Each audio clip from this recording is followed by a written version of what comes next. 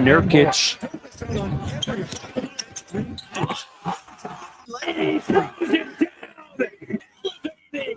Price start at $3.99. Part of the proceeds support the Ben Spector Foundation.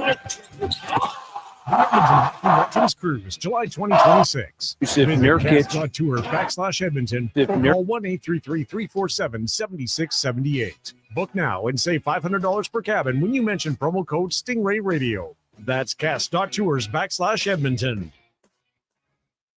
The basketball show turns 10, and we welcome a new generation of basketball talk. Hoop City with Paul Sir airs Saturday. Only the second Dallas penalty.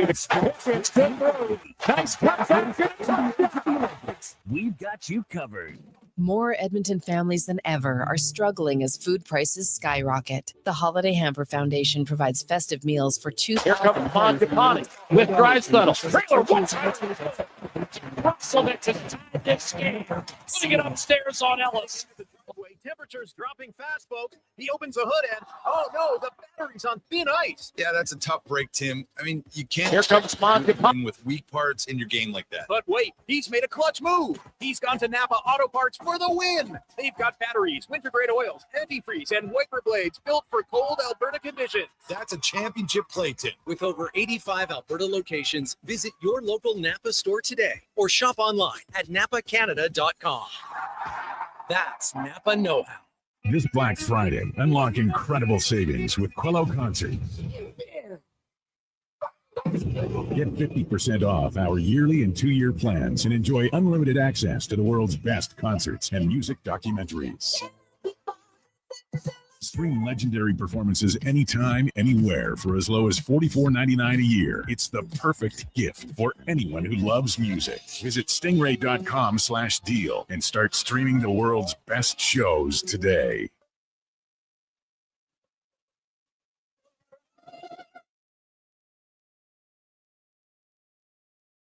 The Jason Gregor Show. Here comes Montepani with Drysdale. Trailer, what's so that has tied this game. Putting it upstairs on Ellis. On Sports 1440. Nurkic.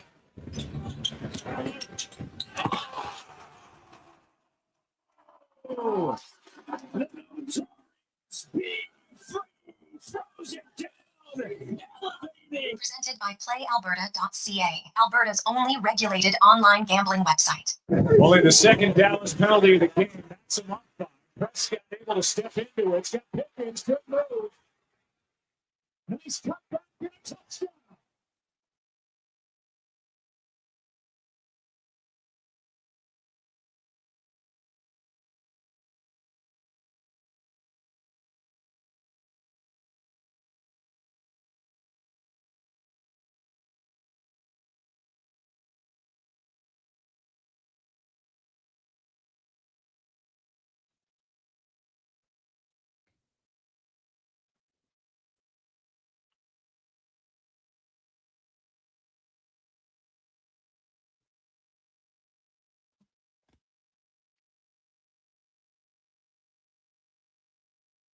Well, tremendous Tuesday afternoon. How are you? And welcome to the Jason Gregor Show, Sports 1440, sports1440.ca, YouTube, Facebook, X, and Instagram. Thanks for listening. Thanks for watching. As always, hope you are having an awesome day. The Oilers was not an awesome evening last night in Buffalo. Was not a good game at all. I'm not sure there's hardly anybody going in that game for the Edmonton Oilers. Top to bottom, they weren't good, and it showed. They were unable to win again in Buffalo, an area that they struggle to score. They struggle to win games. You look at their last 6 games in Buffalo, they have scored a grand total of 12 goals. So when you're averaging 2 goals a game, not going to win. And it's not like the Sabres are a dominant team. The Sabres are the worst team in the Eastern Conference right now. They've been the worst team in the Eastern Conference for the last 6 seasons combined. Yet the Oilers can't beat them there. It's a weird one. And they really had no business. Now, when they did tie the game, and Jack Roslovic, one of only a few players who's actually going right now, he scored again, and you thought, maybe maybe there's a chance, but no, it did not happen. And the Oilers will now they flew out today. They stay overnight, and they flew to Washington today, and they will take on the Capitals tomorrow. Then they got Tampa Bay on Thursday. They got Florida on Saturday. Then they come home. They'll have Sunday day off, and then they'll have Monday practice. Nugent Hopkins should be on the ice for that practice. Kasperi Kapanen could be on the ice for that practice.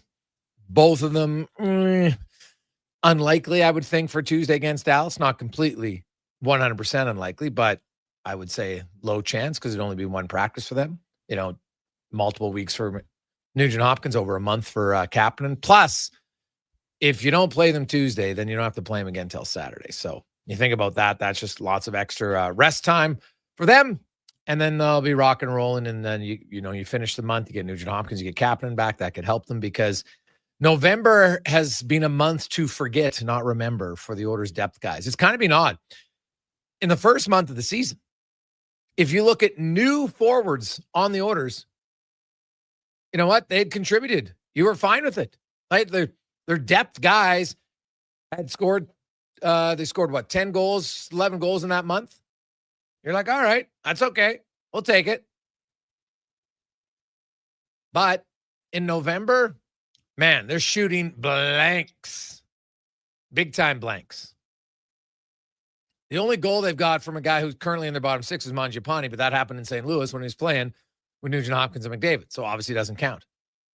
Henrique, Frederick, Janmark, Philp, Lazar, Howard when he was here, Tomasic when he's playing, Ofer. They got no goals.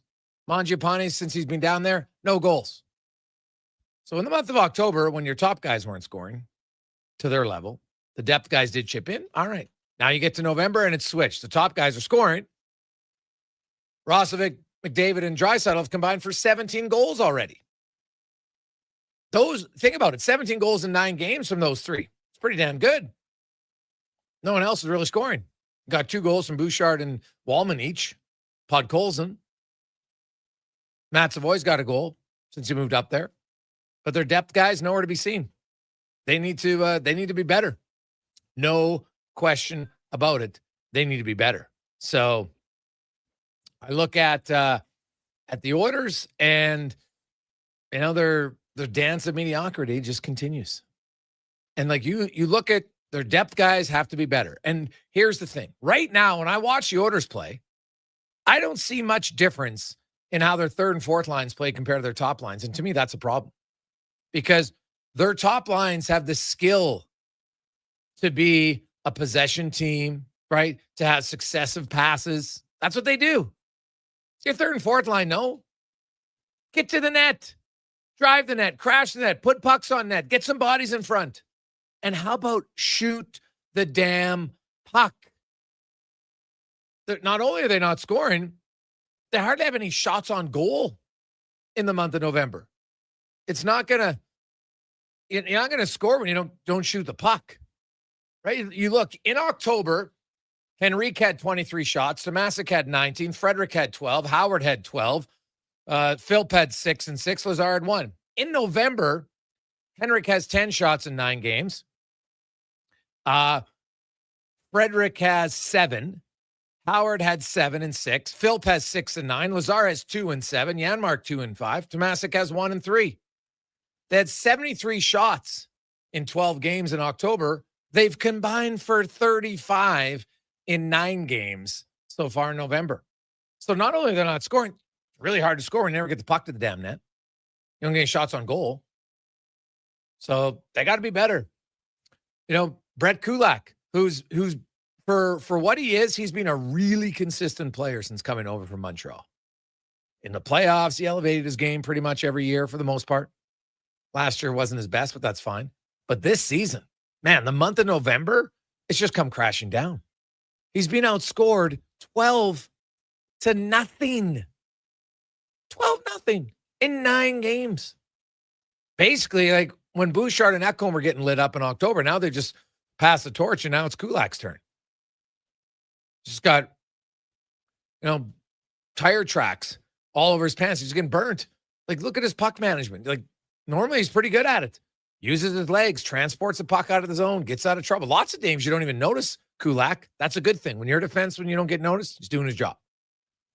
But it hasn't been that way this month. So he's got to be better. He's the leader of that third pair. So their depth guys got to be better. Last night, everybody needs to be better. I don't think there's one player you'd look and say, oh, really like their game. So we will we'll see how the Oilers do tomorrow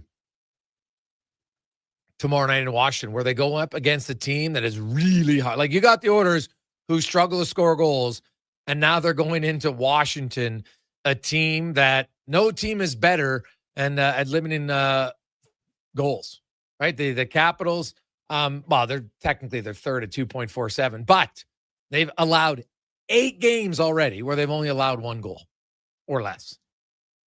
Like, it is not going to be easy going into Washington tomorrow. Alexander Ovechkin suddenly starting to score. And anybody who's watched his career, when the grade 8 gets rolling, all of a sudden the goals just come in bunches. And he's now starting to score. So that's a problem, right? That's a problem for Edmonton. And you look at Washington, and half their games when they've allowed 1 goal came on the road, the other half are at home. So they're equally good either way. Logan Thompson's been spectacular in between the pipes. Spectacular. So, like, if you look at the Caps, they had a few games where they have been able to be leaky, which is odd. Like, Ottawa scored 7 against them one night, Florida 6. So, hey, no team is perfect defensively. But when I look at the Oilers, and right now their offensive woes, I'm like, it's a problem. Now, they were coming because they're big guys that started to wake up earlier this month, but they're back to for one game anyway. They were a little bit blah, so we'll see if they bounce back. Today on the show, Keith Gretzky, the GM of the Bakersfield Condors, will join us. They're coming off a big win. There's some young guys there that are, you think, hey, maybe down the road. Now, different type of guys, because I've always said this. Realistically, I think in your organization, you might have 6 guys who are on your AHL team that you might think could play for you in the NHL. And not necessarily this year, but down the road. Obviously, Isaac Howard, well, he just played in the NHL, so that's one, right? I think Yarventi would be another one. Young Marhala, he's a rookie for the Oilers this year. He's got 13 points in his first 14 games. I know somebody said, oh, you don't even have a point-a-game player. Do you know how many rookies are point-a-game players? Not many. Matt Savoy wasn't. But Marhala's, he's got some potential. He's good. I think a long shot would be Hudson, if I'm being honest. I think Szymanski as a 4th-line center might have a better chance to be an NHL player. And then there's obviously Clattenburg, an energy guy. Now, right now, that guy, and we'll talk to Keith about it, but man, like, he's taking on all comers, which is great. But he's a 20-year-old rookie, and he's playing with a ton of emotion, a ton of fire, and man, you wish that was contagious on the Oilers right now, because their bottom 6 guys could use a little bit of playing with fire, because there's a lot of guys who aren't. And, he's hitting everything that moves. Right now, he's taking on all comers in fights. And, when you're fighting the non-fighters, oh, no problem. But Clattenburg's not a heavyweight. And you don't want him to come up to Edmonton and run around and then have a heavyweight guy challenge him. And he's like, okay. And then you get throttled. That doesn't do you any good. So, like, learning to be like, and funny enough, he just got fined for diving embellishment twice. But Nick Cousins is the prime example of what Clattenburg could be. Got some decent, maybe he's got some skill, skates well. Clattenburg skates well. He hits a lot, and he runs around, and he pisses off the opposition. And I'm telling you, man, those guys are valuable. They're very, maybe AJ Greer, kind of like type of player, right? Like, he's not a heavyweight. He doesn't need to be a heavyweight. I don't want him fighting, Olivier. Now, Olivier's a really good playing heavyweight, but he is super tough. Clattenburg's not in his weight class and shouldn't even try to be. Right? Like, there's a fine line between heart and stupidity. It's a fine line. That's why life is tough. So, and the NHL is tough, but they've got those guys. And, we'll talk to Keith about it. Boeke wasn't playing. Then he went down to, they got some injuries on the blue line. He came back up, got a point. We'll hear from Connor Ingram. And I know there's lots of people that want to rush Connor Ingram. I've said this honestly, like, early December is probably best case scenario. Maybe. Right? His first game, he played well. I think he played in adrenaline. And then he had a few games where I think his timing just technique was a little bit off. Made sense. Now he came back, had a good game, his last game. So now can he build on it? Can he have another strong effort and another strong effort? And you know what? If he can get 4 or 5 strong efforts in a row, then I think it's something the organization might consider looking at. But until then, I'm not gonna worry about it.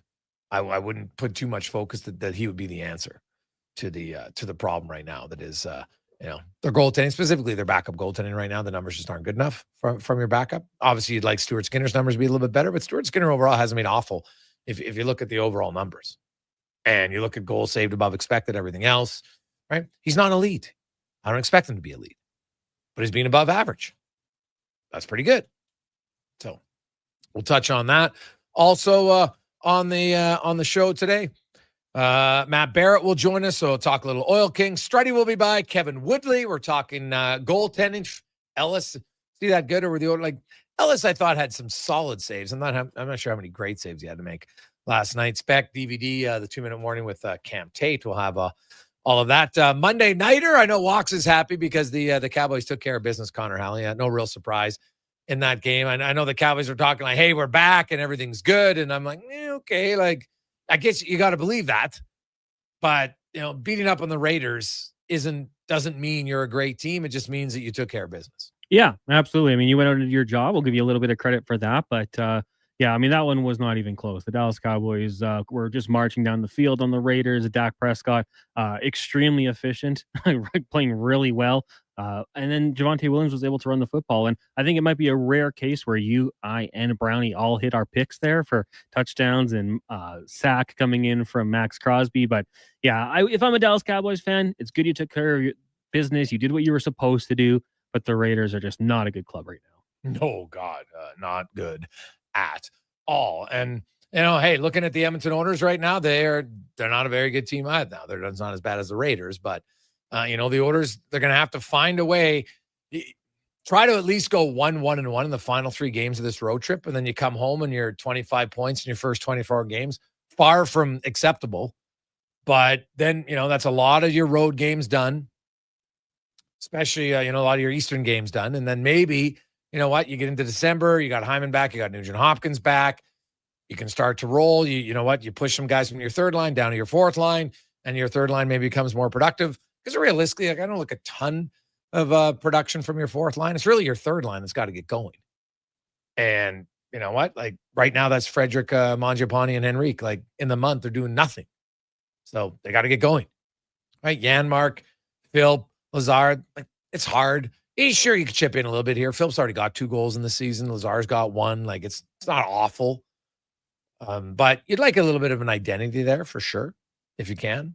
But really, it comes down to if they get more consistency from the guys who play the most minutes, from forward to defense to goaltending, then I think they'll be better off. So we'll see where it goes. We'll take a quick break. We'll come back, and Keith Gretzky joins us on the Gregor Show, presented by PlayAlberta.ca.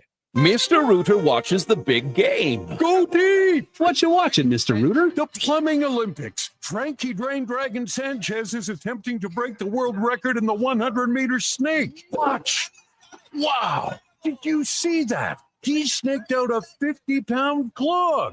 And in the middle of that wad, a gold medal. What theater? Yeah, that's very cool, Mr. Rooter. For a plumber who's good as gold, call Mr. Rooter. More fruit? Check. Satisfying texture? Check. 3 amazing new recipes? Check, check, check. Let Booster Juice bowl you over with something completely different. 3 new acai bowls, loaded with delicious toppings including bee pollen, cacao nibs, and shredded coconut. Piled high on top of a refreshing blend of authentic acai, straight from Brazil. Spoon? Check. Booster Juice, Canada's original juice and acai bowl bar. I'm Colin Livingston, president of Cantork. Since 2016, we've been at the forefront of hydraulic torque wrenches in Canada. I'm delighted to share our latest venture, in-house production for quicker turnaround, superior quality, and heightened versatility. Experience excellence at Cantork.com. Across the province, Albertans are taking their shot on Play Alberta. With casino winners every hour, jackpots worth millions, and revenue that stays in the province, there's never been a better time to sign up. Right now, our listeners can score a $50 free bet when they make a minimum $50 deposit with code Gregor50. That's code Gregor50 for a $50 free bet. Start playing with your game sense today to find out if you're Alberta's next winner. Bringing every project to life requires the right team. By joining the Japa Machinery Group service or sales teams, you can be part of setting a new industry standard. Celebrating a legacy of excellence with Japa. Learn more at japamachinery.com. Want sports talk on the go? You can listen to 1440 on the AM dial or stream us on your mobile device through apps like Radio Player, iHeart, and Stingray Music. Edmonton sports fans, turn to Sports 1440. 1440. I'm Grant Fedork from Leading Edge Physiotherapy, and people who suffer brain fog might think it's just going to be part of their life. But listen, I've seen a 38-year-old mom managing a concussion read her kid a bedtime story without losing the plot, all because of cognitive rehab that rewires the brain like a GPS reboot. Your brain isn't broken, it's buffering. One missed beat in focus, memory, or balance snowballs into frustration, falls, or forgotten keys. Stroke, concussion, long COVID, even aging can all lead to brain fog. Cognitive rehab works. Check us out at leadingedgephysio.com before your next "where'd I put my phone" moment. It's the Nissan Black Friday event, a full month of excitement packed with awesome vehicles and exclusive offers. Right now, finance the Nissan Kicks for 0% for 24 months. Plus, get $1,000 Nissan bonus and enjoy an epic ride wherever you go. This Black Friday, we've got great offers and limited inventory. Get yours today before they're all gone. These offers won't last. Go see your local Nissan dealer or Nissan.ca for more details. Conditions apply. Visit your local Edmonton and area Nissan dealer for more information. Scott McGilvery here, HGTV host and renovation expert. The one upgrade I know homeowners will love: better, fresher Culligan water straight from the tap. Culligan's Aquasential reverse osmosis filtration system takes your water to the next level. With up to 7 stages of filtration and 14 filter options, they're certified to reduce over 90 contaminants. Your tap water is about to get a major upgrade. Safer water that tastes great. Get started with a free in-home water test at Culligan.com. Culligan, water you love. Sure, your couch is comfortable, but watching the game is always better and on the rocks. With crystal clear TVs, you won't miss a single play, and the specials are a major league win. Pre-game warm-up starts with specials 30 minutes before the puck drops. Get 69-cent wings and $5.75 Molson Canadian and Coors Light drafts, and play score and win every game for your chance to win big. Be part of the action this hockey season. See the menu online at ontherocks.yeg.com.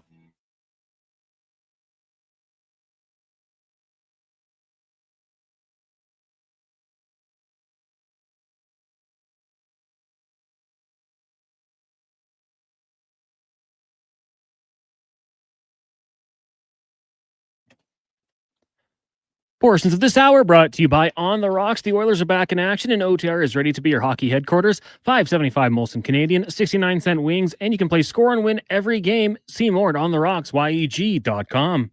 The Jason Gregor Show, the best of Edmonton sports talk and beyond. This is Sports 1440. Presented by PlayAlberta.ca, Alberta's only regulated online gambling website.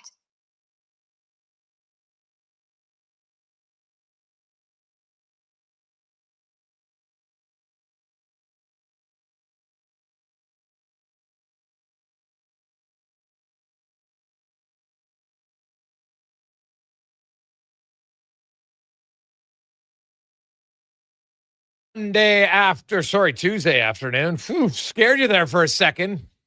It's Tuesday. God, don't want it to be Monday again. That would be brutal.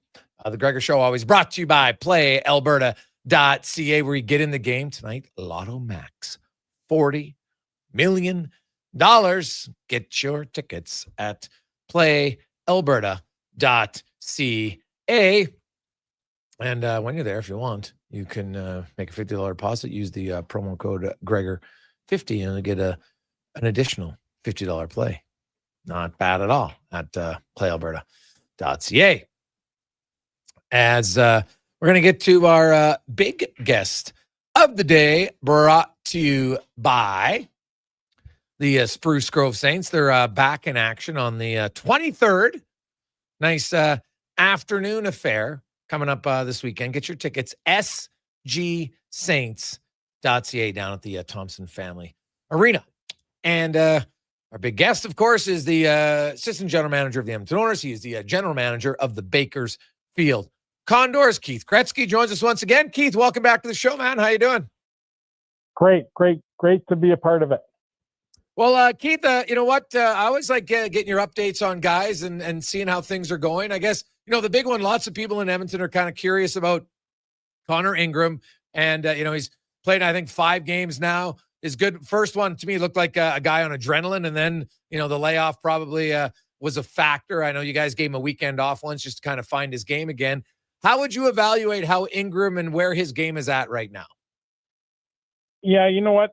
He came in, the first game was great, and you're right, he was probably just on the rush of playing again. He was really good, and then, wasn't as good and was fighting the puck a little bit, and we talked to him, and we took, I want to say 10 days of just solid practices, and it's hard when you only play on the weekends, and so we didn't have any games in the middle of the week, and you know what? He had a great 10 days and went into San Diego last week, and I thought he played very good. I thought he was solid. His rebound control was good. He was seeing the puck, which was huge, and I thought he played very well, and he'll play again tonight. Okay. The other guy, you got Ike Howard back from Edmonton, young guy, very skilled player, and he was on a line with Szymanski and Hudson, and that line combined for 3 goals in his first game. Before I get to Howard, because we saw him up here, how is Josh Szymanski fitting into the American League? Well, you know what? I think he knows his role. He's a hardworking guy. I would say that, how Europeans come over and face us aren't really as important over there as it is over here. And when you're killing penalties or playing on the power play, those are important things. You want puck possession, and I have to give the kid a lot of credit. He's night and day different from the beginning of the year, and you know what? He's a really, really good penalty killer, and he works hard. You know what? He's been moved up to really the top line and deserves it and has played well. Now, when I look at Josh Szymanski and his style of play, realistically, if he's a guy who's going to develop to an NHLer, he's probably like a bottom 6 center iceman. That's realistic. Yeah, I see that. He knows it too. He's a really smart kid. He understands that if he's going to make it, it's going to be starting as a 4th line guy and try to work his way up. But his biggest thing is face-offs, killing penalties, and his work ethic. And I think he's really done a really good job of doing that. Is he physical? Does he use his size? Yeah, he gets in there. That's surprisingly, the other day we kind of have a little blow up with Coachella Valley, and especially at the end of the game, and they had their some toughness and they kind of went after I think it was Bo Akey, and he jumped. He was the first guy to jump in, and I wouldn't say I was surprised, but I asked him afterwards. He goes, "Well, he went after a young kid, so he kind of will get his nose in there. He's not afraid." Okay, that's good. Bo Akey, obviously a higher draft pick, 2nd round of the Oilers a few years ago. He's had some injury troubles the last few seasons. Hasn't played a ton of hockey. I know you even sent him down to the ECHL just to get him some playing time. And then he had some injuries, and he's come back up. How's he looked? You know what? He played, pretty good for his first game in the American Hockey League. I thought he moved the puck well. I think the biggest thing is it's not where you start, it's where you finish, and hopefully he finishes one day in the NHL. That's our goal with every player. But I think the right decision is to make sure he plays over 20 minutes a game and play in key situations. And that was really the reason why he went down to Fort Wayne. He was really good about it. He understood. We just thought it would be important for him to go down and play a lot. And, from their coaches in Fort Wayne, he was playing real well. And with our injuries, it's, he caught a break and he's up and he's going to play again tonight. Keith Gretzky, GM of the Condors, joins us. Robbie Arventi, another guy who battled injuries. You guys held him out of back-to-backs to start the season. I noticed he played one the other day. He's got 5 goals, 5 assists, 10 points in 10 games. Big guy who can really skate and not afraid to shoot the puck. Keith, how is he looking now that he's finally healthy? You know what? He's been very, very good for us. I think, like you said, we want to be on the caution side of back-to-backs, and I'm glad we did. And he hasn't had any issues, and you always want him to play. And the one surprising part about his game is when he wants to be, he can hit pretty good, and he hits hard. And I like to see him, bring that into his game a little bit more consistently. He's around the net. He's got a really good shot. And the other night he scored 2, and the first goal was just out muscling the D behind the net. And does a wraparound. He won the puck battle, and that's where he's going to have to succeed to play at the next level. Okay. You have the one guy down there that has a lot of excitement. He's become a fan favorite already. Is young Connor Clattenburg, right? Like the fans love him, and I get why. I watched his last game. This guy hit everything that moved. He ends up getting in 2 fights, and he gets in 2 fights because of being physical, and the other team is pissed off and they're going after him, right? Like he's not just taking in a fight for the sake of it, at least in that game anyway. His skating's good, Keith. Like this guy's a ball of energy. Has he surprised you with just kind of how his relentless motor has been in every game that I've watched? Yeah, you know what? He's a guy that is, when he hits hard. He's like a Mack truck out there, and he doesn't go out of his way. He doesn't take himself out of the play. It's finishing the check on the forecheck. He doesn't go head hunting. The thing is, he's a hockey player. He's being used to kill penalties. So I think it might take a little bit, but his game is growing. I think he's more than a pleasant surprise. And like you said, we're not asking him to fight every game. And, what happens is when you hit a couple of guys hard, they're going to come after you. And they did it the other night. And I have to give the kid credit. He turned our team around and gave us a lot of energy. We got home like at 2:30 in the morning from a hard loss and the night before. And he came out and you know what, he brought a lot of energy and brought the team together and we got the win probably because of him. Well, I was trying to remember the last time a guy was a first star of a game when he had no points, and he's not a goalie. All right. So, you had a few guys with 3 points each and they weren't even the first star. So obviously people appreciated, what he brought to the game. Ike Howard comes down and, obviously I'm sure there's a little disappointment, but he did pick up 2 assists and, it seemed to fit in there. You had a guy like Matt Savoy last year, Keith, and you put him in a ton of situations and obviously it's worked out and he looks like he's NHL ready.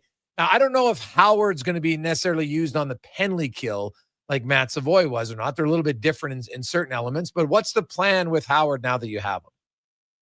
I think that, you're right. He's not going to kill like Matt really hadn't killed before. And I think our coaches did a really good job. And, everybody always in the American League goes by wins and losses for coaches. And to me, I've always said it's about developing and we've done a pretty good job down here. Matt was excellent. He bought in. It took a while, to find his game and same with Ike. He's going to come in and you know what I thought the biggest thing was his attitude was great. And what it's like, guys get sent down that, I wish I was in the NHL or I should be in the NHL. And he's not like that at all. He's been a real good soldier, I say, and he's come out and worked hard. I thought his work ethic was great. And then of course the skill level is just, getting your confidence, handling the puck. And we're going to use them on killing penalties. Will it be as much as Savoy? I'm not too sure, but he's going to get, some touches on the PK and get him used to doing that. And I think it's really important. It's another, bullet in the gun to be used in the NHL. So that's why Clattenburg's the same way. We want to give these kids opportunities to succeed and to be used as, in Edmonton. And I think Howard his passing was unbelievable the other night. He could have had a couple goals. So I think the biggest thing is when you come down, you have to come down with a good attitude and understand, hey, it's for the best of you. It's easy to say and hard to do. And right now, Howard's been really good with his attitude. Well, he'll definitely add more skill to your lineup, no question about it. As Keith Gretzky, the GM of the Condors, joins us. They're in action tonight, taking on Calgary's AHL affiliate, the Wranglers. Another guy who's young and he was went in the draft, didn't sign in Buffalo. You guys signed him. Marhala has 13 points in 14 games for a rookie, which is really impressive. I think a lot of people don't realize how hard it is to be a point-a-game player almost in the American League, Keith. Like the 2 games I've watched, what stood out to me is his ability to transport the puck, especially through the neutral zone. Is that kind of his forte? And when you look at his game, what are the areas that he's going to need to round out to be a guy who maybe could be a call-up down the road? You're right. He's a kid that is a transporter. I haven't seen too many guys, like he'll make moves that you go, wow, and like not too often you see that in the American League, and especially in the neutral zone or just inside the offensive zone. He really dangles well. He was another guy like Szymanski, wasn't good on his faceoffs at the beginning. He's working on it every day. He's gotten, a lot better, night and day difference.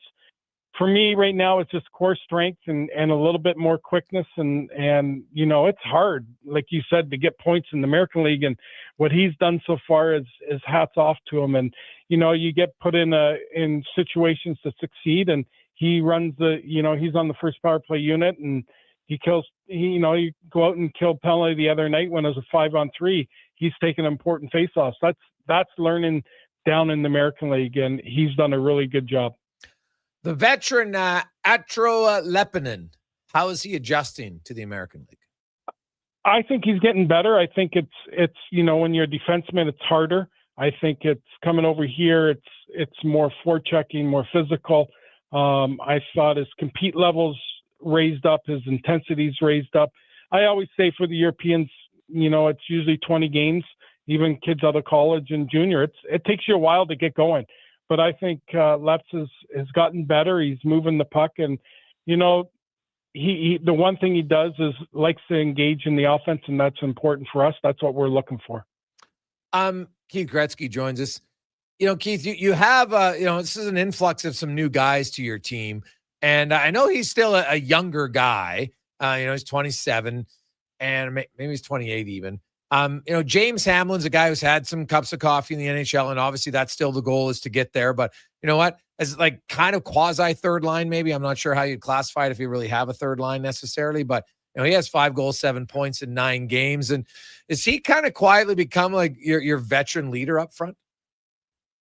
Yeah, you look at it, and I know it's hard to, plus minuses, and he leads our team in plus minus with, I think it's +7. And this guy is what you want in a player. And you know what? He's great in the locker room, but his work ethic on the ice, I think rubs off on people. I believe in that. I think he's a guy that brings everybody into the fight with his work ethic as, probably the tops, the way he's out there, and he gives us all. And, I think it rubs off on people. You watch him block shots, and, the other night we're 6'2", and Szymanski's out there blocking a shot. And I'm like, gee, that's rubbing off, that's what it's about. And I think, Hammer is a guy that's underrated. I really feel that as a player that, like you said, he could be on the third line and be on the first line. And, he's out there killing penalties, and he, like I said, he's a guy you want on your team. 2 other young D-men, Carfagna and Luke Prokop. How have they looked? They've looked really good. I think Luke and Josh Brown are both leading our team in plus minus on the back end, both +5. And I think, you look at Carfagna, he's now getting a chance with Deneen hurt. He's going to get on the second power play unit. So I think now is his time again, like Atro, you're going to see what he can do when you get the ice time, you put in situations. So it's going to be a good couple of weeks to see what he can do. And Luke's been a real pleasant surprise. I think, in our heads, he was probably heading to the East Coast League, and we told him that when we signed him. And you know what? He's played very well. He's learned to kill penalties and use his size. Speaking of the ECHL, you have 2 young goalies down there, and I know that the big reason why they were sent there was because you want them to play. And so they're both playing. Janssen was obviously off to a red-hot start. Realistically, Keith, because I know you've been doing this for a long time, and when you look at that goalie position, like Stuart Skinner, I could name tons of goalies who start in the ECHL. That's just where it is because there's playing time, right? You don't want a young guy to be a backup in the AHL that doesn't play very much. What would it take? Is it realistically like, maybe in the new year, if one of them's still on a roll, that's when you'd look at maybe a call up to the AHL? Is that kind of how it works with goalies? Yeah, you know what? Our biggest thing is, and we really haven't talked about it, it's so early. And the one good thing, it's like when Howard came down here, you have to come with a good attitude. And when I talked to both of them, they were really, really good on understanding why they were going.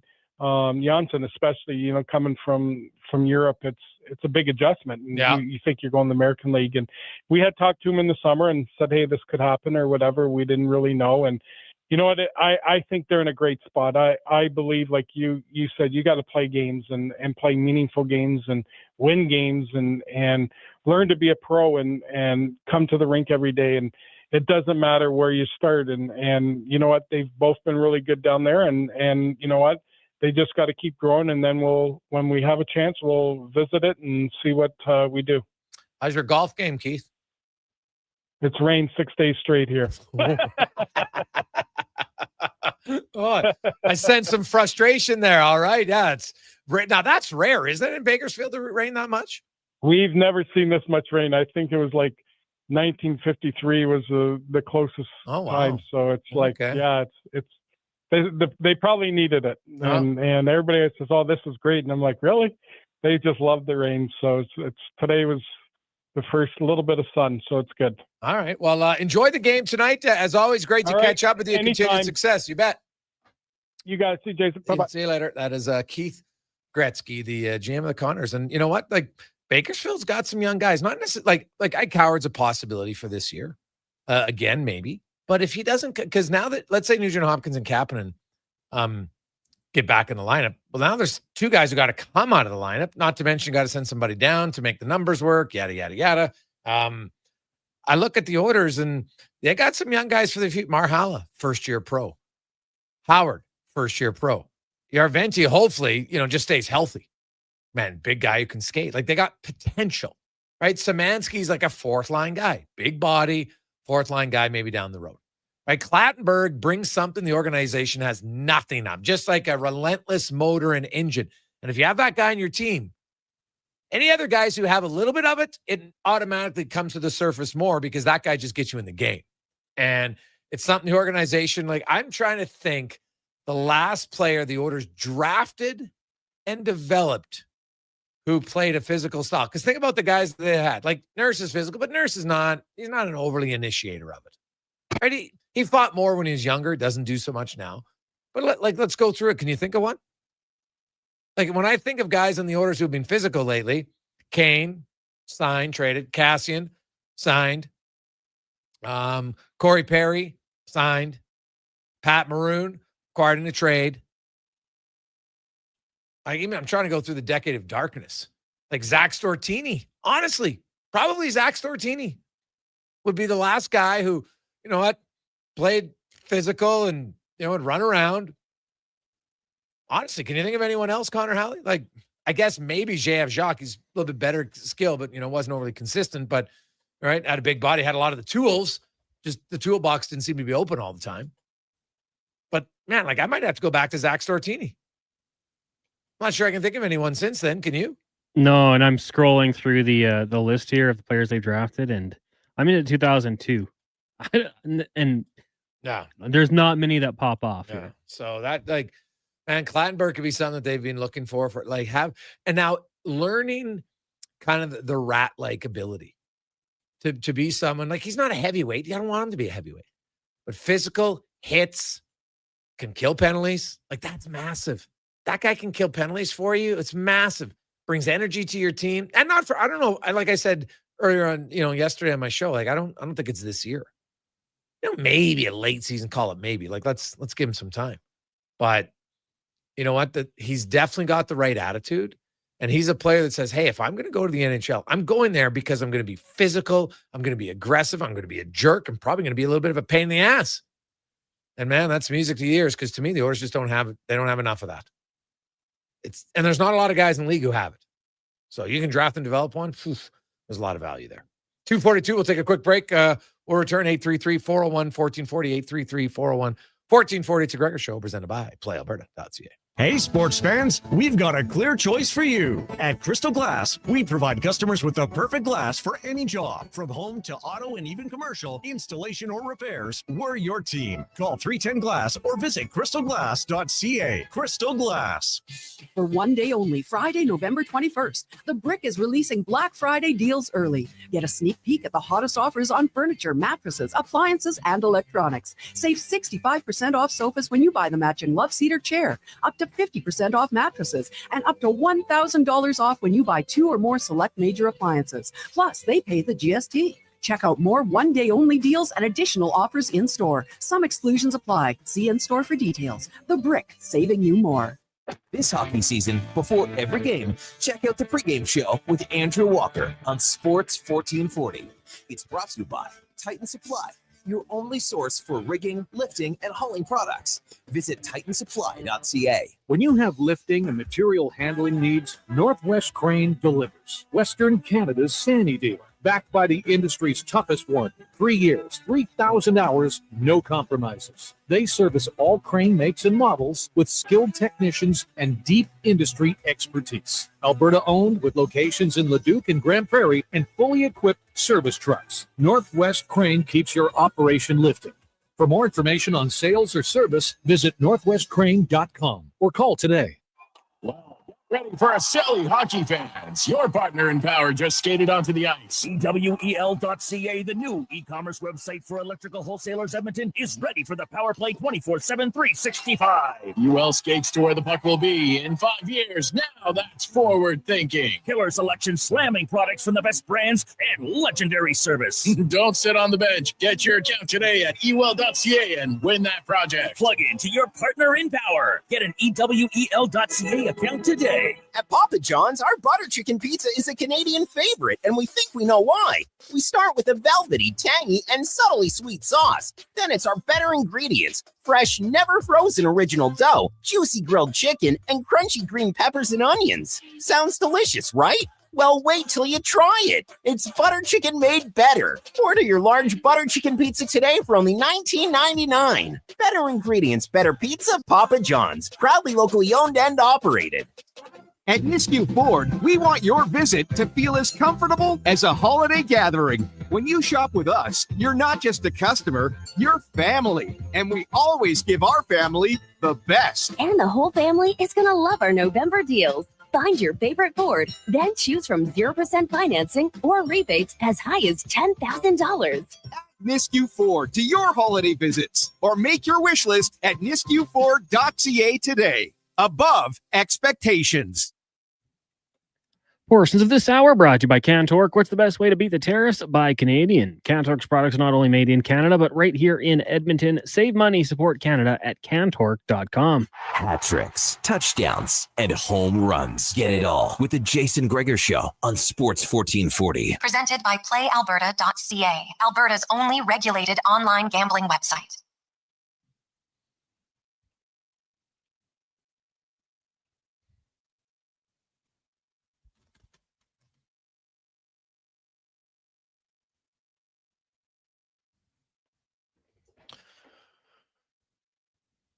.245. Welcome back. Gregor Show, Sports 1440, sports1440.ca, YouTube, Facebook, X, Instagram. Thanks for watching. Thanks for listening. Also at Oilers Nation, YouTube, Facebook. We very much appreciate you watching, listening to the show. Fantastic. The Oilers, as I mentioned, traveling today from Buffalo to Washington. Not very long of a travel, but I hope that they can find their legs for a game tomorrow night against the Capitals, who are pretty staunch defensively. And the grade 8 is starting to heat up a little bit, scoring goals. And anybody who's watched his career knows that, guy starts to score. Watch out. He's up to 903 closing in. He needs now 39 goals to pass Gretzky for the most combined regular season and playoff goals. I wouldn't be surprised if he stays around to get that one. Just for fun. Why not? That would be... give him 1,017 total goals. Not bad. Gretzky had 894 in the regular season and 122 in the postseason. Not bad at all. I don't think Ovi's going to catch him for playoff goals, though. But definitely has already had him in the regular season. Now, let's get to our WHL report, brought to you by Legacy Heating and Cooling, home of the no payments, no interest for 1 year on your furnace. Stay warm all winter long at legacyheating.ca. And the Oil Kings, who are good. They're on a road trip. Look at their record: 17-4-1-1.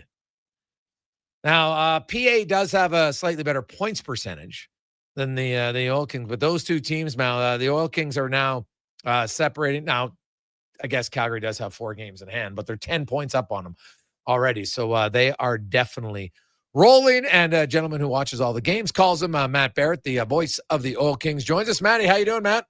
Doing wonderful. How are you guys? Hey, I'm good. Probably not as good as the Oil Kings, man. They're off to a good start, and they've got this great record, and they have played the majority of their games on the road so far this year. Yeah, it feels like Groundhog Day sometimes, on the road again, but they find a way to win hockey games, and that's the best thing when you have a veteran crew like this group is if you can win on the road and show your maturity, that's usually a good sign, and this team just seems to win hockey games on the road, and they've been a dangerous team no matter what building they're playing in.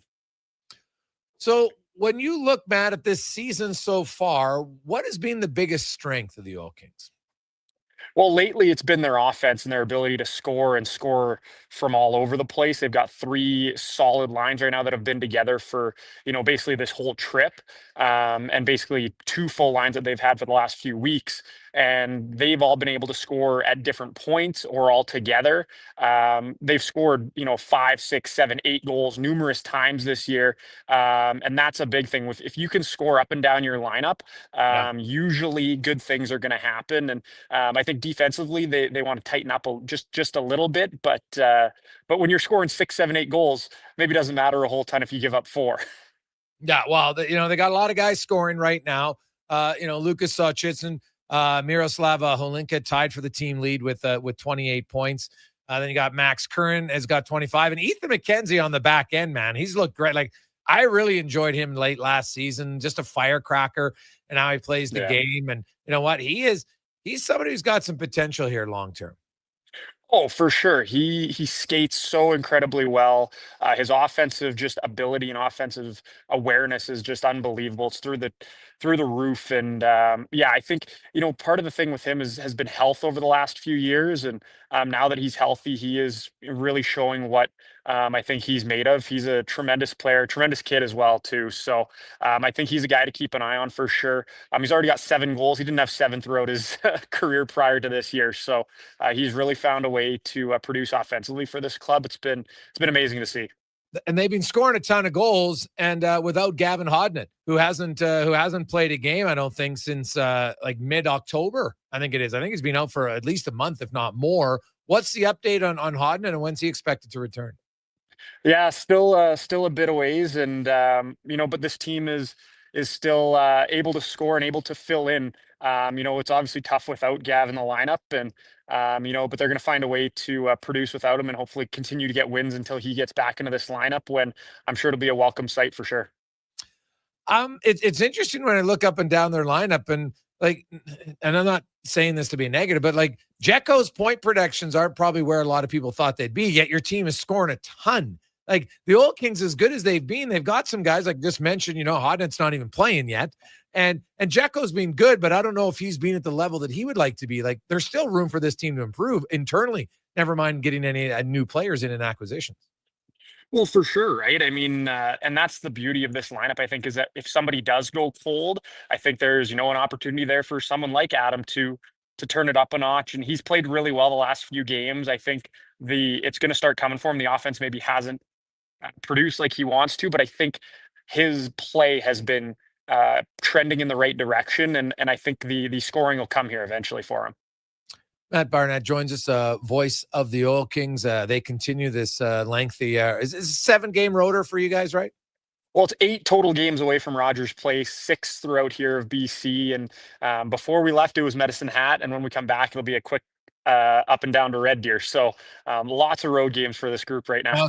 Okay. So it's a long trip, but it seems longer than it actually is. Yeah. And I guess if there's one area of their game, not that it's bad, but their power play is 20.5%, which is definitely like the bottom half, bottom third, really, of the league, which, it's a good thing that you're not relying on your power play, but just on the power play specifically, what would they like to improve there?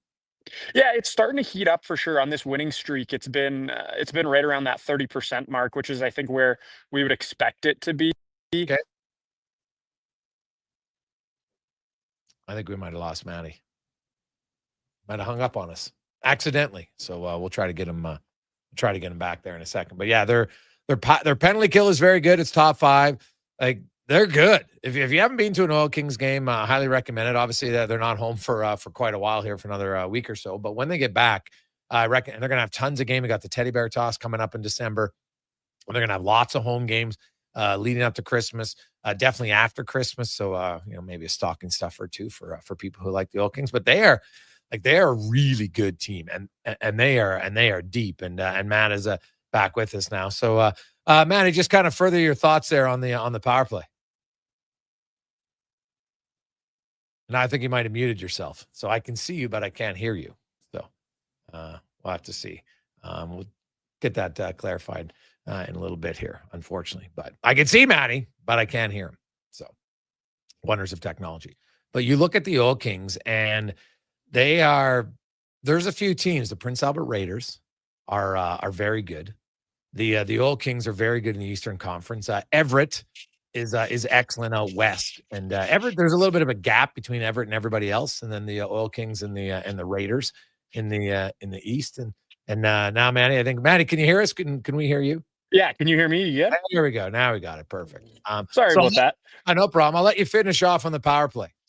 Yeah, I think they want to shoot a little bit more aggressively and be a little bit more, assertive with, shooting pucks. I think guys want to move it around and find the perfect play, but sometimes just get pucks towards the net and good things are going to happen. That's how they scored on the power play against Victoria. It was a scramble in front and kind of puck finds its way back to Ethan McKenzie in the high slot and he rips one home. I think more plays like that are going to get the power play rolling. And I don't think it's maybe a personnel thing on the power play. I think it's just guys wanting to shoot the puck and wanting to score and shooting to score. That's the biggest thing. It's starting to heat up as of late, though. So that's a good thing to see. They are second in goals per game. They do have 10 more goals than Brandon, but Brandon's played 4 fewer games. Their offense has been excellent. So I look at this team, man, and we know that in the WHL, teams will load up at the trade deadline. And the Oil Kings are clearly in a window to win here. Do you see any glaring area of need, or would it just be maybe nibbling around the edge potentially?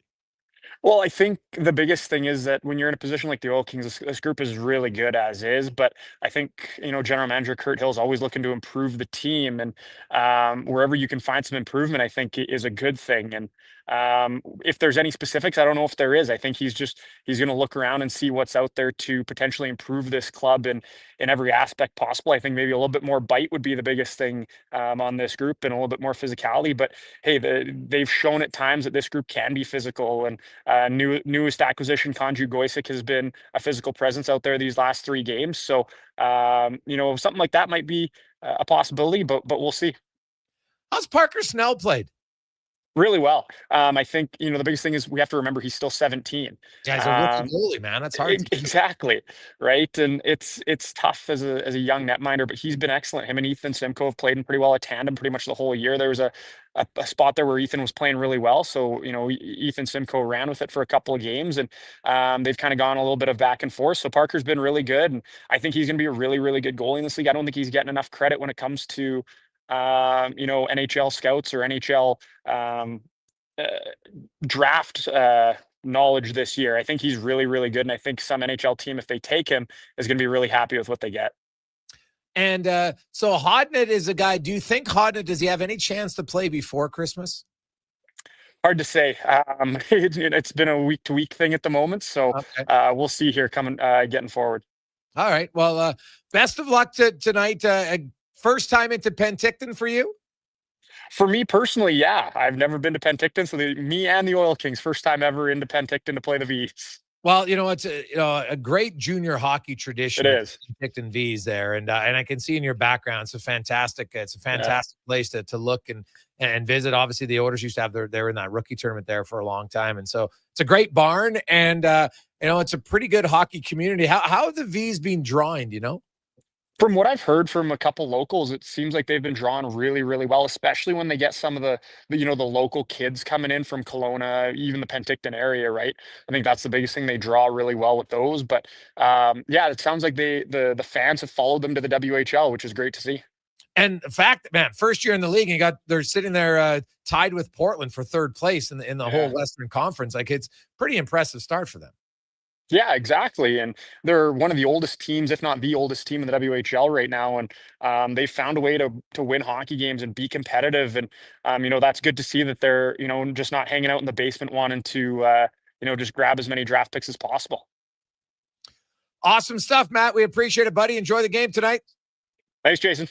There you go. That is Matt Barrett, the voice of the Oil Kings. Been calling a lot of wins so far this season. The Oil Kings 17-4-1-1, and they're currently on an 8-game winning streak as they head into Penticton for the first time to take on the Vs, who have won 3 in a row themselves. So should be a pretty good game tonight. You got the Oil Kings, the Raiders, and the Silvertips. So definitely right now, probably the early leaders is the 3 best teams in the league. It'll be very interesting. We'll have to talk to Kurt Hill, the GM of the Oil Kings, as they get closer, because Jekko still hasn't played, I think, to the level he wants. He's only played 8 games. He hasn't played in over a month, and they're not missing him like that. That's a huge addition right there to bring him back. So listening to Matt, maybe just a little bit more of an edge might be an addition that you want. So something to watch for. I'm looking forward to the Old Kings getting back home and can check out some games. I know my U13 hockey team kids have been talking about wanting to go, so should be fun.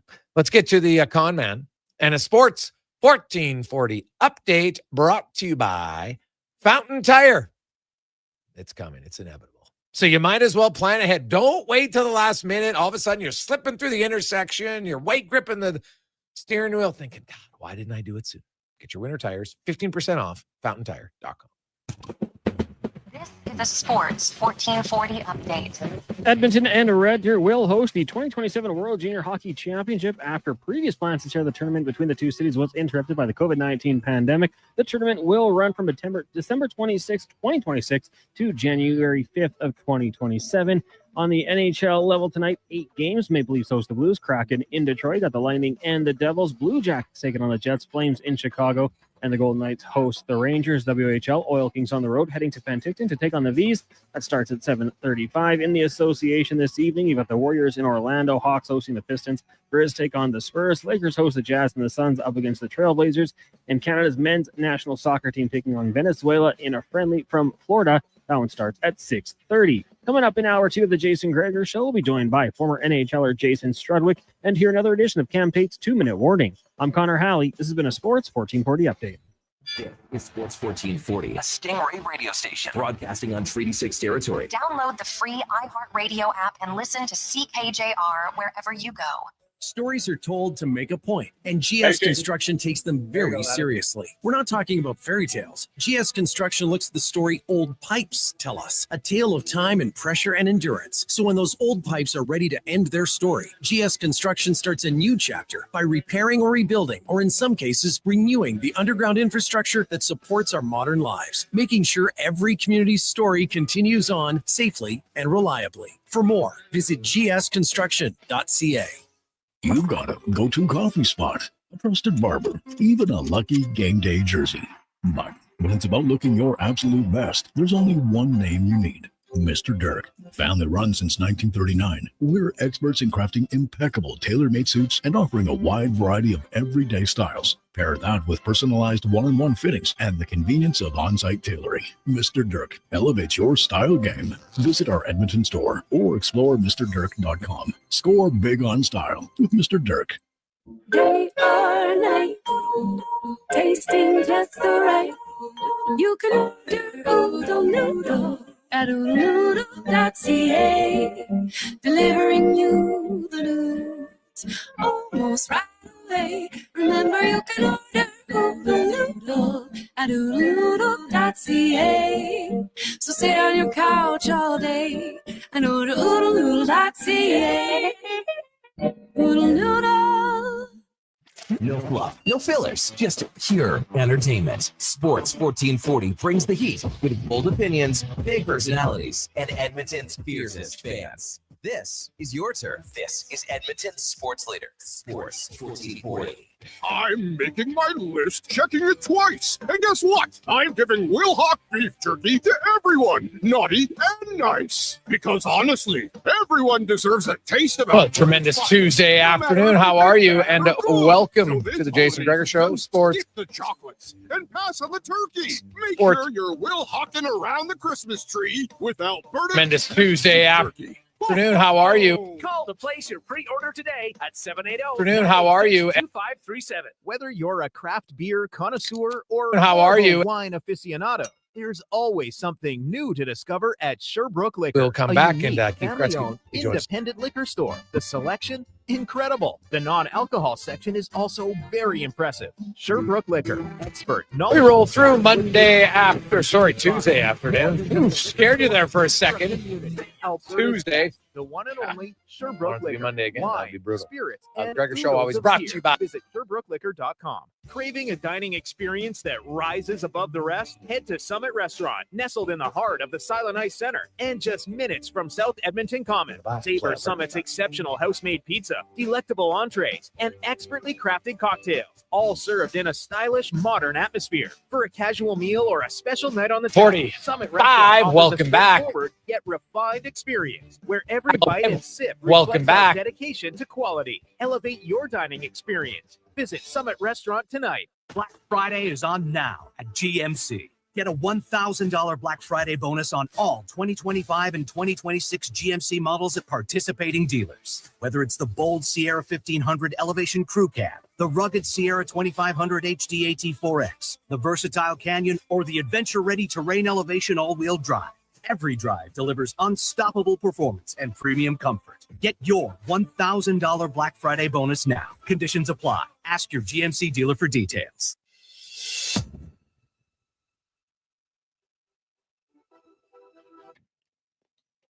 Portions of this hour brought to you by Culligan for all your residential water needs. Your local water treatment company, more than just big bottles. Culligan.com. The Jason Gregor Show, the best of Edmonton sports talk and beyond. This is Sports 1440. Presented by PlayAlberta.ca, Alberta's only regulated online gambling website.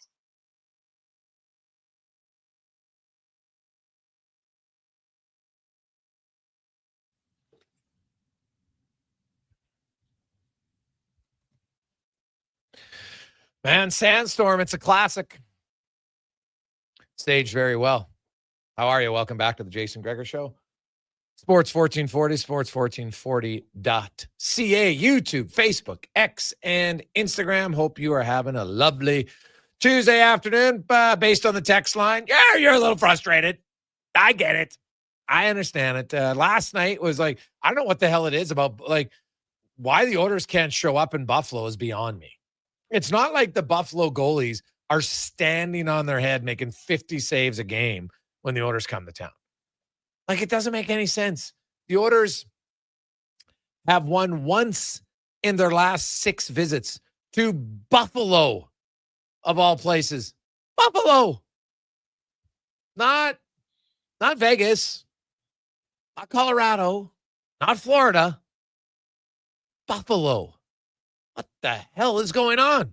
It is a strange time for the Edmonton Oilers in certain markets. And Buffalo is a place they can't win. Columbus, they can't win. It's just weird. And like, heck, even when the Oilers were winning cups all over the place, there are certain places just couldn't win. And it is wild that Buffalo right now seems to be the team. And when you look at it, what's unique about it is they've won 1 of 6 there. In that time span on the road, the Oilers are 135 wins, 88 losses, 19 overtime losses. So they've played 242 road games in the span of the last 6 seasons. And they've won 135 of them. Right? Like they're over 500. They're almost a 600 points percentage when you look at it. Except in freaking Buffalo. Like, what? It's just an odd thing, right? They got It's odd, man. I don't. You take out the Columbus and the Buffalo games, and the Oilers are like a really, really good, one of the best road teams in the NHL. But you throw in those places, and you're like, oh, geez, can't win on the road. I don't know what's going on. Like the Oilers, if you look at their road record in that time, now they've played more road games than some teams now because they've had so many road games this season. But only one team in the last 6 years has more road wins right now from the start of the 2019-20 season until now.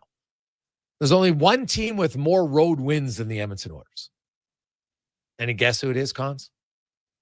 From 2019-20 till now, only one team has more road wins than the Oilers. Vegas. Colorado. That's fair. Colorado. The Oilers and the Rangers are next. They each have 135. And Colorado has 142. But the Oilers can't beat Columbus, and they can't beat Buffalo. And I want to look, and I'm just for fun, I want to look at the home records of those teams to say, oh, geez, well, maybe it's really hard to win there. No, I'm scrolling. Columbus has the 22nd most home wins in that span. The Buffalo Sabres are 25th. Well, tied for 24th. Like it is. Are you joking? What the hell's going on? Now, I guess in fairness, I should put they're tied for 24th because Utah/Arizona, even if you add them up together, they're still only 26th. So the second best road team for 6 years can't win in Buffalo, can't win in Columbus. Now, if you can explain it to me, please let me know. Because it doesn't make any sense. Like it absolutely makes no sense. Hey, Gregors, it's always in the middle of a big road trip. Well, no, Columbus was the second game of the road trip. They didn't win there. So no. They just can't win there. I don't know why. Doesn't make sense. And that's like those are the trends. Should have talked about it. You should have said it on the show. Should have went to playalberta.ca. Taking the home team yesterday. It would have been a no-brainer. Because common sense is like, well, yeah, they got to win. It's Buffalo. No. Not if you're the Oilers. Go to Buffalo and you're just like, can't do it. Can't do it. I don't like it. And away we go. Some other news today in the National Hockey League. The Beecher report. No, I'm kidding. But John Beecher has been claimed by the Calgary Flames. Of course, Beecher, formerly from the Boston Bruins, claimed. Now, another guy on waivers, and now he was claimed on waivers today. The Flames are looking like, you know what, Beecher is probably going to get the best opportunity of his career there because the Calgary Flames are desperate for some center ice help. Desperate. Another name that is hitting the waiver wire, was put on waivers today, is Tomasino, right? He was a first-round pick of the Nashville Predators. Was that Bouchard's class or was Bouchard 18? I think Bouchard was in 2018. Yeah. And so Tomasino was the next year, 2019. And, first-round pick of the Preds, played there for a few seasons, then got traded to Pittsburgh last year and had 11 goals, 23 points with the Pens. And then just this season played 9 games. And the Pens probably tried to think, hey, maybe we can slide him through. But they had to put him on waivers. And I'll be curious to see if a team, like when you're a first-round pick, it doesn't go away. And you're not that old, right? You're a first-round pick who's under the age of 25. There might be a team that says, hey, maybe. We'll see. But that's an interesting name. And no, Oilers fans, I'm not saying the Oilers put in a claim. I don't think Tomasino is what the Oilers need at all, to be honest. So, he's a right winger. They got 2 top line right wingers. He's not better than Roslovic. He's not better than Hyman. And that I don't think he fit. I could be wrong, but I don't necessarily think he fits what they're looking for at this moment right now. So, if they're getting a bottom 6 guy, I'd like to be a little bit more grit. Hey, Gregor, I think they hate the hotel in Buffalo from Bill. Well, Bill, where the NHL teams stay, The hotels are pretty snazzy. Pretty snazzy, I will tell you that. So, let's see. Hey, Gregor, they were absolute trash in Carolina and just got lucky. From Jim, I don't think they were absolute trash in Carolina at all, Jim. Stuart Skinner played well. The Oilers jumped out to a 2-0 lead. They had a great start. Yeah, Carolina's a good team. Carolina came, but I never recall watching that game thinking, wow, Carolina's just dominating this game shift after shift. Not really. I thought Edmonton was good. Their best players are really good. That's what you need sometimes. You need your best guys to be good. The bottom guys didn't get scored on a ton, so they were fine. I didn't think Edmonton was bad in the Carolina game. I thought it was a solid game. It wasn't a great game, but I definitely, trust me, I've seen the Oilers bad. They weren't bad in Carolina. Because if you're bad in Carolina, usually you get spanked. That's kind of how it works. 833-401-1440, 833-401-1440. Hey, Gregor, last year you were talking about how the Oilers should acquire Trent Frederick. What are you saying now? Well, I don't change my mind because of 20 games. Trent Frederick, as I've been saying for the last week and a half, Craig and Red Deer, Frederick's got to play better. This isn't new. I know you're looking for a gotcha moment, but I don't do my evaluation on 20 games to say, well, this is who the player is. Automatic. He's never going to be better. Do I think Trent Frederick is going to be a 4-goal scorer all year long? No, I don't. I guess there's a chance he could be, but I'd be surprised. He's got to figure it out. He's not playing well. Just like a lot of guys on the team haven't played very well. I think Frederick will play better. I don't even think that's a real hot take. Frederick, for 20 games, I don't know if he's putting too much pressure. I don't know what's wrong. But all I know is he needs to be more engaged. Number one, it starts there. And I think when, he gets Nugent Hopkins there as a center iceman, that's probably going to help him. And I'm curious, actually, when Nugent Hopkins returns, I wonder if Chris Knobloch looks and says, okay, you know what? I wonder if he tries, because their third line right now can't score to save their life, right? It's not working. I wonder that after the road trip, because it can't be before, but after the road trip, and maybe not even the Dallas game, because I don't think Nugent Hopkins is going to play that game. But that Seattle game late in the month, so they got 4 more games to go here because they play tomorrow, then they play Thursday, Saturday, Tuesday, and then they have the rest of the week off. So they only have 4 games between now and next Saturday. It's not crazy. It's still busy with 3 and 4 over the next 4 game days, but I wonder if they try to, spread out their offense a bit and kind of go with pairs and then spread out the guys across. Maybe they do. Now, the risk of that is now you weaken your offense because now all of a sudden, they had right now, their top 2 lines now, they didn't play bad. They didn't play well last night, but other than that, Rostovich, McDavid, Podkolzin, Savoy, Hyman, they're all playing well. Draisaitl, I have no issue with those 6. Now, you keep them together, or you could split them up when Nugent Hopkins comes back and spread it out over 3 lines. And I'll be curious. But they just, Frederick's got to play better. There's no doubt about it. He needs to play better. I think anyone with a brain who's watched the games will say that Trent Frederick's got to play better. Now, if you think this is all he's capable of playing, then say it.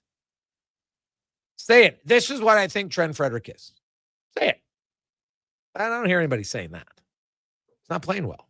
2 different things. Is he capable of playing better? You betcha. Let's take a quick break. We'll come back. Jason Strudwick will join us. And we don't focus a ton on the third pair very often because, to be honest, your team kind of goes as your top guys go. But it's been a real tough run for the third pair. How can they improve? We'll find out from starting next on the Gregor Show, presented by PlayAlberta.ca. Sure, your couch is comfortable, but watching the game is always better and on the rocks.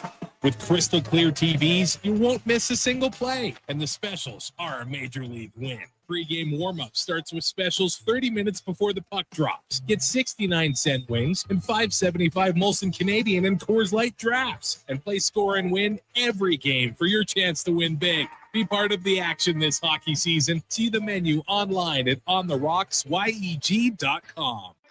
More fruit? Check. Satisfying texture? Check. 3 amazing new recipes? Check, check, check. Let Booster Juice bowl you over with something completely different. 3 new acai bowls, loaded with delicious toppings including bee pollen, cacao nibs, and shredded coconut. Piled high on top of a refreshing blend of authentic acai, straight from Brazil. Spoon? Check. Booster Juice, Canada's original juice and acai bowl bar. Legacy Heating and Cooling is the only place to call for heating your home. So when it's time to replace your old furnace, call Legacy. Or for 24-hour repair with no overtime rates. Legacy even heats your shower with hot water tank. Call Legacy. And with no interest and no payments for 1 year, it could only be Legacy Heating and Cooling. Japa Machinery Group knows that XCMG may not roll off the tongue, but Japa's team will help keep your construction jobs rolling on time and on budget with heavy equipment sales and rentals. Visit japamachinery.com to find out more. This hockey season, before every game, check out the pregame show with Andrew Walker on Sports 1440. It's brought to you by Titan Supply, your only source for rigging, lifting, and hauling products. Visit titansupply.ca. Aloha, Edmonton. It's back. Century Vision Care's 4th annual Maui Christmas event on Friday, December 12th from 9 to 5. Century Vision Care, Edmonton's biggest Maui gym retailer, is bringing the island spirit to your holiday shopping. Enjoy in-house savings on all prescription and non-prescription Maui gyms, plus giveaways, prizes, snacks, and beverages all day. Same-day eye exam appointments are available, and they direct bill most insurance plans, but spots are filling fast. Get ahead on your Christmas list and treat yourself to a new pair of Maui gyms. Visit Century Vision Care on Instagram. They sure saw you coming. You went in for about $200 in auto service, and by the time Johnny Slick out front was done telling you everything he thought you should have replaced, you got hosed for $3,000. Big Toy Shop won't lie to you, inflate your bill, or waste your time. You'll know exactly what your service actually costs and when it's going to be done. Take your ride to Big Toy Shop, 8315 Argyle Road, 780-298-2797.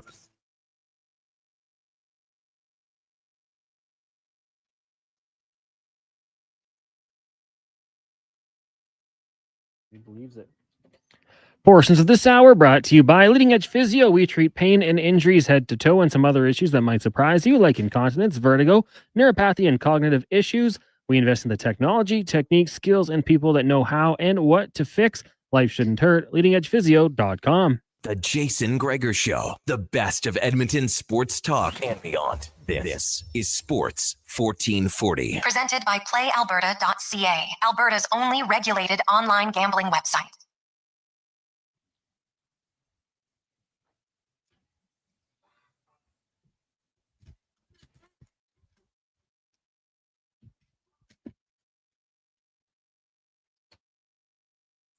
$3:20. Welcome back. Tuesday afternoon, Sports 1440, sports1440.ca, YouTube, Facebook, X, and Instagram. Hope you are having a lovely Tuesday afternoon. Remember, playalberta.ca. It could be a lovely Tuesday night. $40 million up for grabs. Playalberta.ca. Oil Kings news. They've just have announced that they're going to recall Elias Trikas from the North Shore Warriors U Prep is going to serve as the backup tonight in Penticton for the Oil Kings. So that's just coming down right now. Now let's get to Struds On, brought to you by Action Electrical. For commercial service division, they have emergency response, troubleshooting and repairs, full-time service manager, estimator, coordinator, and dispatcher. Also service contracts. Check it out, actionelectrical.net. The Jason Gregor Show presents Struds On. I don't believe in tea bags. I use loose leaf tea. It is so much better than the tea bags. I'll eat tea bags. I'll Struds On. I'm not a huge DJ guy. I mean, I guess if you had me a couple glow sticks and a tight white t-shirt that I can get wet, maybe I'd be into it. Struds On. There's a lone steakhouse I used to go to down in Kentucky, and they had bowls of peanuts. I wasn't sucking on those ones. You know, I mean, you need to have clean nut. I'm talking about the kind you get in the bag at an Elks game. You know what I mean? It's time for Struds On. Co-host of the Got Your Back podcast, Jason Strudwick, joins us. Struddy, how you doing? I'm great. How you making out, big guy? Well, a lot better than the Oilers' defensive play and really their overall play. And right now, Struddy, in the month of October, the Oilers' depth guys actually played pretty well, right? They chipped in 11 goals in the month. They puts them kind of on pace for 80, which is fine. Their big guys necessarily weren't there. But in the month of November, whoo, mama, it's a ghost town. They basically got no goals from the bottom six. Mangiapane does have a goal, but that came in St. Louis when he was playing with McDavid and Nugent Hopkins. Brett Kulak in the month of November, Struddy, has been outscored 12-0, 5-on-5. So I want to start there. It's the position you know the best, the defense. Yeah. And, Kulak's pretty much been like that guy you don't even really worry about, right? Like, you've coached lots. It's just like, Kulak, he's our third paired left defenseman, kills penalties. You don't really notice him because he's doing a good job. And that's kind of what he's been since he came from Montreal. He's been really reliable. And this is easily his worst stretch. He's fighting the puck. Like last night, he had some real bad giveaways. What do you see kind of that's gone wrong in his game right now? Well, let's first talk about who he's been playing with. Emberson and Regula. Regula had some good games, but I think that he has struggled the last couple of games. I think Emberson at times has struggled as well to find their games. Now they're not the only reason that Kulak is struggling, but I think that is one thing that it is difficult when your game isn't where you want to be and you're trying to pull someone else up. It is a challenge. And so I think that, you have to look at that piece first. The second part with Kulak, I'd like to see Kulak, sometimes when things aren't quite going your way, simplify your game and be more physical. I see him as a guy that can get into a lot of good hitting positions because he skates so well. And I'm not talking about blowing guys up and put them into the fifth row, but just, being a little bit more physical and pressing up as much as you can to take away time and space. And by doing that, you'll actually create a little more space for yourself because when you go back to get the puck down, maybe you have an extra half step rather than having no half step on there. So the partner, the physicality, and just, trying to use his feet to take away other people's space and time, I think that'll give him more time on the backside to make the plays he's maybe fighting a bit right now. Okay. And hey, confidence is pretty powerful. When you have it, it's awesome. When you don't have it, it's brutal. So, he's playing like a guy right now, doesn't have it. And really, their backup goalie's not playing as well as he is. Their third pair's not playing like they want. Their bottom six right now, Struddy, is doing very little.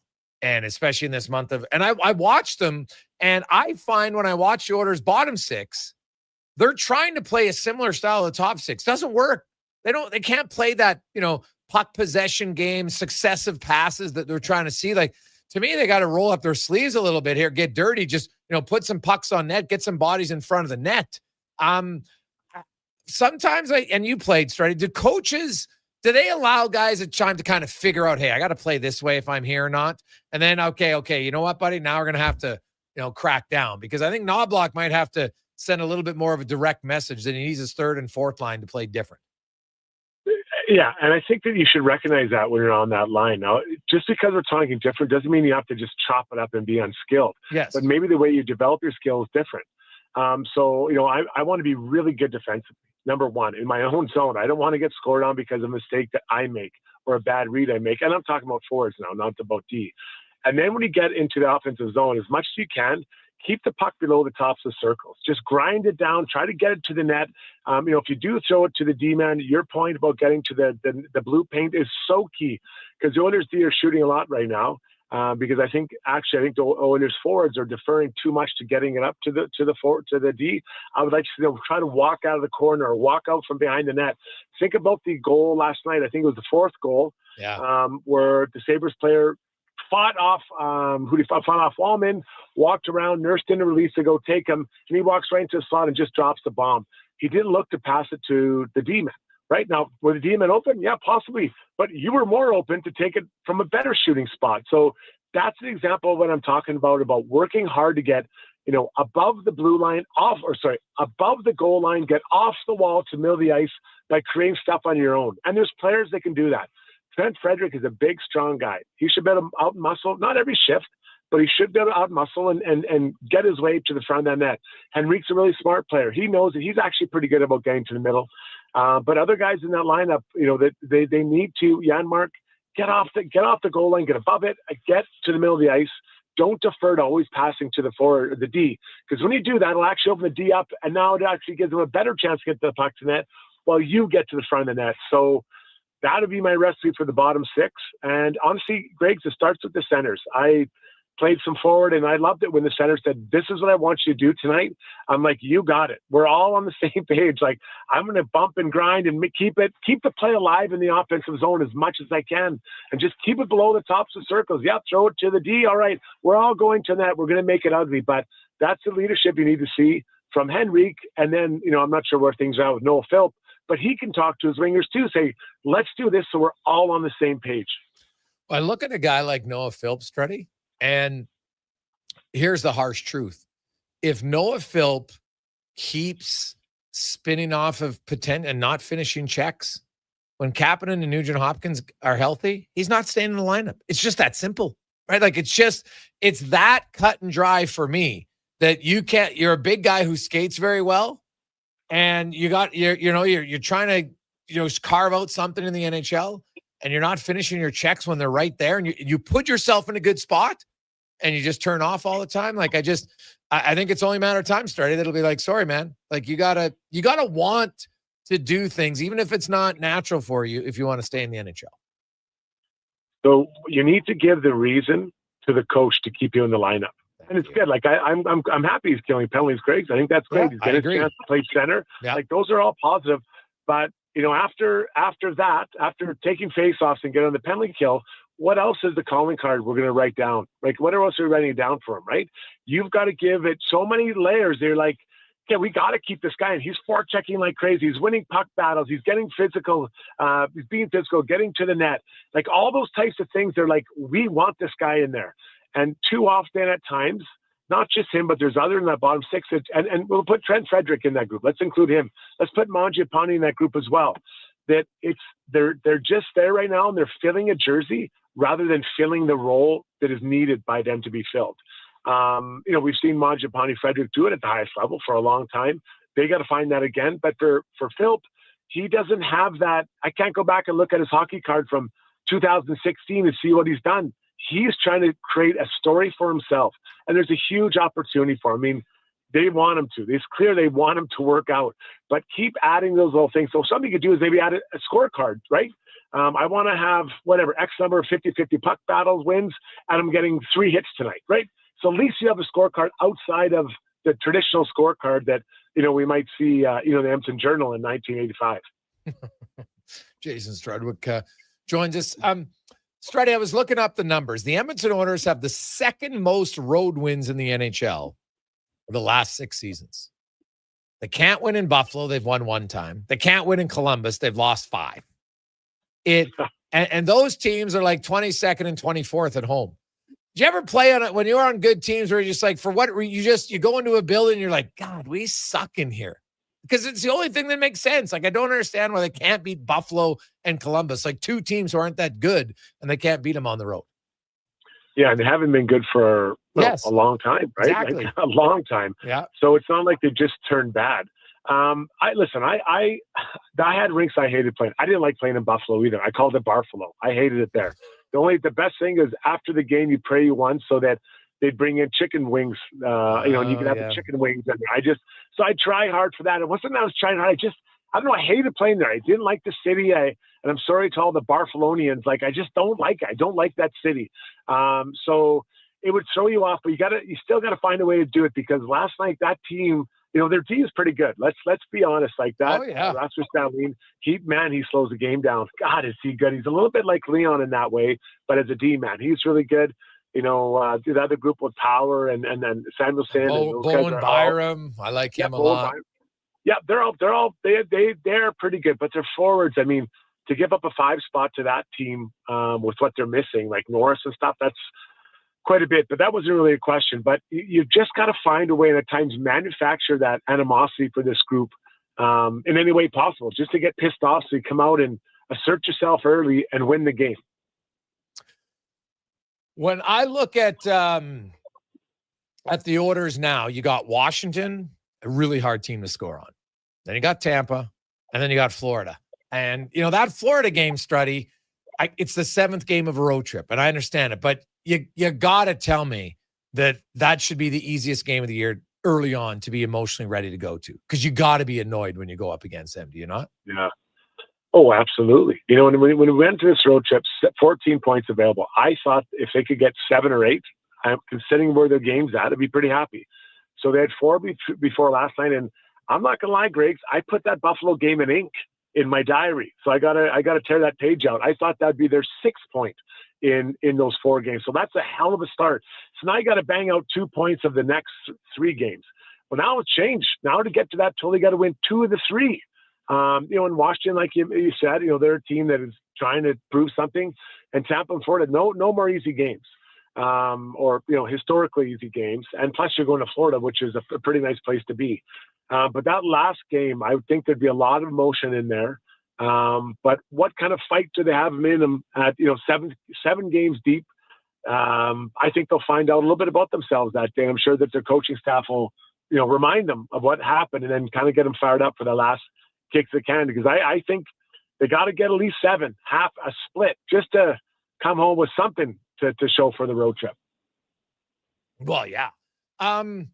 If you're Chris Knobloch, why the hell do you keep playing McDavid and Draisaitl? Like, enough already. Just keep them on separate lines for it's just for you've got Jack Roslovic. Jack Roslovic right now is playing great. He's beating guys one-on-one. Play him with Leon, put Hyman with McDavid. Like, to me, it's just lunacy that the coach can't help himself. And he's gone, unless those two are like, we got to play together, get over it. Play them apart and stay apart for an extended period of time. Yeah, I mean, I've been ringing this bell for a long time. And I guess the other piece, Greg, is that everyone knows when they put them together that the coach is trying to get them back in the game. So what's the message you're sending to the rest of your team if you're like, oh, they're back together, okay?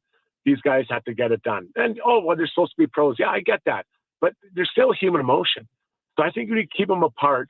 It doesn't show, not that he's panicking, but that you're concerned about the way your team's playing. They weren't great. They weren't awful, but other guys are doing things, and then it shuts down other people's opportunities. So I don't like the message it sends to the team that it's up to these guys to get us back, and these guys are going to get us going again. Look at Knobloch, look down the bench, say, hey, Frederick, we need you. We need you to score tonight. Janmark, you need to get going. Mangiapane, we need you to score. Henrique, we need you guys going tonight. This is what we need, because you're not doing enough right now offensively, and challenge them. Don't just challenge these guys and have these other guys sit on the bench to watch. Well, now I know a lot of people talk about the minutes, and so I like to look it up. Well, guess what? The Edmonton Oilers depth guys really aren't playing any fewer minutes than other teams' depth guys overall. And so, because I looked at all the Western Conference teams. So I looked at 5-on-5 minutes. And teams, there's 3 teams who have 11 forwards who have played 11 plus minutes of 5-on-5. Chicago, LA, and St. Louis. It's not really helping the Blues. Kings, all right, sure. The Oilers have had 10 guys so far average 11 plus minutes. Now, I'm not including Hyman in that list because I only use players who played at least 6 games. I had to come up with some baseline. Playing 1 or 2 games to me, I know Hyman's going to be there once he gets to a certain number, but somebody else might fall down now that he's back. So I didn't include him. And they're at 10. All right, then I looked at 13 plus minutes. They have 6. They do have 3 guys at 15 plus minutes. So it might look like more, but the 6 minutes of 13 plus, the only teams who have guys who play more, Chicago and St. Louis. Right. So I don't really think the TOI is as crazy as some think, because guess what? In October, the Oilers depth guys scored 12 goals. In November, they got 0. They haven't played any less minutes. They're just not playing well. Yeah, no, that's fair. That's good. That's good information. And I think that when you're putting together the group, I mean, you got to give him credit. He's using Savoy in the penalty kill. He's using Trent Frederick's getting some second PP time. You got Noah Philp on the penalty kill. There are opportunities for other guys to pick up those extra minutes in there. And so I go back to it, man. Challenge them to be better. Challenge them. Show what they did well in the first handful of games they're not doing now, because there's an opportunity there to get going. And then embrace Roslovic. his defensive side of the game isn't a work of art, but he is scoring a lot of goals. And maybe Leon has to know that he has to, be leaned on a little bit more defensively when Roslovic's out there and he's wheeling and dealing. Oh, buddy. Hey, Roslovic has been really good. Like, he can shoot the puck. He can transport the puck. I've liked a lot about his game, man. Like, that play he made, shielding the puck, walking the blue line yesterday at full speed, where I'm like, oh my God, this guy's just on a tightrope here. Like, he's made plays at full speed that I really only see McDavid make. I'm not saying he's McDavid, but he has been really impressive to me. Yeah, talented player for sure. And he's a guy that, we used to interview guys from Winnipeg, and then it'd be Carolina, it was Columbus. I'm like, what's going on with Roslovic? Like, every time I saw him play, I'm like, there's something about I like this guy, right? But there's a reason he's getting passed over on these times. And I just think if he can tighten up his awareness away from the puck, getting in the shot block or, fighting harder on the back check, like those are details that are so easy to control, but hard to work into your game on a constant basis when he's at the age he is. But if he does, his career will take another step forward, especially if he's able to play and stay here with the Oilers and guys like Connor and Leon around him. Struddy, give me your thoughts on the Grey Cup. Well, I'm going to give some love to the halftime show. MGK, I know you like them, Machine Gun Kelly. I thought he did a good job. I'm not really all that familiar with him, but my daughter's like, leave it on, Dad. I'm like, okay. So we put it on, and I thought he did a good job. So I like that. I think it's worth mentioning. I'm a Riders fan. My families are all from there, and I get a lot of pressure when I was younger to coach or to cheer for them. And I thought it was great. I thought they played well. That Corey Mace, the coach, is a guy that he looks like everyone wants to play for him. And then Trevor Harris gets, his cup, he's won, but not necessarily under with his work being done. So, I don't love Harris. I don't know if he's my favorite quarterback in the league, but he got it done. So good for Saskatchewan in that province. But that Corey Mason, man, I think that guy's he might be around for a little bit winning championships there, Griggs. Yeah, well, hey, no, they should be good. Now, Trevor Harris, they're not sure if he's coming back. He wouldn't commit to it or not. And obviously, if he isn't, well, that's going to be a big problem. Although they do have Jake Mayer. I don't know if he's ready yet or not. But, we'll see. Saskatchewan's good. And nowadays, when you win in any sport, usually, it doesn't seem to be like one-hit wonders, right? Like, it takes a while to build and be a competitive team, and they'll be competitive. It doesn't mean they're going to go on a Winnipeg run of 5 consecutive trips to the Grey Cup. I think BC is going to have something to say about that. And I actually think the green and gold here in the next few years will be actually a much more competitive team. Finally, after, they're bordering on, what are they, like halfway to becoming the Jets or the Sabres. So that's not good for the Elks. So hopefully they end that. But the Riders full marks, they played well. And even Montreal, man, if their quarterback's fully healthy, I wonder how different of a game that would be down the road. So, you know what? It was a great game. It's close, came right down to the wire. Classic Canadiana. So I look forward to another season of it. Appreciate it, buddy. And enjoy your day. By the way, how's coaching going? You still wearing your jeans? Oh, yeah, I just had them on for practice. Yeah, I'm not working that hard now, right? I become more of an orator than a demonstrator. Are you telling me you've graduated from not doing the drills? Well, I'm getting a little stiff. So I do when I need to get into, but I always tell the kids, I'm going to do this at 50%. So you really see the details. It's humbling, buddy. It's humbling. But yeah, we got younger guys that can show how to do the drills, right? Yeah. Well, hey, there you go. I was trying to find a drill that I wanted to do for my team, but I did it myself this morning. Did it twice. Oh my God, wow. Dude! I don't go full out very often anymore. Oof. Right. I had to skate a few laps just to have my hand get my wind back. But I was like, all right, I did it twice, so they can do it twice. So it's a good little stop and start drill. But I don't think I've gone 100% on the ice in quite some time. No, I heard you look like Davis Alexander when he ran out of bounds.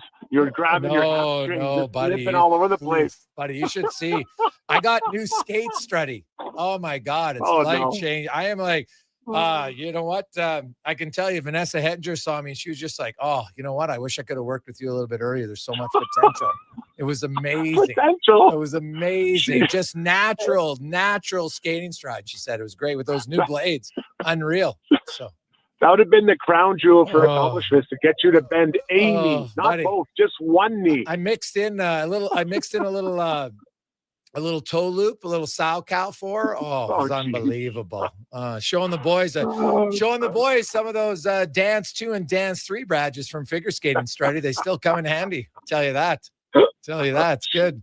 Still got to show them you can do it, right? Still got to show them you can do it. Put the video out. Put the video out. We want proof. We want to see it. Struddy, you know what? I live in a world of privacy. I don't believe in having to show off every video of accomplishment in my life.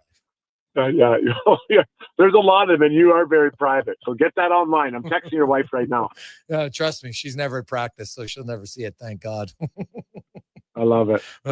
Awesome, buddy. We'll talk to you next week. Have a good one. Good talking to you. Have a good week. There you go. That's Jason Strudwick.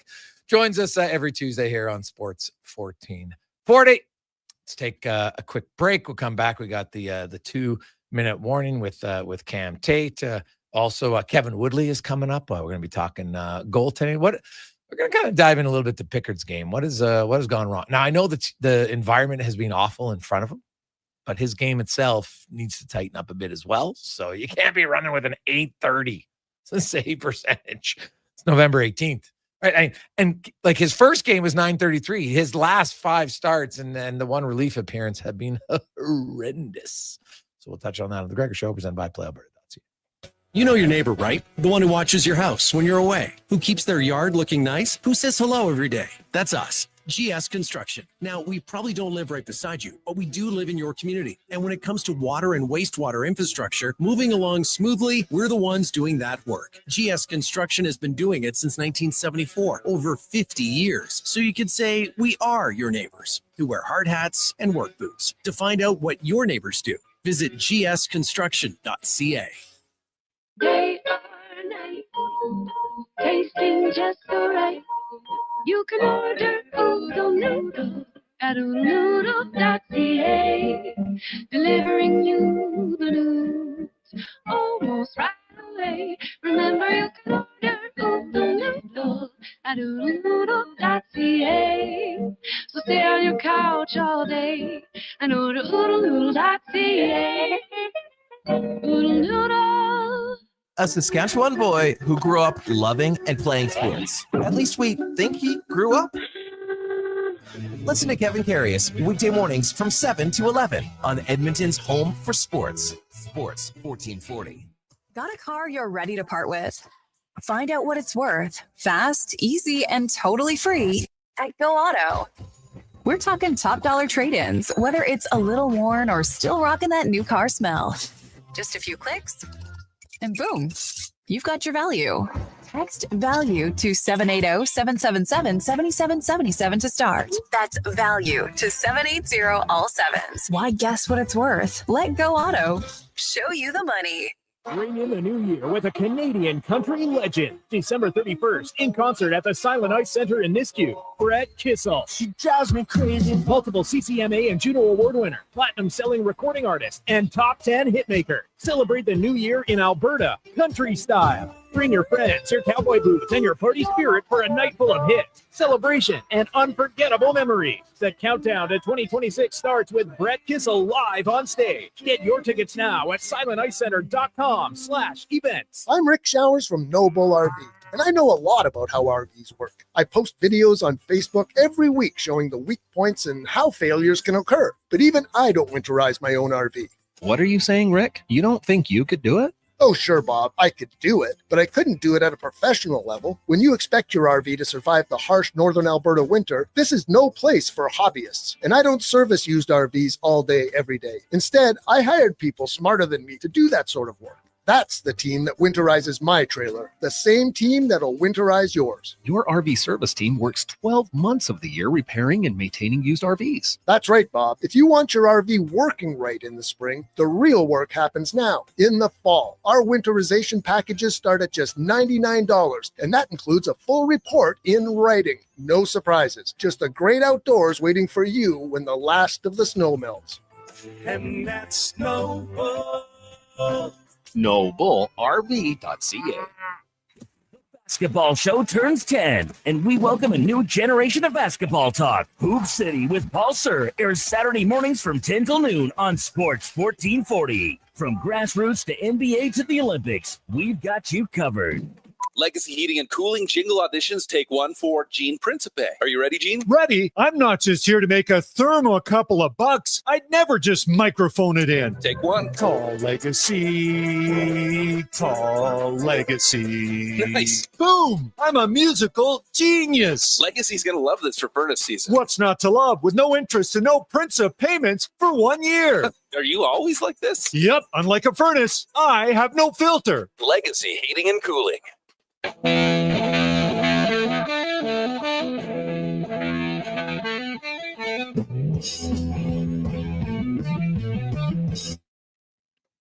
Portions of this hour brought to you by Northwest Crane, available for all your lifting and equipment needs, specializing in selling and servicing cranes. Get lifting at northwestcrane.com. The Jason Gregor Show, the best of Edmonton sports talk and beyond. This is Sports 1440. Presented by PlayAlberta.ca, Alberta's only regulated online gambling website.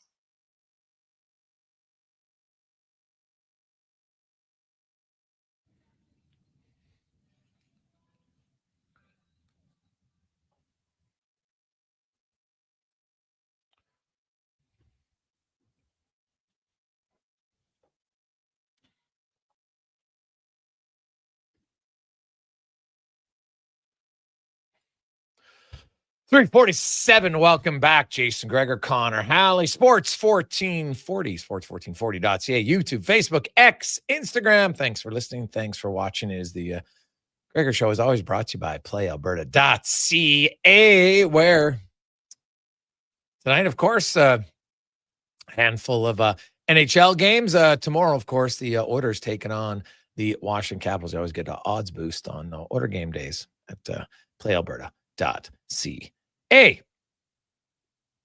As we're going to get to the 2-minute warning in a sec. We got a lot of texts to get to. 833-401-1440, 833-401-1440. Hey guys, the Oilers defense has been so porous in front of goaltending. Sponge manufacturers are using it for R&D. From Kevin. Hey guys, Knob would never tell the guys to get going. He's too nonchalant. Guy looks like at the scoreboard and then looks at the player. Coach looks dead inside and shows zero emotion behind the bench. From Christian. Now I know a lot of people. It's like, see, it's funny.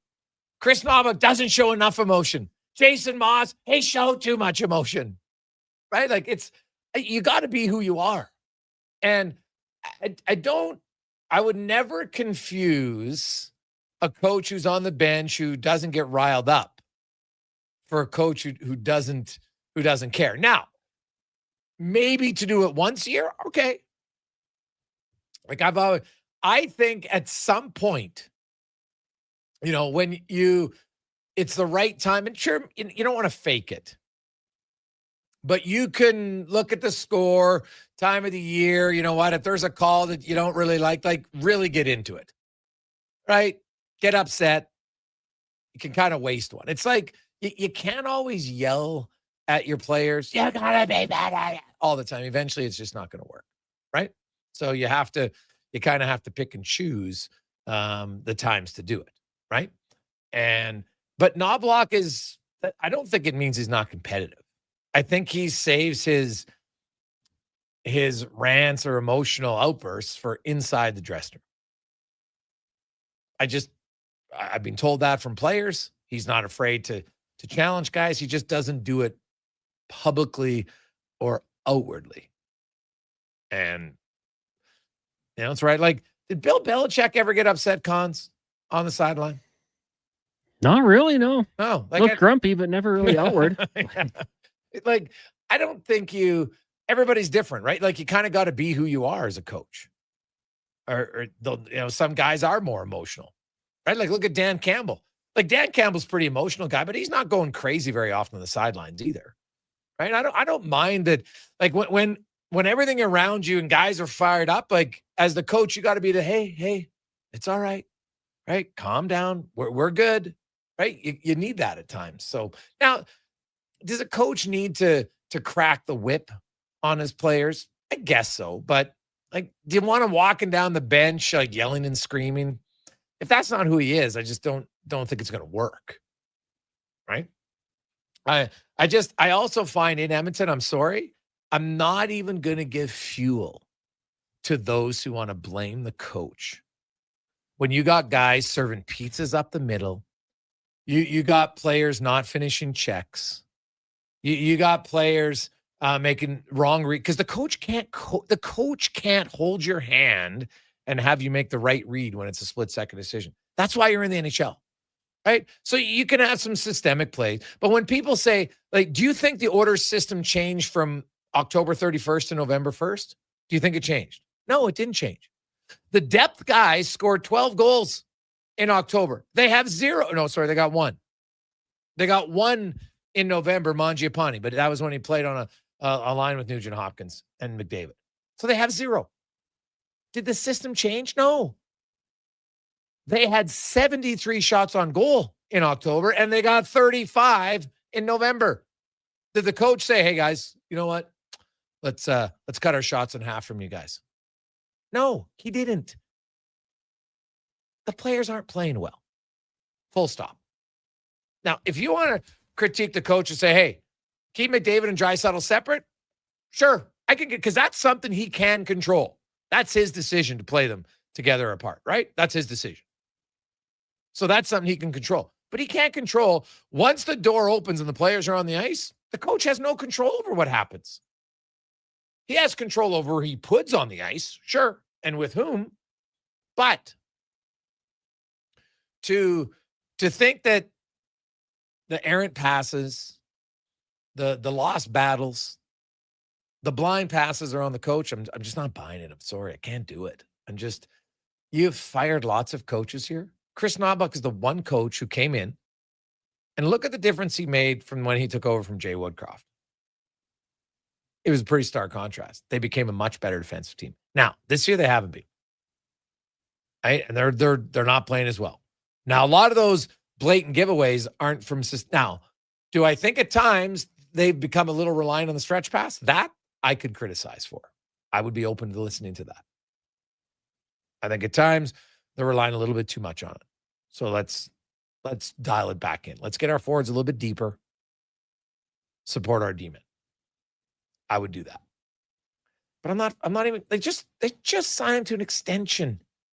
Any talk of firing the coach is just, it's fueled solely by blind rage or frustration as a fan. Because it's not by common sense. The coaching didn't cost him either one of the Stanley Cup finals. In any regard, did it. So I can't, it's not the time, man.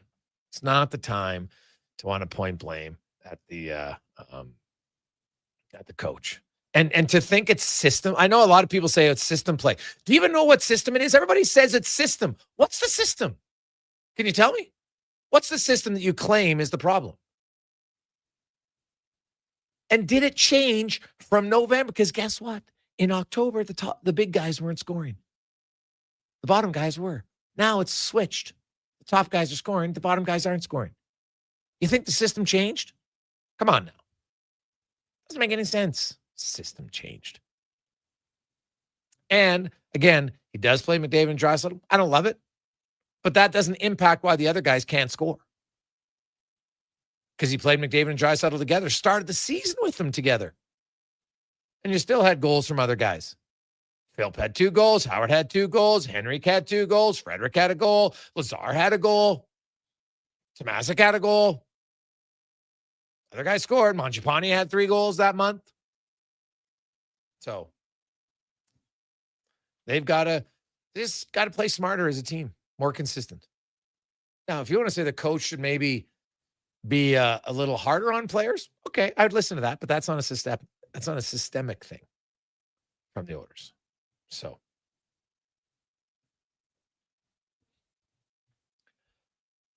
.356, take a quick break. I love this. Hey, Gregor, are you mine? Of course he doesn't tell them to play. He does not put players in positions to concede. Our entire team is scared to make plays. They know they are not trusted. What are you talking about, Sam? Matt Savoy's being promoted to the top line. Trent Frederick got played in the top line. Tomasa got time in the top line. What are you talking about? They're not trusted. What? I just outlined the minutes of all the teams in the Western Conference. Teams, and this is forwards only, who have averaged 11 minutes or more 5-on-5. The Oilers have 10 of them.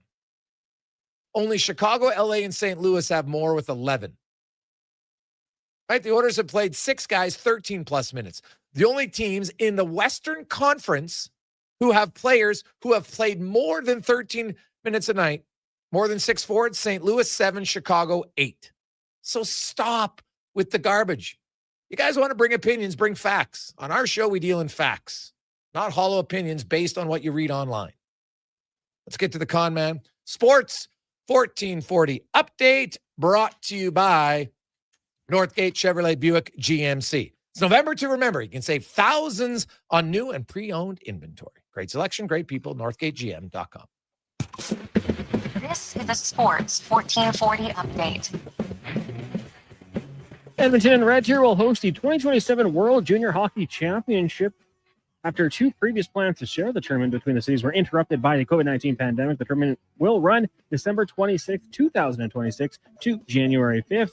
On the ice tonight, 5 games in the NHL. You got the Leafs hosting the Blues, Kraken in Detroit, Lightning the Devils, Islanders, Stars, Jets host the Jackets, the Flames in Chicago, Golden Knights host the Rangers, and the Mammoth head to San Jose. In the WHL, the Oil Kings on the road in Penticton, taking on the Vs. That gets going at 7:35 on the hard court. You got the Magic hosting the Warriors, Celtics in Brooklyn, Hawks host the Pistons, Grizz in the Spurs, Lakers, Jazz, and the Suns in Portland. And the Canadian men's national soccer team taking on Venezuela tonight in a friendly from Florida. This one gets going at 6:30. Coming up in hour 3 of the Jason Gregor Show, we'll hear Cam Tate's 2-minute warning. Kevin Woodley from In Goal Magazine will join us, and we'll ask 5 questions. I'm Connor Halley. This has been a Sports 1440 update. Sports 1440, the Stingray radio station. CKJR broadcasts from West Edmonton Mall and Wetaskiwin. Download the free Stingray music app and listen wherever you go. You've got a go-to coffee spot, a trusted barber, even a lucky game day jersey. But when it's about looking your absolute best, there's only one name you need. Mr. Dirk. Family run since 1939. We're experts in crafting impeccable tailor-made suits and offering a wide variety of everyday styles. Pair that with personalized one-on-one fittings and the convenience of on-site tailoring. Mr. Dirk elevates your style game. Visit our Edmonton store or explore MrDirk.com. Score big on style with Mr. Dirk. Hi, Mike here from Northgate Chevrolet Buick GMC. Snow, colder weather, shorter days. November is officially here. But it doesn't all have to be bad news. If you're thinking about a new or used vehicle, now is the time. Massive savings, 0% financing, and don't forget tires at cost. Yes, that's right. We sell winter tires at cost. There's lots to celebrate in November. And as always, we'd like to thank all of those who have fought and served for our country. Stop in and see us today, 13215 97th Street, or visit us online at northgategm.com. You're in Northgate country. Across the province, Albertans are taking their shot on Play Alberta. With casino winners every hour, jackpots worth millions, and revenue that stays in the province, there's never been a better time to sign up. Right now, our listeners can score a $50 free bet when they make a minimum $50 deposit with code Gregor50. That's code Gregor50 for a $50 free bet. Start playing with your game sense today to find out if you're Alberta's next winner. Top quality flooring, locally owned, and Canadian products from Beaulieu. Yeah, that's CFI. CFI what? No, CFI, Custom Floors Inc. From free estimate to professional installation, contact Custom Floors Inc. at customfloorsinc.ca. Don't look now, but I think we're being followed. Oh, that's just my Fountain Tire sidecar. Well, they're driving pretty close. Because they're attached. Save up to 15% on select tires until December 13th. Cool. Plus, get up to $125 off a set of 4 Goodyear tires. Anything else? Get $50 off a $150 service when you buy those tires. Well, that's handy. Yep. And weird. Well, I love my Fountain Tire sidecar. Book your appointment online today. Restrictions apply. Fountain Tire. We're on this road together, Canada. Hand delivering a hamper to a family in need fills everyone's hearts with joy. Be part of the Holiday Hamper program. Adopt a local family and see the difference your groceries and gifts make firsthand. Sign up today at holidayhamper.ca.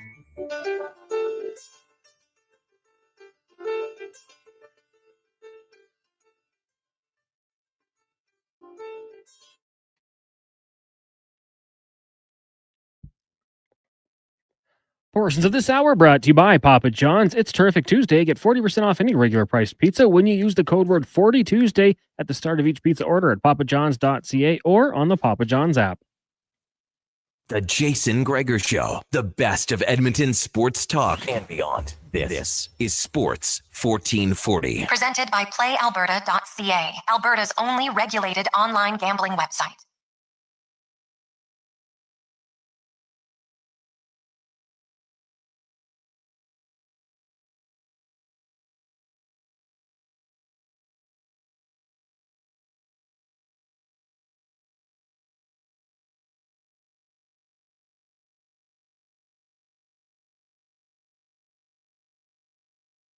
Jason Gregor, Connor Halley, Sports 1440, sports1440.ca, YouTube, Facebook, X, Instagram.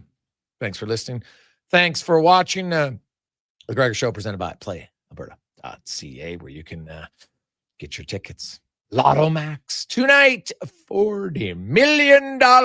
Get your tickets at PlayAlberta.ca. Interesting, the Kraken are a huge underdog at PlayAlberta.ca on the road against the Detroit Red Wings. Lots of heavy road dogs. The Islanders against Dallas, Columbus against the Jets, Rangers against the Golden Knights. Yeah, one favorite on the road is Utah and San Jose. So San Jose, pretty big underdog on home ice. Sharks are sticking around a little bit longer than I thought they would be in the standings this year. So good for them. Right, Celebrini's had an excellent start. A few other guys on that team as well, and the Sharks they're finding ways to scratch and claw and stay close. They're 3 points out of the final wild card spot right now, with 4 teams ahead of them. That's how tight it is, of course. But they're at least kind of staying above water, which is good for them. And the longer they do that, they'll be better. They're not going to be a playoff team this year. I can confidently say that. So we'll see. 833-401-1440. 833-401-1440. We got a lot of texts coming in. 833-401-1440 in our email inbox. Hey, guys, I think we are just grasping at straws to justify how the team is playing. It's on the players, not the coach or the system or the GM. They simply need to play better. They will. It'll come eventually. Fans are just frustrated. Nothing upsets an Oilers fan more than their own expectations. They fully expected the team to dominate all year. Lance. Well, that's probably fair. I like that line. Nothing upsets an Oilers fan more than their own expectations. And hey, I get why you'd have high expectations. That's fair. The Oilers have been a really good team, and they're not playing up to expectations. Like, if you look at it right now, you'd say Jack Roslovic. Did anybody think when he got signed, did anybody out there say, you know what, buddy, this guy is going to kill it? I don't know anybody. And if you did, good on you, but I would like to see some proof of you stating that somewhere. Because, people thought, hey, you know what? Good low risk bet is how a lot of people viewed it, including myself. I was like, hey, Rostovic's got some skill. Maybe he can chip in.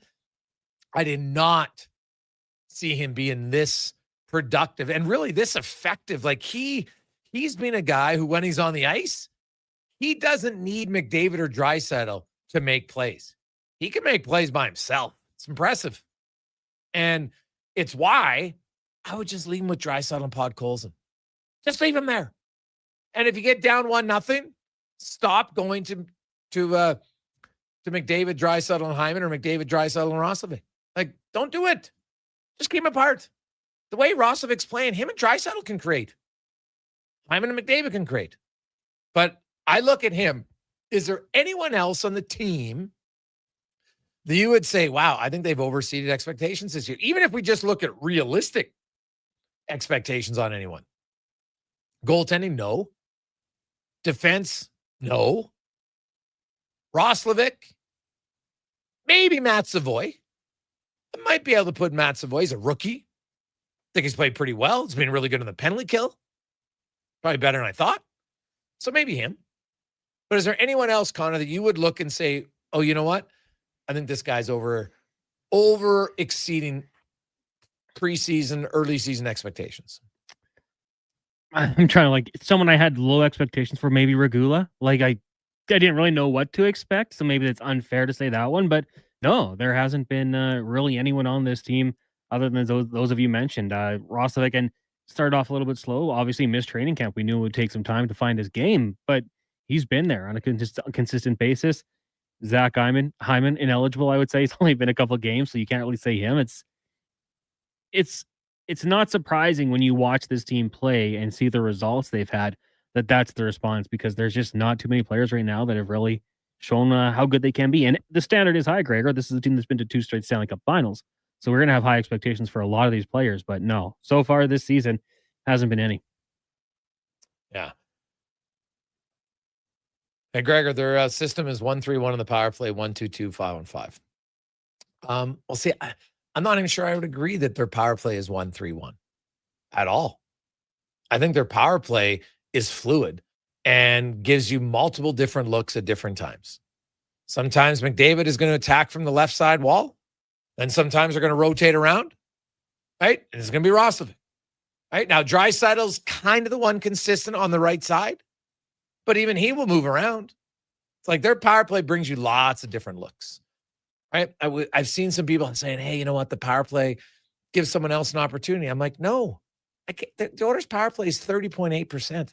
I can't do it, nor should I. This is not a participation ribbon where everybody just gets a chance on the power play. This is professional freaking hockey. The goal is to win the game, Connor Halley. One of your favorite coaches quoting that tweet. The goal is to win the game. You play to win the game. Dennis Green. Yes. R.I.P. Mm-hmm. And the Oilers power play, look, and think about it. So Zach Hyman hasn't been on the power play most of the year. Nugent Hopkins has now been out for a bit. They've rotated different guys in. Frederick had a look. Tomasic's had a look. Rostovic. And it's still 30.8%. They've actually used different guys. Adam Henrique's had some time on that unit because of injuries and everything else. And it's still 30.8%. So. Hey, Gregor, I'd like to see a game without McDavid and Draisaitl. Maybe the team would wake up. Greg, be careful what you wish for. That's all I'm going to say. Be careful what you wish for. Sometimes the best trades are the ones you don't make. And sometimes the best things that we think are better left not. And wasn't that Herm Edwards, not Dennis Green? Steve, you are correct. It was Herm Edwards. Good one. Dennis Green had the big rant about they are who they thought they were. How we let them off the hook. Yeah. That was a classic. Sorry. That was a classic. So I like it. It's nice. People are fired up. Hey, Gregor, Wallman's goals and points have slightly exceeded expectation. Mangiapane's on pace for 18 goals. Yeah, but Mangiapane on pace for 18 goals. I don't think that's exceeded anybody's expectation. That's kind of what he is, right? Like his 35-year-old goal season, that was his outlier. He's had 18, 17, 17, 14, 14. So add the math up on those, right? What is that?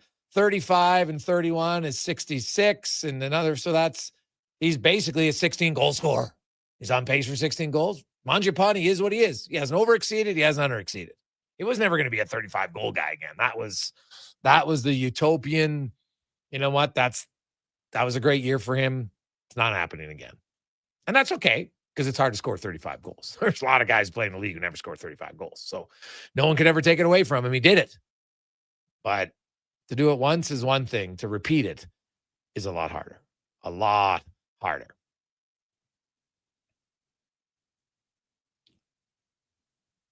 Hey, Gregor, what's the bottom six TOI and when they're on the ice? Quality minutes? No.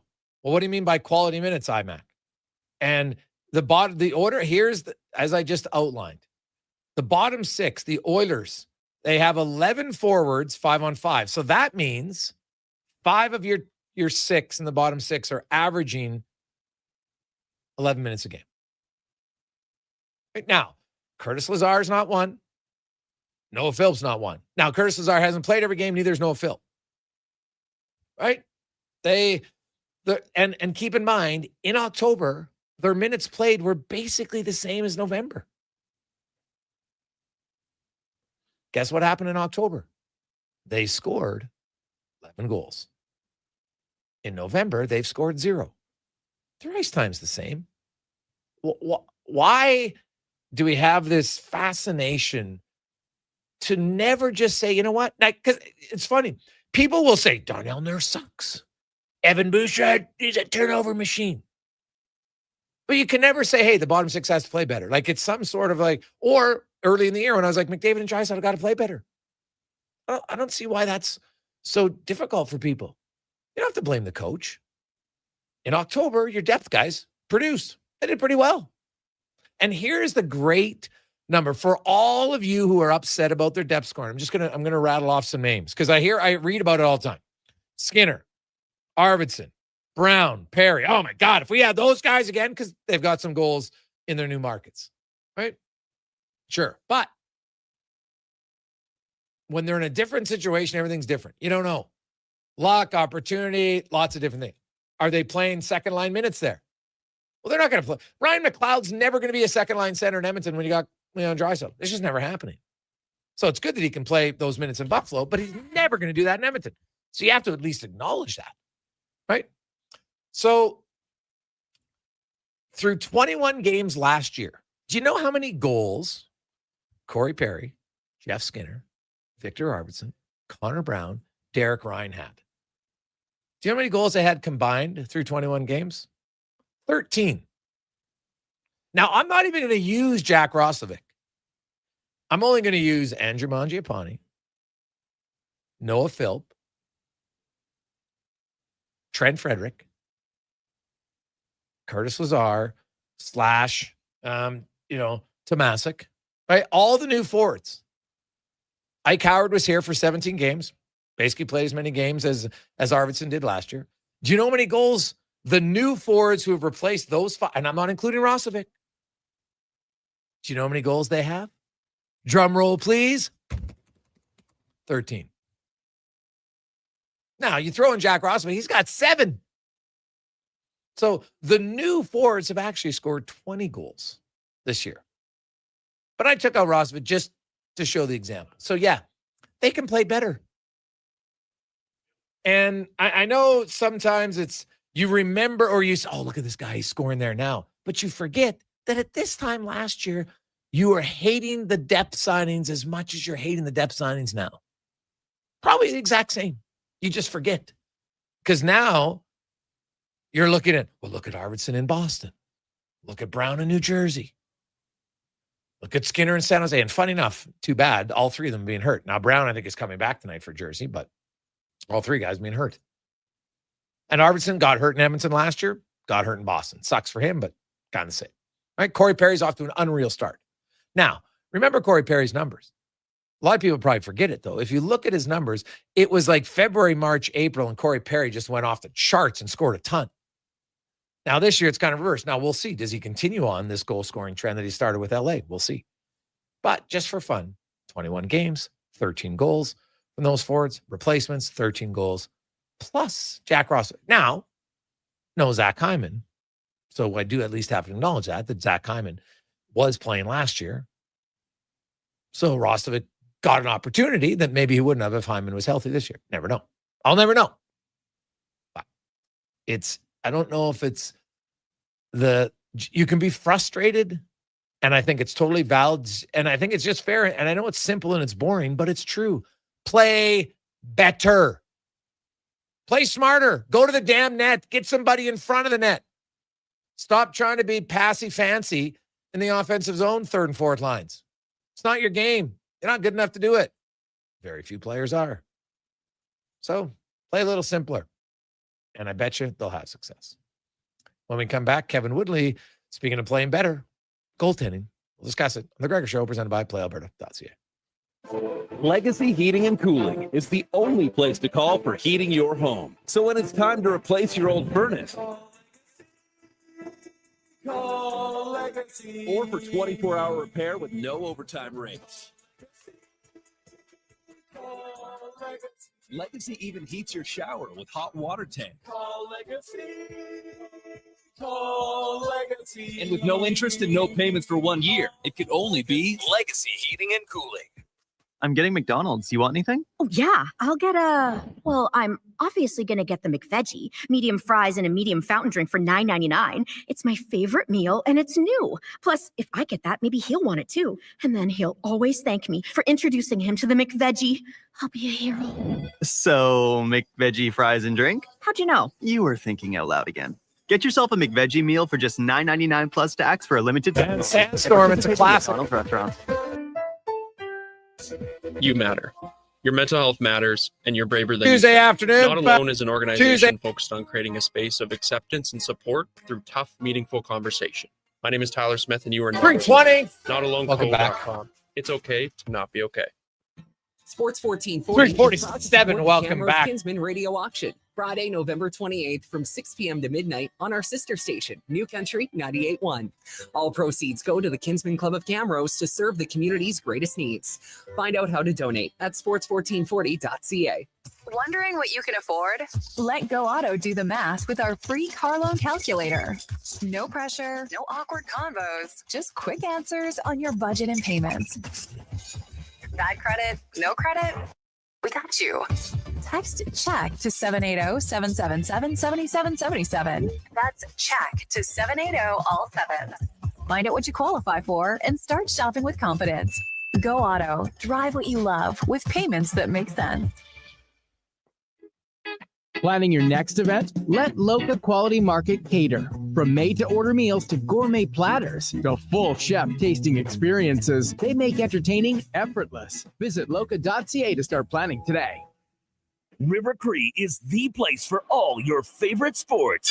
River Cree Resort and Casino, featuring UFC action and boxing live on the big screens at TAP 25, the MVP of sports bars, and in the Center Bar. Plus, catch this fall's biggest games. Every goal, every tackle, every home run. River Cree is also home to the Twin Rinks, where rec hockey and community teams come to play. Public skating available. Details at rivercreeresort.com. River Cree Resort and Casino. Excitement. Bet on it.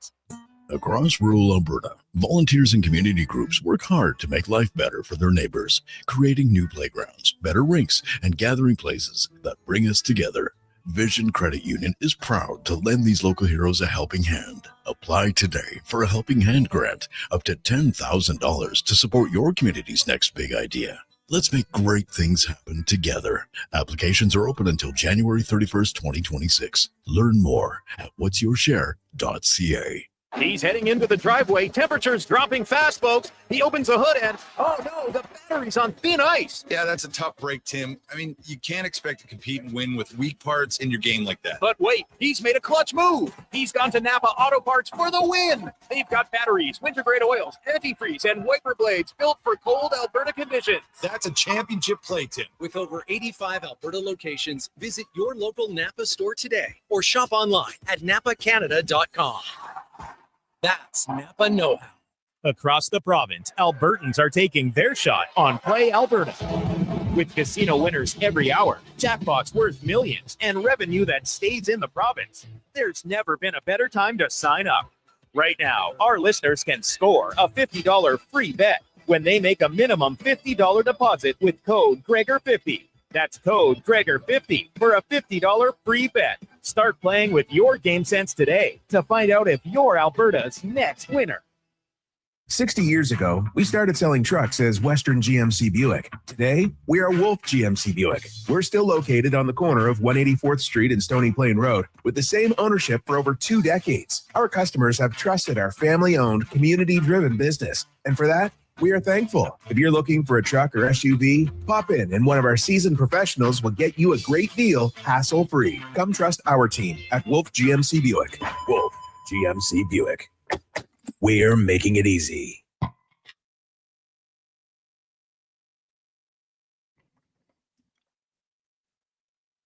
Portions of this hour brought to you by Japa Machinery. Did you know that Japa offers in-house and on-site heavy equipment service? Rain or shine, Japa's service department is here for you. Visit japamachinery.com for all the details. The Jason Gregor Show, the best of Edmonton sports talk and beyond. This is Sports 1440. Presented by PlayAlberta.ca, Alberta's only regulated online gambling website. 420, welcome back. Oh, I love it. People are fired up.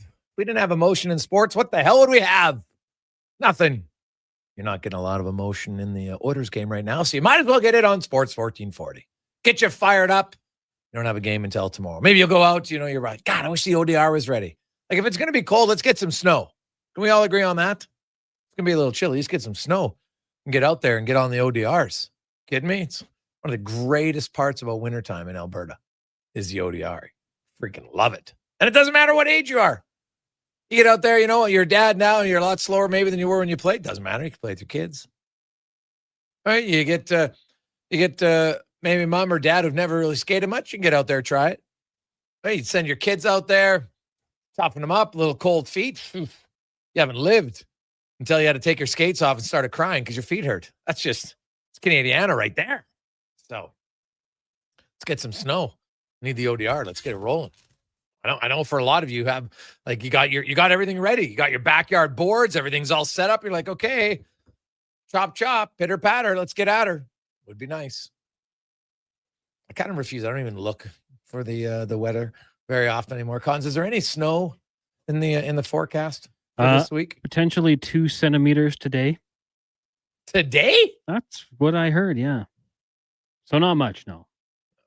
You heard, or you're looking? Well, I heard earlier today watching the news. Oh, it's on TV. Yeah, if I look right now, 55% Was chance it of from snow. that foul-mouthed rapper, Josh Oh, Kaufman? no. I can't watch him in front of the boy. Oh, yeah. Exactly. You never know what he might say. It's true. Foul. Very foul mouth. Very foul mouth.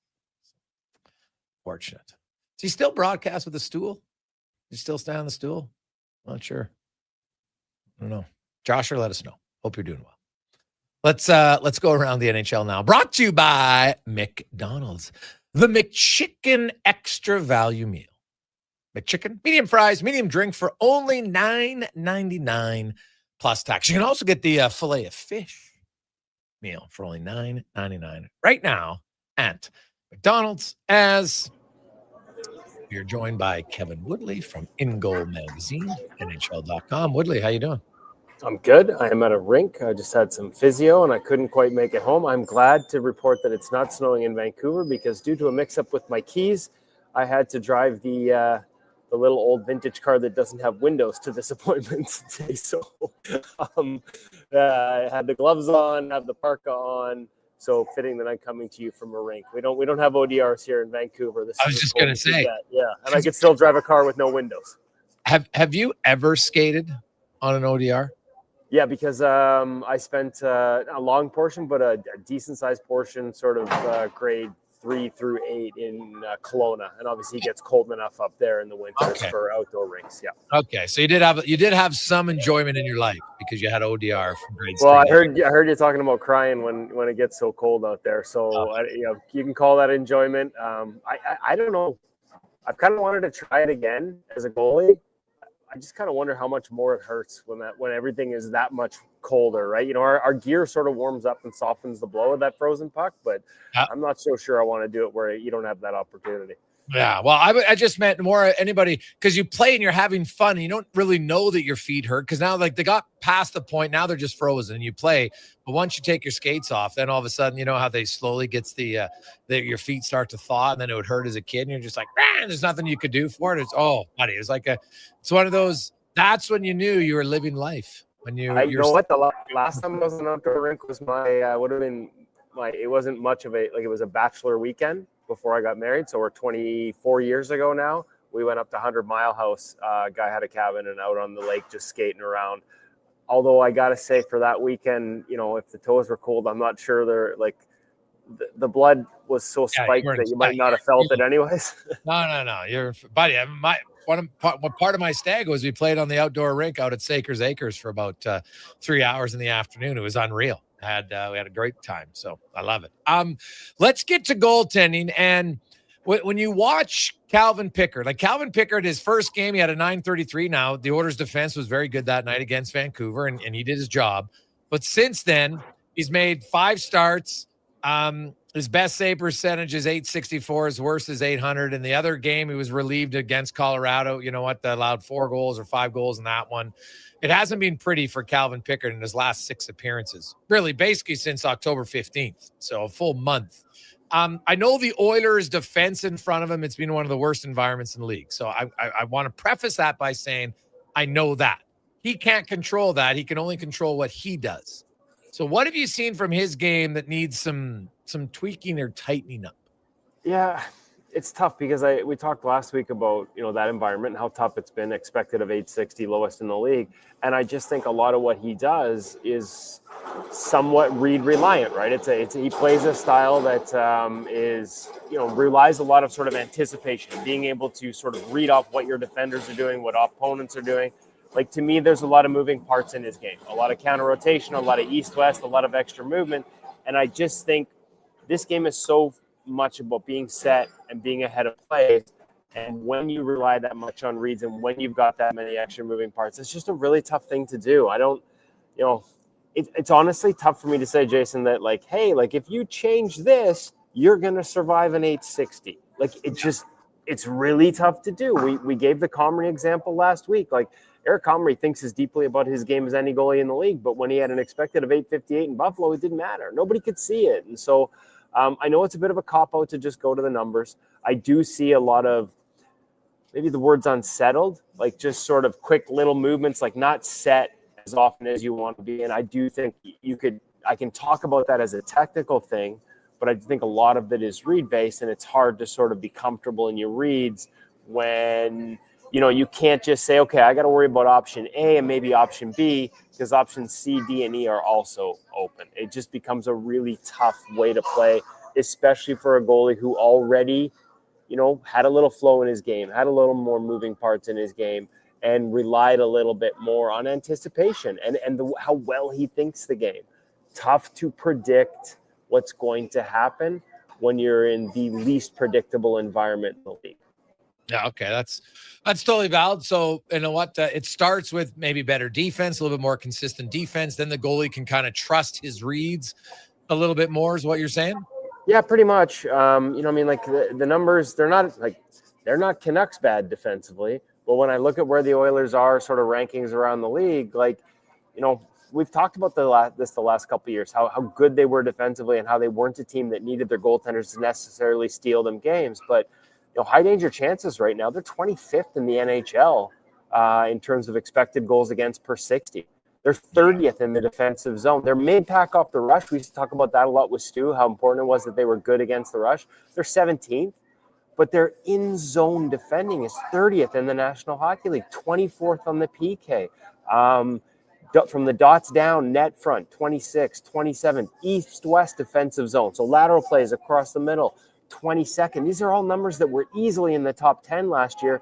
Now they're in the bottom third. And that's just, these are the kind of numbers you can survive if you've got a healthy Demko like Vancouver was trying to do at the beginning of the season, or an Igor Shesterkin in net. Really tough to do when that's not necessarily supposed to be the strength of your game. I think a better defensive environment would help everyone. Yeah, okay. So they're 22nd to 31st in a lot of different defensive situations, which is not ideal by any stretch. Far from it. So they'll have to start there. Now, they take on Washington tomorrow, and Logan Thompson's off to a great start. How's his environment? Is he just playing great, or is he having a pretty decent environment around him? His expected, actually, this might surprise people, is 884. Like, they actually lean pretty heavily on goaltending in Washington.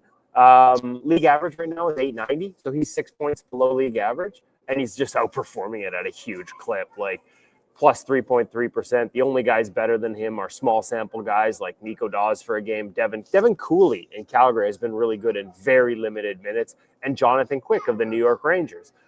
So he is, he has been full value for it. This is not him in an insulated environment, just surviving because the team's great in front of him. Logan Thompson has been really, really good despite not the toughest environment in the league, but a tougher than average environment. Again,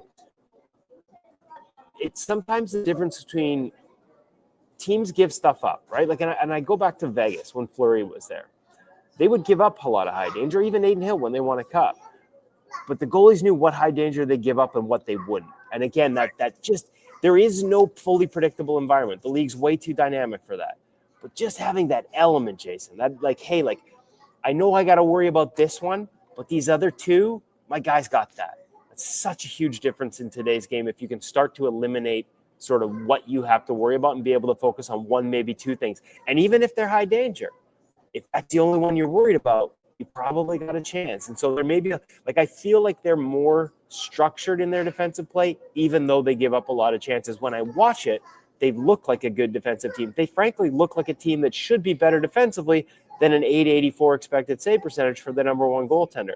And yet here we are. So I do think there's always a little bit of eye test to it as well. As much as I love to throw numbers at you, there's no absolutes. And I think for a team that gives up a fair bit, there may just be an element of at least the goalie knows what's coming when they do give up the dangerous chances. And that's a nice combination to have. And listen, Thompson plays deep, kind of like Dustin Wolf, reminds me of that. Like he does not play aggressively. He's not going to take himself out of the net. He is going to make you beat him. He's got really patient, reactive hands. He is not going to beat himself. And I think that's a tip of the cap to him. And so it might be why even on some of the most dangerous chances, even if he doesn't have time to react, he's always in a position to get hit.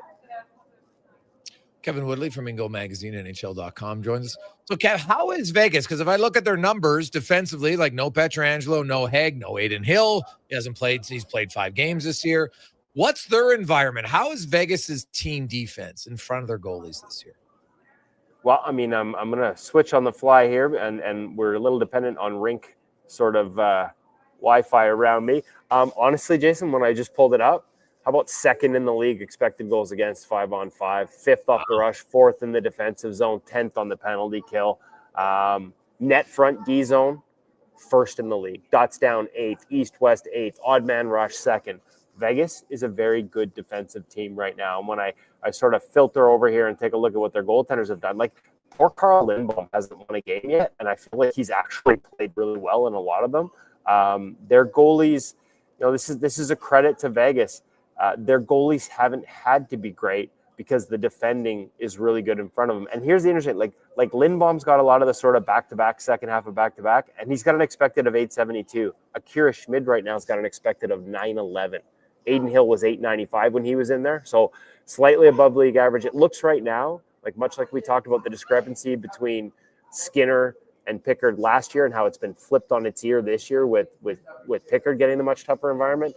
Right now, it looks like Carl Lindbaum in his first taste of the National Hockey League is getting all the tough environments for the Vegas Golden Knights. Akira Schmid's 911 expected is actually the highest in the NHL right now. So this is a team that's been really good defensively. On the whole, you're going to have games where you don't have it to the same degree. It looks like Carl Lindbaum's gotten the start in most of those.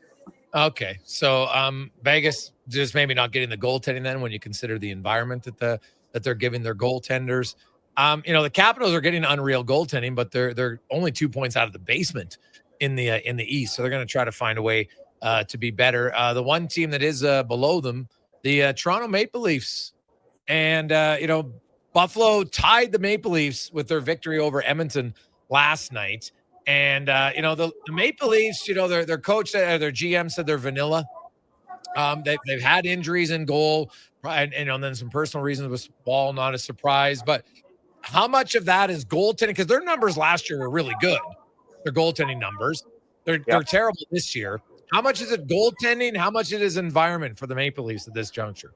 Well, put those hands together, Jason. Honestly, they're bleeding rush chances. 31st in the National Hockey League in odd man rushes against. Overall rush defense is 31st as well. And there can be a difference between straight line rushes and odd man rushes, high dangers. They're bad at all of it when it comes to rush. In zone, bottom half of the NHL, 18th. PK's 30th. You need your goalies to bail you out when you're there. So Anthony Stolarz hasn't been nearly as good in a higher workload environment before getting hurt this year as he was last year. But part of that is the environment. That has dropped off a fair bit. They have not been anywhere near. They remind me a little bit of Edmonton, right? The outside perception for years was about how all the skill they had up front and all the scoring they could do.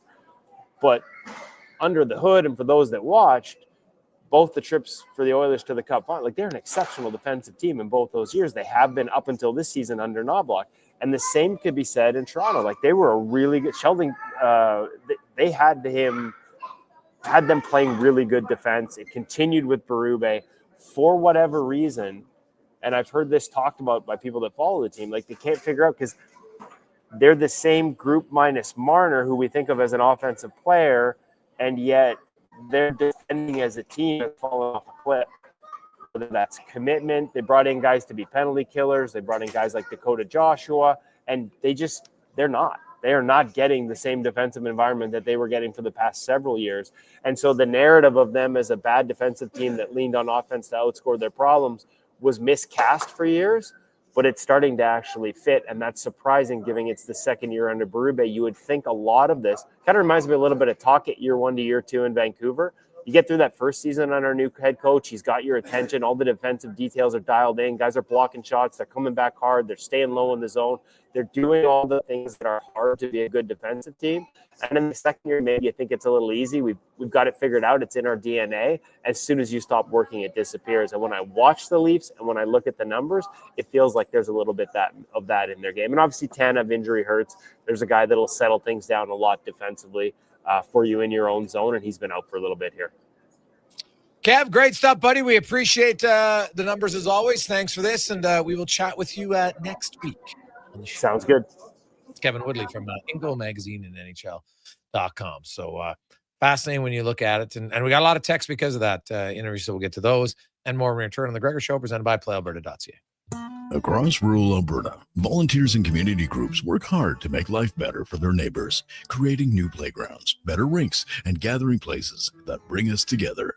Vision Credit Union is proud to lend these local heroes a helping hand. Apply today for a Helping Hand grant up to $10,000 to support your community's next big idea.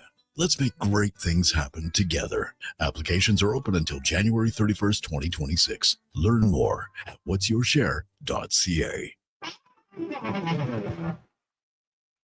Performance by Action Electrical today. Their projects team kicks things off, designing and building with unmatched skill. Then the service team swoops in for those crucial repairs and maintenance. And don't forget the testing team, ensuring everything's safe and sound before the solar team scores with sustainable energy. A complete team effort. Have Action Electrical bring home a win for you and your project. Visit actionelectrical.net. For one day only, Friday, November 21st, The Brick is releasing Black Friday deals early. Get a sneak peek at the hottest offers on furniture, mattresses, appliances, and electronics. Save 65% off sofas when you buy the matching love seat or chair, up to 50% off mattresses, and up to $1,000 off when you buy 2 or more select major appliances. Plus, they pay the GST. Check out more one-day only deals and additional offers in-store. Some inclusions apply. See in-store for details. The Brick, saving you more. The job isn't done until the last load is hauled, and having a semi-trailer out of commission is not an option. Whether replacing or adding to your convoy, Edmonton Trailer has a huge inventory of new and used semi-trailers, trusted by the gravel, logging, oil field, fluids, and freight industries. Find a trailer right for you online or at one of their 3 locations. For sales, service, parts, rental, and finance, when you're in it for the long haul, Edmonton Trailer. The future of female hockey is here. It's season 2 of the Female Super League, the first ever female-only independent hockey division in Western Canada, with teams from British Columbia, Alberta, Saskatchewan, and Manitoba. Featuring 16U, 14U, and 12U divisions, the FSL brings showcase weekends packed with thrilling games, and our 14U and 16U have been pioneering the advanced body checking rule, empowering young players. The Female Super League, where the best in female hockey takes center ice. Details at femalsuperleague.com. More Edmonton families than ever are struggling as food prices skyrocket. The Holiday Hamper Foundation provides festive meals for 2,000 homes in need. Your donation ensures a turkey is on the table for every family. Donate today at holidayhamper.ca. The cookie that gives back is back. Get a holiday smile cookie at Tim's from November 17th to 23rd. 100% of proceeds are donated to local charities, community groups, and Tim Hortons Foundation camps. Grab yours today.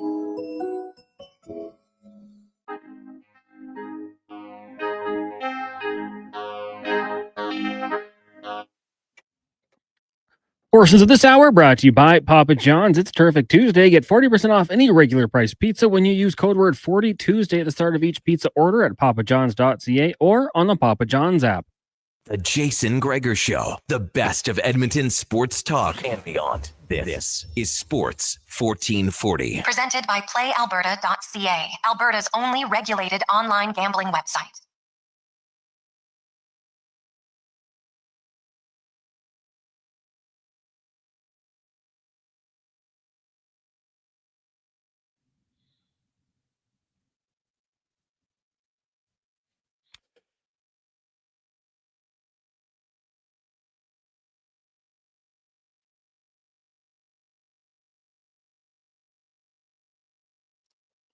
Four 44. Jason Gregor.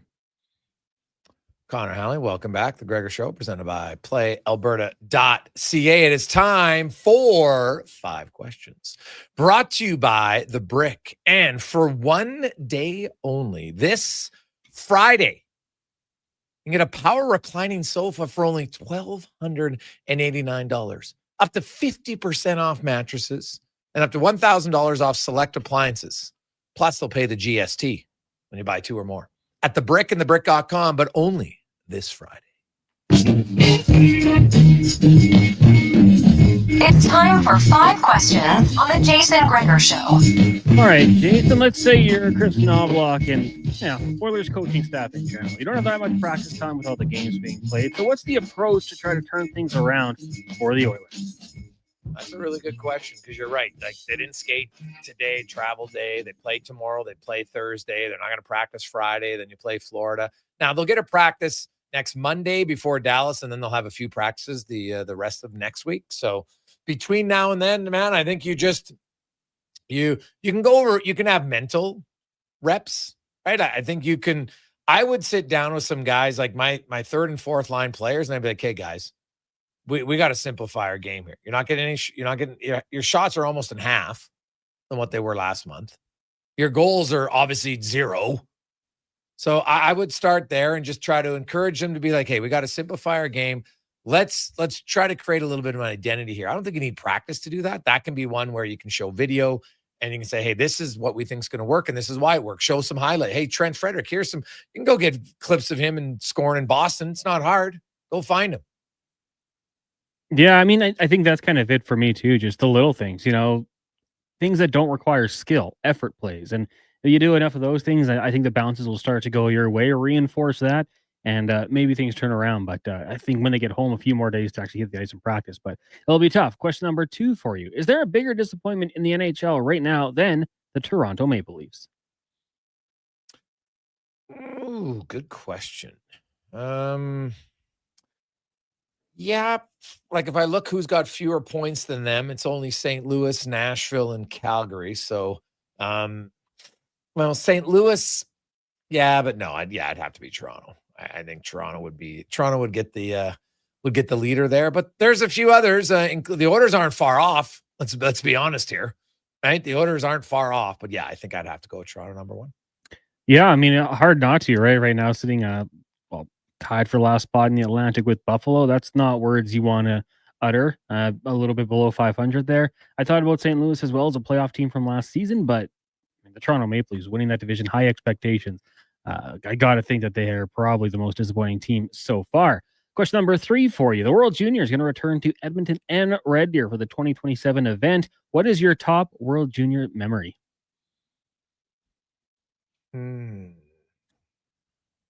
I like the World Juniors, but I've never been like, oh my God, love it, right? Like it. I would say probably the Jonathan Taves shootout display, right? When they just kept going. Yeah. And Taves just kept scoring. That was pretty impressive. Having the repeat shooters. Yeah. Tough to argue with that one. I'm like you though. I don't get as amped up about the World Juniors as some people. It felt like it was kind of pushed upon us in a previous life. Jordan Eberle though, 2009 against Russia. Yeah. That's the one. To this day, I'll watch that and still get goosebumps from it. So that would be the one for me. Question number 4 for you today. Dak Prescott last night looking pretty good, albeit against the Vegas Raiders. Mm-hmm. If you were looking at the quarterback power rankings, where would you have Dak Prescott? Go ahead. I'm a little higher, I think, than a lot of people on Dak Prescott. I really like him as a quarterback. I really like him as a person. That might weigh into it a little bit. I have him 9 or 10 in the league. There's a bunch of guys I would take before him, but I think Dak Prescott gets a lot of undeserved hate from a lot of people. Yeah, like if you put guys, there's obviously, Patrick Mahomes, Lamar Jackson, Josh Allen, right? I think those would be, Joe Burrow, right? Mhm. Like those would be are those the top four? I put the Rams QB, Matt Stafford, up he's there. gotta be up there. Right? He's 5. Jalen Hurts, man, the guy knows how to win. But is Jalen Hurts clearly a better quarterback than Dak Prescott? Like, he's won more. I think it's clear he's played on better teams. I don't think there's much debate on that. But yeah, I'd probably still have to put Hurts there because Dak's playoff performances at times haven't been good. But is Justin Herbert clearly better?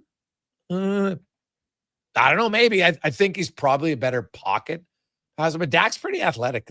Yeah, I might have him 8 to 10, somewhere in that range. Yeah, he's a pretty good quarterback for sure.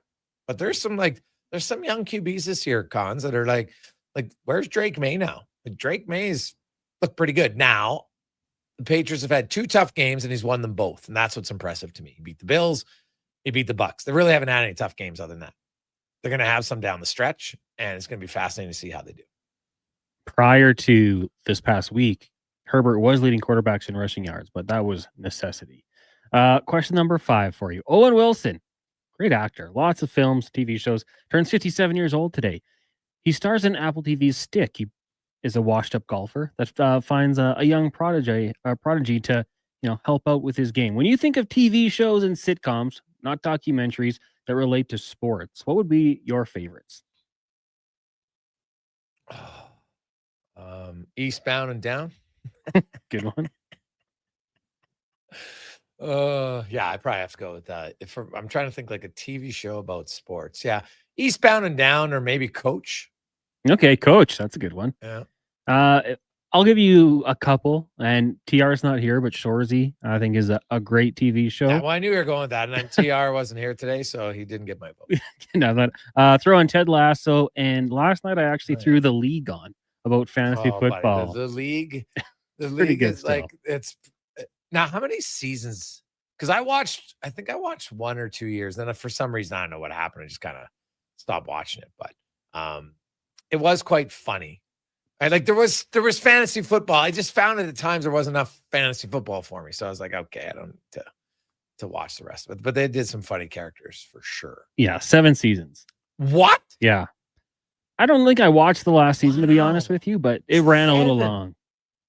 Well, what new storylines did they have? Well, they did an episode with Seth Rogen and another actor who they were kind of role characters, I guess, had little spots. Okay. They did an episode who was just them. And at that point, I was like, okay, they checked out here. They checked out. So I also checked out. So you said, hey, you checked out. I checked out. All right. Raffi. It was Sophia's brother. That was the other character. And Dirty Randy was Seth Rogen's character. Oh, okay. Yeah. It got a little tiresome. Now, what about that new one that just came out? Is it Chad Powers? Yeah. It's kind of like it's a little bit of a brainchild of Eli Manning when you dress up and you go, he's undercover, right? Is it Penn State? Yeah, because Eli did that, and then I watched the first episode. He plays a former Oregon quarterback. Yeah. He yelled at a sick kid and derailed his career. Yeah. Yeah. So anybody out there seen Chad Powers? Let me know. Have you watched it? What do you give it? Is it because to me, if I get committed to a show, I need to be committed. Have you watched Mayor of Kingstown, Cons? No, heard good things about it. Dude, that show, I love it. I love it. And Edie's now in it. She's the new what's the head of the prison? Why am I blanking on it? Anyway, that's her role. And we're learning more. I don't want to give it away, but God, I like that show. I like it a lot. The Diplomat's another one. Carrie Russell, I just watched that. Just finished it. New season. But Kingstown's pretty good. So I obviously with so much sports on, I'm only limited. And so if I got to go show, like it's got to be good. So like, cause I don't want to commit 3 or 4 episodes before it's good. I'm past that point. I know that sounds lame, but I can't do it. Like I need to be first episode's got to get me in, then I'll stick. Otherwise I'm like, probably don't have time. Very, very time sensitive. So it's got to be a good show or else I can't do it. Yeah, and that's on Paramount Plus originally. And they also have Tulsa King, which I want to get into. And then I've heard good things about Landman, which I think is also on Paramount. Oh, Landman's good. Yeah, so all these shows season 2 just came out. I haven't watched it yet, but because I have a new rule with my wife. We don't watch a new show until we finish the one we're on. Right? So finish that season. And we're trying not to binge as much. So, it's like 1 episode a night and then, like do other things like talk. So but it's all right. So talk about your feelings, Cons. How was your day today? Was it a good day today? Was it a bad day today? What kind of day was it? It's a classic Kramer line. So, hey guys, Chad Powers is a solid 8 out of 10. Very good. Better be a second season. It leaves a guy hanging from Jesse. Ooh, well, yeah. They leave it hanging. You got to think so, right? Hey guys, it's pretty good. Only 6 episodes, so not that much of a commitment. That's kind of interesting now. Like, I think, I remember you used to watch a season of Seinfeld and there was like 26 shows. What's this, like 6 to 8 episode garbage? Like, I remember you watch like a drama, an hour-long drama, and there was 22 episodes. Now they're, all we can do is like 6 to 8. And I'm like, what? Come on. I want to be more engaged. Come on, writers, pick up the pace. It's 6 to 8. Is there like an appointment television for you on regular cable anymore? Like outside, like Chuck Lorre puts out new shows all the time. But I remember like Seinfeld was it Thursday nights, Friends Thursday nights. Like you had to watch them. Yeah, there's when the last one I can remember was Game of Thrones on Sunday nights. Like Game of Thrones on Sunday nights for me was like, okay. Yeah, like I'm making sure. And if it would start, you could get the 9 o'clock one, right? And so great, watch it, was unreal. And sometimes if I had hockey or something, I'd be like, okay, we're recording, like get home, I'm on it. But yeah, I couldn't go to bed and wait. I was like, no, I don't care if I'm up late, I'm watching it. That might have been the last one that I was like, okay, I gotta watch it the minute it comes out. So I might be with you. Last of Us for HBO shows might be the Last of Us. Yeah. Oh yeah. First season probably better than the second, but I got hooked into it, so keep on watching. But yeah, it seems like that's not really around, not really a thing anymore with streaming and all that. Yeah. Well, we've become a society of convenience, very much so. And there can be goods about it. There can be some bad ones for sure. So we'll see.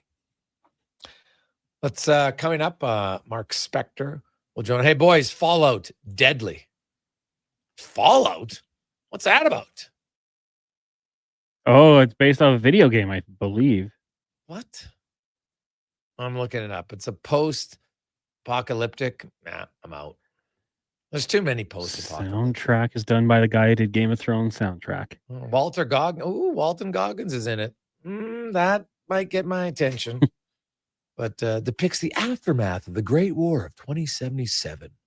The nuclear exchange between the United States and China. The series takes place in an alternate history of Earth, where advances in nuclear technology after World War III led to the emergence of retro-futuristic society and subsequent resource war. Dum, dum, dum. It's on Prime. I've got Prime. All right. I might check it out. Okay. All right. We'll see. In a few like how we react afterwards, which I always wondered, there's shows that you look at when they first came out and then many years later, you're like, God, like that's kind of happening now. Right. And so be careful. Some of those shows are that's never going to happen. And then you're like, well, kind of getting close. We'll see. There's some people out there that you got The Handmaid's Tale, buddy. Like, I don't know if that's that far-fetched down the road. There's some lunacy out there, so be careful.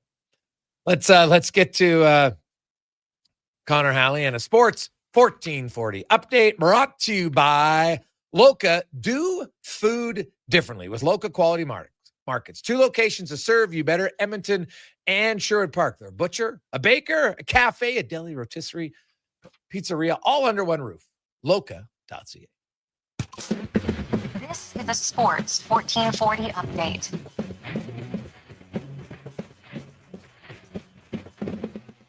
Edmonton and Red Deer will host the 2027 World Junior Hockey Championships. That tournament's going to run from December 26th, 2026 to Jan 5th of 2027. 8 games on the ice tonight in the NHL. You got the Leafs hosting the Blues, Kraken in Detroit, Lightning meet the Devils, Islanders, Stars, Jets, Jackets, Flames in Chicago. The Rangers head to Sin City, and the Sharks hosting the Mammoth. WHL, Oil Kings on the road in Penticton, taking on the Vs. That'll get going at 7:35 in the association. Steph Curry and the Warriors head to Orlando to take on the Magic. Nets host the Celtics. Pistons in Atlanta. Spurs host the Grizz. Jazz taking on the Lakers. And it's the Trailblazers hosting the Suns just after 9 o'clock.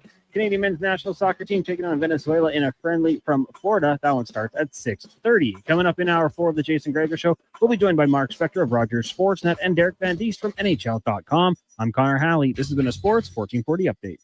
Sports 1440 in West Edmonton Mall and Wetaskiwin. CKJR is a Stingray radio station. Download the free radio player app and listen wherever you go.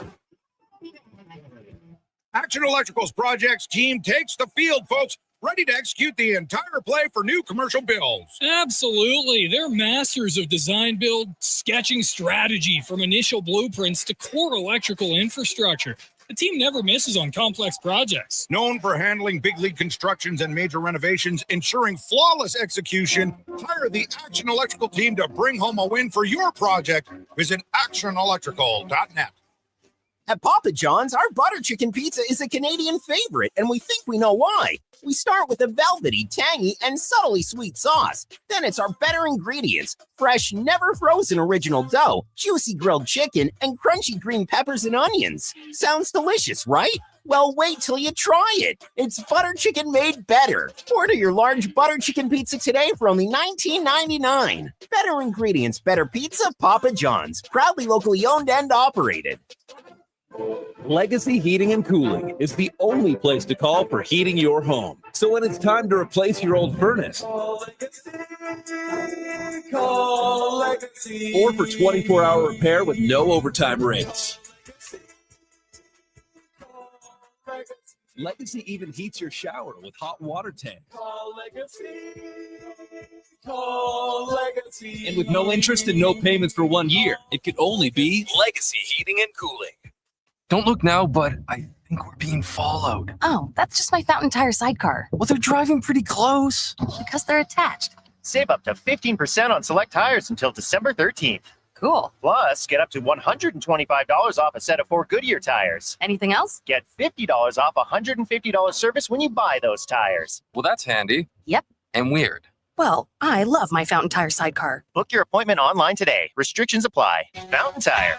We're on this road together, Canada. Listen up, because we're about to tell you what nobody else will. There's a serious problem in auto service. The price you expect is almost never the price you pay. Big Toy Shop tells it like it is. No BS, no false inflated bill. It's just the honest service you need, done quickly and done well at a price that doesn't make you feel like a chump. Take your ride to Big Toy Shop, 8315 Argyle Road. Call 780-298-2797. Portions of this hour brought to you by Sherbrooke Liquor, the best place for wine, cocktails, and beers from all over the world. Also a variety of excellent non-alcoholic options. See more at SherbrookeLiquor.com. The Jason Gregor Show, the best of Edmonton sports talk and beyond. This is Sports 1440. Presented by PlayAlberta.ca, Alberta's only regulated online gambling website.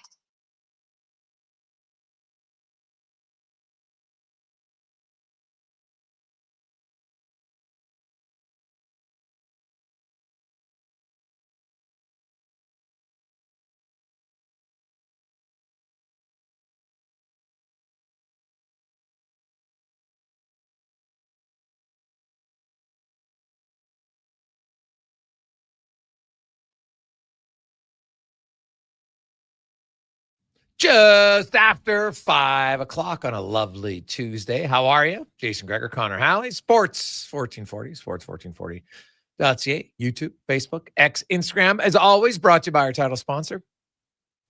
Proud of them on board.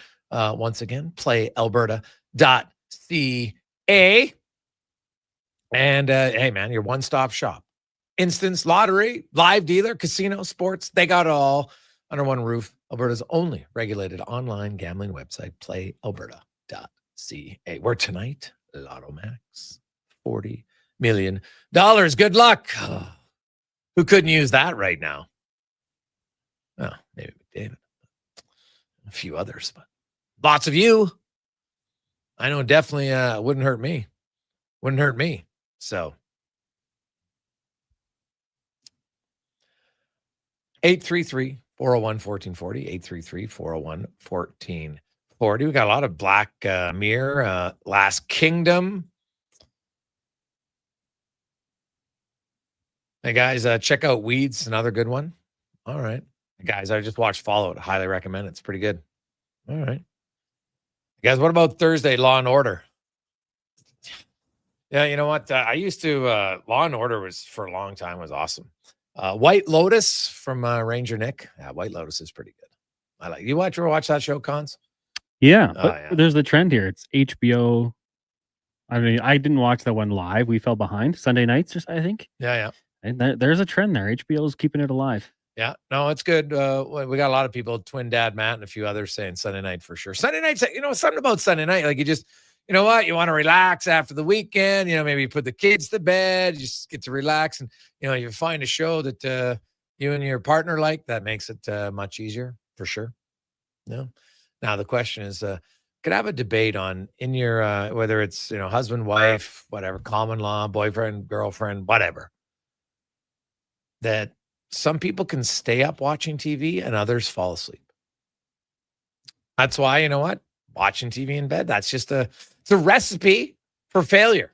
Because one person wants to stay up, but the other person falls asleep. You're like, yeah, but I'm into the show. I don't want to shut it off now. It's like, can you watch it without me? Have you done? I think every person in a relationship has done that. Oh, no, I shut off. I didn't watch it. Then you'll rewatch it just so you don't tell your spouse that you watched it. Most of you have done it once. Don't lie. Definitely done it. Cons, I know, has done it multiple times. For sure. Let's get to the spec report brought to you by GS Construction, underground infrastructure specialists. From easy things like running water all the way to the freeways to make things are flowing for you to get home right now. GS Construction does it all. As Mark Spector from Rogers Sportsnet joins us once again. Good afternoon, Spec. How you doing? What's going on, man? Well, we're solving all of the problems of the Oilers one segment at a time today, Spec. I have blocked out the notion that the coach should be fired. That's lunacy. Does the coach place to start? Does the coach have a role in this? 100%. Especially when Kevin Woodley outlines the Oilers last year, they ranked top 10 in most defensive categories. Talking like, where they were giving up shots from so many different areas, cross crease, down low, off to everything. This year, they ranked 22nd to 31st in most of them.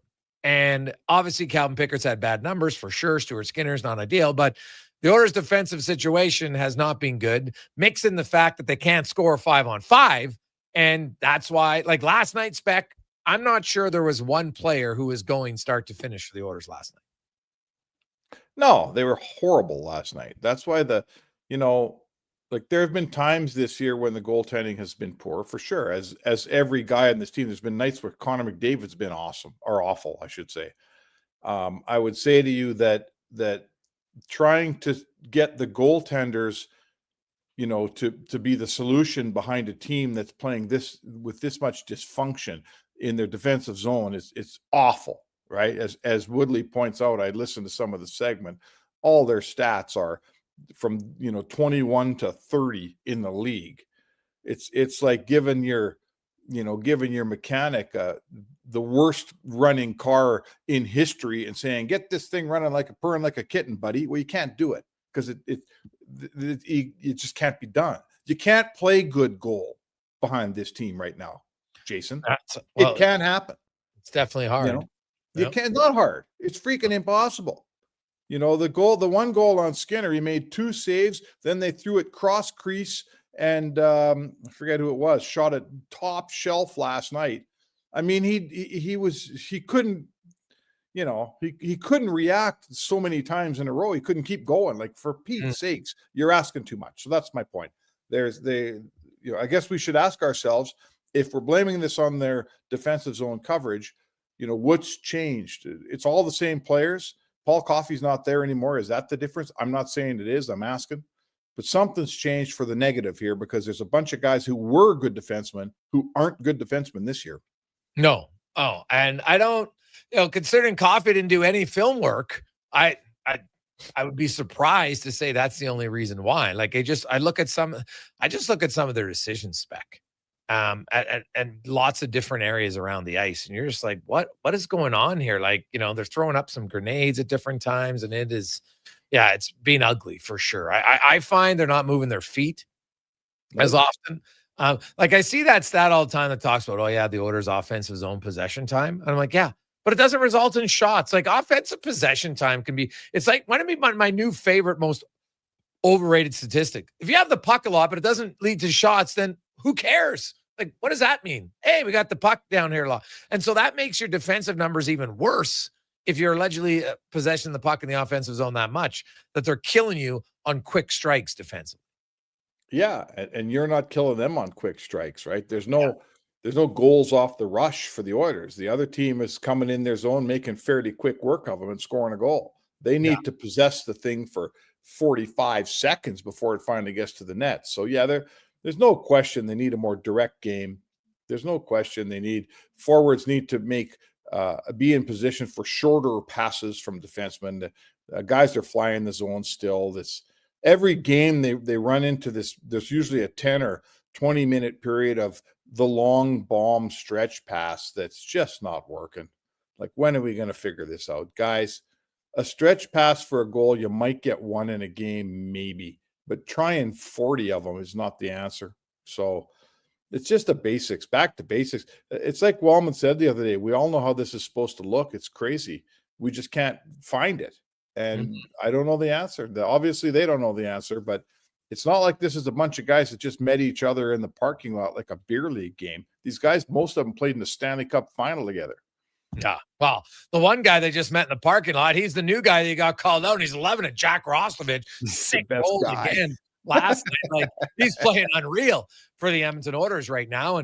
And his play spec, like, I've never been a big fan of it, but I am done with Chris Knobloch's insistence on going to McDavid and Draisaitl. Now you have Hyman back in the lineup, and you got Jack Roslovich, who's just as dangerous right now, 5-on-5, as McDavid and Draisaitl. 5-on-5, he's just as dangerous as those two. He doesn't need either one to be dangerous. So keep him with Draisaitl, keep Hyman with McDavid, and enough's enough with this. Oh, we got to load up that line. Like, give me a break. I'm done with it. It's not working. Nope, I'm with you. Listen, this takes me back to the Derek Ryan days, when he would say to us in the dressing room that the minute those guys start taking up all the ice time, the rest of us are just sitting around doing nothing. We don't feel like we're part of the team. We don't feel like we're part of the solution. I've written it. I've said it. I'm totally with you. It's, yes, they're good when they play together, but there's a huge dynamic that gets sent to your team that, there's some trouble, and we only trust 2 guys to get us out of it. Right? That's the problem. You get all these guys that barely play. They know that when push comes to shove, they're on the pine. It's coach. Every Oilers coach since Todd McClellan has fallen into the trap. Knobloch is firmly in the grips of that trap right now, Jason. And see, here's the thing. So, and I wrote the article today, Spec, because I've heard a lot of people say, they're playing too much. And I'm like, I'm not really sure they are. Because guess what? In the month of October, they scored 11 goals, their depth forwards. In the month of November, they got 0. So they haven't had a massive drop-off in time on ice. But I looked at the whole season. And the Edmonton Oilers currently have, and this is 5-on-5, they've had 10 forwards play 11 plus minutes. Only St. Louis, LA, and Chicago have had more with 11 in the Western Conference. Forwards who play 13 plus minutes 5-on-5. The Oilers have had 6. Only Chicago 8 and St. Louis 7 have had more. So I don't really buy the notion that the other guys are getting like way less opportunities than other players around the league. Right? Because then I went to total minutes on the ice. Because then you look at shorthanded, even strength, everything. And the Oilers have 11 guys at 11 plus minutes. Nashville and St. Louis have 12. Not really helping them. 13 plus minutes, that the Oilers have 8. No team, like the Oilers are tied with Winnipeg, Minnesota, Colorado, Seattle, San Jose, Dallas, and they're all at 8, right? And then there's LA's at 11. They're the high team, but most are 8 or 9, right? So I don't really think it's that much of a difference. I just don't like it anymore because it hasn't worked. And here's the number. Leon Draisaitl has played 189 minutes without Connor McDavid. He's outscored opponents 12-5. He's outshot them 103-88. McDavid and Draisaitl have played 159 minutes together, and they've outscored teams 8-5. So you're +3 in 160 minutes, or you're +7 in 190 minutes with the same goals against. But and now the difference is McDavid away from Draisaitl this year, he's been outscored 13-8. So that's not good in 211 minutes. So, I figured out Hyman's back and just leave them apart for a while. Because guess what? You've played them together almost as much as you played them apart this year, and it hasn't worked. So try something different. Well, Knobloch's a big analytics guy. He's watching these numbers. He has to know them. And I agree. Now I think the Roslovic, Draisaitl, Podkolzin line's a really good line. It's got all the elements, a really slick scorer, passer, center, a trigger man on the right side, a hard working corner man on the left side. Like, it's got everything you want in a line. Now McDavid gets Hyman back. Yeah. They're just looking for a left winger. Is it going to be Savoy? Is it Nugent Hopkins when he comes back? Is it Mangiapane once in a while? Figure out the left winger, whatever. But sure, now that they've got those 5 players, the Draisaitl line and Hyman and McDavid, I don't get it. It's just an infatuation with putting those two out together. And I'm with you, bud. I've watched it enough. It starts after a penalty. You kill a penalty and out they come. That's been the tradition in Edmonton. I don't mind that. If you don't want to do it 3 coaches. Yeah, I know, but when you kill a penalty, it always messes your lines up a little bit, right? Because guys are off different lines. Same with the power play. But all that does is now you start out with another screwed up line, and it just pushes back when you ever get back into your rotation. This team never finds its rotation anymore. So I'm telling you, pick 4 lines and try giving them 50 minutes in a game and see what happens. How about that? Well, maybe get 15 from all. I don't want my 4th line playing as much as my 1st and 2nd line. I can tell you that. No. I mean, through 50 minutes of a game, rotate your lines properly. I'm not saying that your 4th line plays much your 1st, but quit busting them all up all the time is my point. Yes. Right. Oh, hey. Freelancing. Pick your lines and stick with them for a change. I get the theory. Hey, we're down. It's not working. Let's change it. But maybe sometimes say, sorry, guys, we've tried that. It's not working. So let's try something different here. And we'll see. They go into Washington. We had Woodley on. They're getting great goaltending in Washington. It's not like they're not giving up stuff. So there will be some chances. Whether or not they score or not remains to be seen. But Nugent Hopkins not going to join them on the road trip. I got that confirmed today.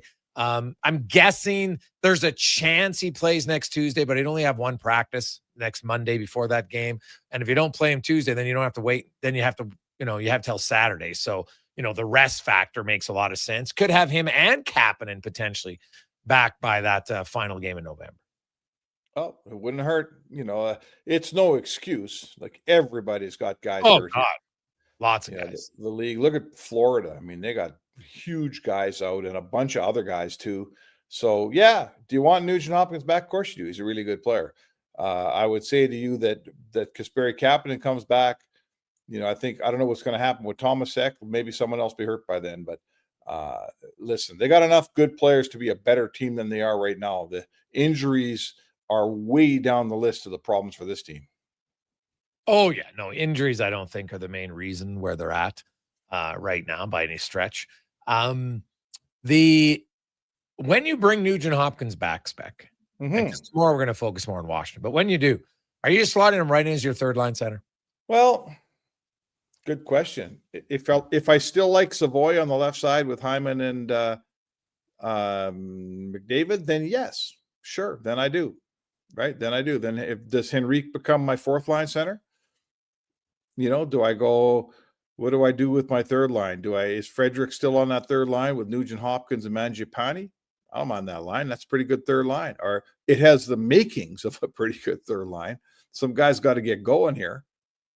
So sure, I would prefer Nugent Hopkins at center if I could do that. I think he always plays left wing with McDavid because they just don't have anyone else for that spot. If they have someone for that spot, I prefer to see Nugent Hopkins as a center. What about you? Yeah, I like him as a center iceman. I just, you know what? He distributes the puck very well. He can shoot when need be. He's reliable defensively.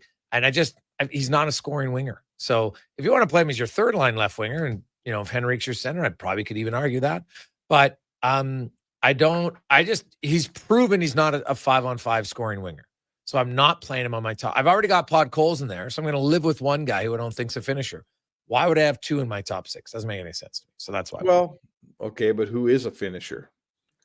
But I'm going to give Matt Savoy a chance. Plus, I think having Nugent Hopkins there, if he doesn't finish, what's he doing for me?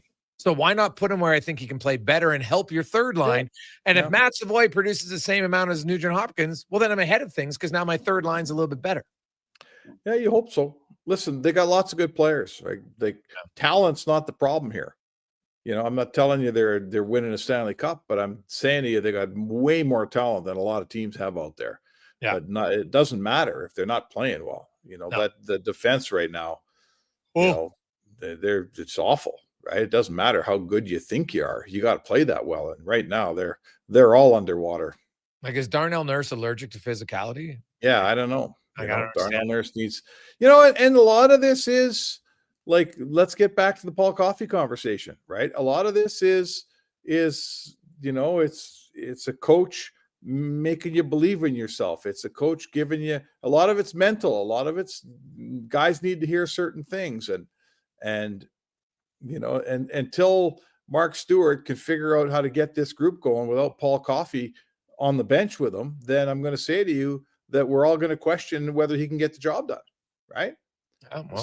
Stewart's a professional assistant coach to the NHL. He knows what he's doing, but he's been alone this year, and his defensive core is just this side of awful. So that coach has to figure it out, and he's got to figure it out pretty quick here, or someone in that organization is going to make a phone call to Paul Coffey, and they're going to put Stewie back up in the press box. So, that's just life in the fast lane, buddy. If you're not getting the job done, they replace you. And I'm going to tell you right now, whoever's in charge of this defensive core, he ain't getting the job done. Yeah. Oh, that's totally valid. Spec, have a good one. Enjoy the games tonight. We will talk Capitals and Oilers tomorrow. Thanks, Jay. It's the Spec Report brought to you by GS Construction. Quick break. We will return. DVD joins us next on the Gregor Show, presented by PlayAlberta.ca. Hi, Mike here from Northgate Chevrolet Buick GMC. Snow, colder weather, shorter days. November is officially here.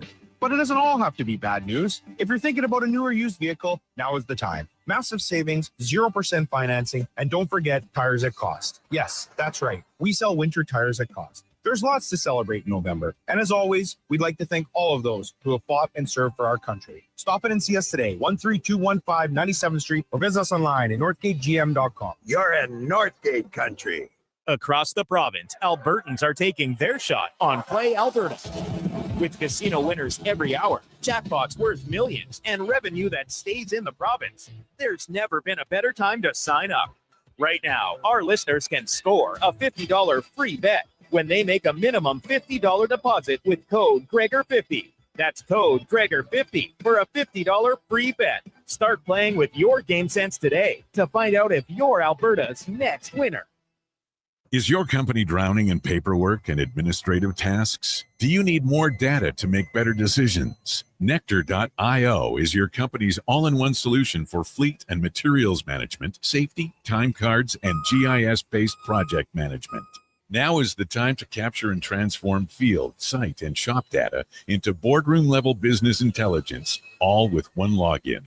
Visit Nectar.io to book a demo today. Nectar.io, your business made better.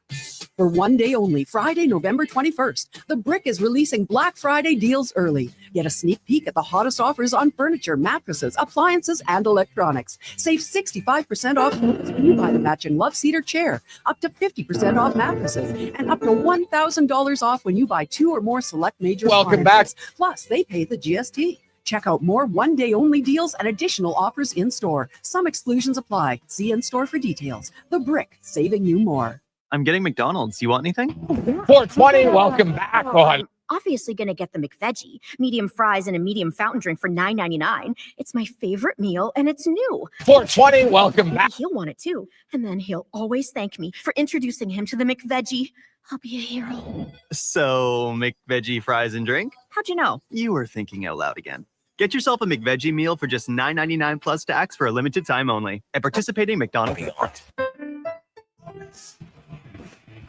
Everybody, 420, welcome back. Oh, I love it. People are fired up. On a 7-night cruise through the Mexican Riviera, leaving from Los Angeles and including Cabo, Mazatlan, Puerto Vallarta, and more. While we relax and cruise the tropical water and have some drinks with umbrellas, It is time. You could attend an intimate meet Play and greet with legends like Bill Alberta.ca. Rand, It is Jason time. Strudwick, Kelly Buchberger, Ron Lowe, Jack Michael, Portions of this hour brought- and more. Don't miss out on every Hockey Fans Dream Cruise. The Edmonton Hockey Legends Cruise. It's going to be one hell of a trip. Price start at just $23.99. Welcome back. Part of the Gregor proceeds Show, support the presented by Ben Play Stelter Alberta. Foundation and Kids with Cancer.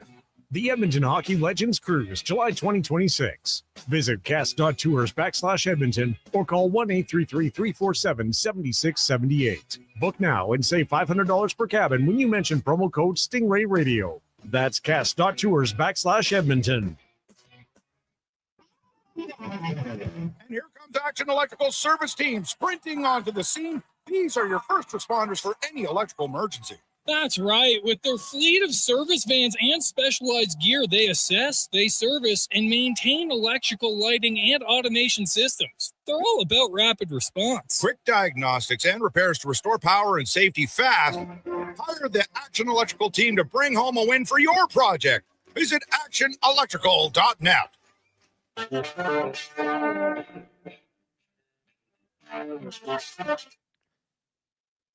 Portions of this hour brought to you by Crystal Glass, your clear choice for residential windows, locally manufactured and installed. Crystal Glass provides a beautiful product and incredible customer services for all of your residential needs.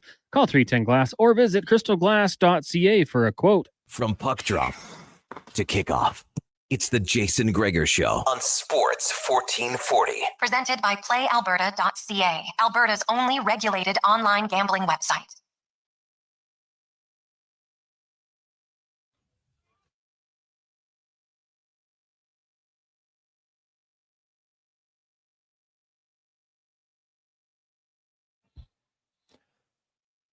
Five 24 on a lovely Tuesday. The Gregor Show, as always, presented by our title sponsor, PlayAlberta.ca, where you can stop in, live dealer, lottery, instance, casino, and tonight, Lotto Max, $40 million. PlayAlberta.ca. 8 games in the National Hockey League. Oilers, of course, not playing. They'll be back in action tomorrow night, taking on the Washington Capitals. Very stingy Capitals team. And suddenly, Alex Ovechkin starting to score some goals. He's up to 903 in his career now. So 39 away if you believe the all-time record is 1,016 goals by Wayne. That's where he's at now. See if he can break that. We shall see. There you go. Some early games. Blues and Maple Leafs tied at 1 midway through the first. The Kraken, who continue to play well, no score in Detroit. And Tampa, who the Oilers will face on Thursday, are taking on the Devils. No score in the first period. Now, let's talk a little bit more hockey as Derek Van Diest from NHL.com joins us. We're also going to talk a little footy with DVD. DVD, my man, how you doing? Good. How are you doing today? Were you a big fan of Sean? Were you a big wrestling fan at all? Oh, you know what? Back in the early WWE days, I was, Hulk Hogan, Randy Macho Man, guys like that. And I kind of got phased out of it. I liked Stampede Wrestling when I was a kid. I was a big Stampede Wrestling fan. But yeah, since then, not too much. Not too much wrestling since then. I thought maybe you're a fan of Rob Van Dam RVD. So maybe with the DVD, thought maybe you just would gravitate. You never know. Or DVD, I'm pretty sure it was a finishing move by somebody, if I'm not mistaken. I got to look it up. DVD, I'm not sure. Yeah, it might have been. I think it might have been, but I could be wrong on that one. So mix up a few finishing moves. The Oilers don't have a finishing move right now. DVD. What area of their game do you find should be priority number one for Chris Knobloch to try to fix? Well, they need some secondary scoring here. Like, they're not getting anything from their bottom six as far as offense goes. Like, those guys are kind of just there. And, I think you can't have your top two lines. You can't have McDavid and Draisaitl having to score 2 or 3 points a night in order for you to have a chance to win. Like, you need some contributions from your bottom half, and you're not getting it. You're not getting them from those guys. And I think that's one thing. I don't know how you fix that. I think he's trying different combinations. He's trying, put different guys there. But, you look at those numbers that some of those guys have, like Henrique and Frederick and Lazar, and, going down the list of these guys aren't producing. They're not getting anything done. And then I think they need to chip in. I need to chip in with a goal or two a night and kind of take some of the load off some of the other guys. I think that's one of the issues. Another one, their defensive zone coverage is atrocious. Like, they just seem to not know where to go when they don't have the puck, and when they lose the puck, they're not getting out of their zone clean enough. And I think Louis mentioned in the broadcast yesterday that sometimes you got to be able to skate the puck out of your own zone, and they're not doing that at all. So there's a few issues here that I see, but I think, to me, the biggest one is that you need some production out of your third and fourth lines, and they're not getting anything out of those lines right now. And I think that's going to be a big concern, because if you don't have McDavid and Draisaitl firing, if you don't have your power play going, you're really going to struggle. And this team struggles 5-on-5, partly because they're getting outplayed. Those bottom two lines are getting outplayed every night. Well, definitely in November. In the month of October, they actually scored 11 goals. It wasn't bad if you do that all year long. Because here's the funny thing. The guys who have replaced Perry, Skinner, Arvidsson, Brown, and Derek Ryan, those 5 guys had 13 goals. And I'm not including Jack Rosovich in that group, by the way. But those guys had 13 goals through 21 games last year. The replacements have 13 goals through 21 games, but they have none in the last 9 games. They were off to a pretty good start. And then it's hit the ditch big time. It's like they didn't have winter tires on. It's the first snowfall and in the ditch, and they can't get out. Yeah, that's an issue. That's a problem. And I think, and I think part of it has to do, there was so much line juggling and line combinations, and they were kind of finding a way to play through that. You're getting some guys back. So I think, when getting Hyman back, you're not going to get as much opportunity. But, right now you can't fall into those lulls, because it's going to be, it's a team effort here. When everything's said and done, you need the 20 guys going. And I think Leon Draisaitl talked about this last week before he left on the road, is that you don't have to have everyone on their A+ game every night to win in the regular season. You need everyone to playing like the B+ game, and then some guys playing A+ game.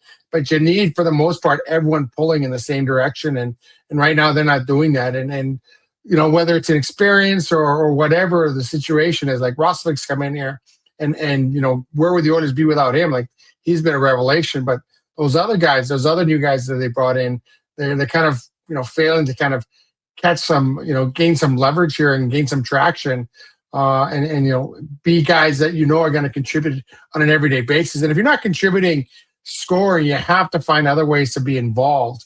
And I think that's an issue as well. Some of those guys are invisible and you don't even notice them. Like, where are these guys? And what are they doing if they're not scoring, or they're not hitting, or they're not, being responsible in their own end? Like, what's going on here? And I think that's one of the issues right now with the Edmonton Oilers. Yeah, no, that's totally valid. Derek Van Dieschel. It was the DDT from Diamond Dallas. Yeah, that's what it was. Yeah, DDT. Yeah, I remember that now. Yeah. is a diamond cutter, if I'm not mistaken, for all of our wrestling fans. So that was a classic. Yeah. RVD was still Rob Van Dam, still pretty classic. You should have went for it once it's Halloween DVD, just so you know. Okay. Still got time. You could do it. Get a good wrestling gear on you, right? Maybe you could take a picture and show everybody of it, just like Stoff does. So that'd be awesome. Quickly, I want to move to this for soccer. I know you're a huge footy guy for Canada. Now, the game in the grand scheme of things doesn't mean a lot, but there are guys like it means a lot to certain individual players to kind of solidify themselves and where they're going to get to play. Oh, definitely.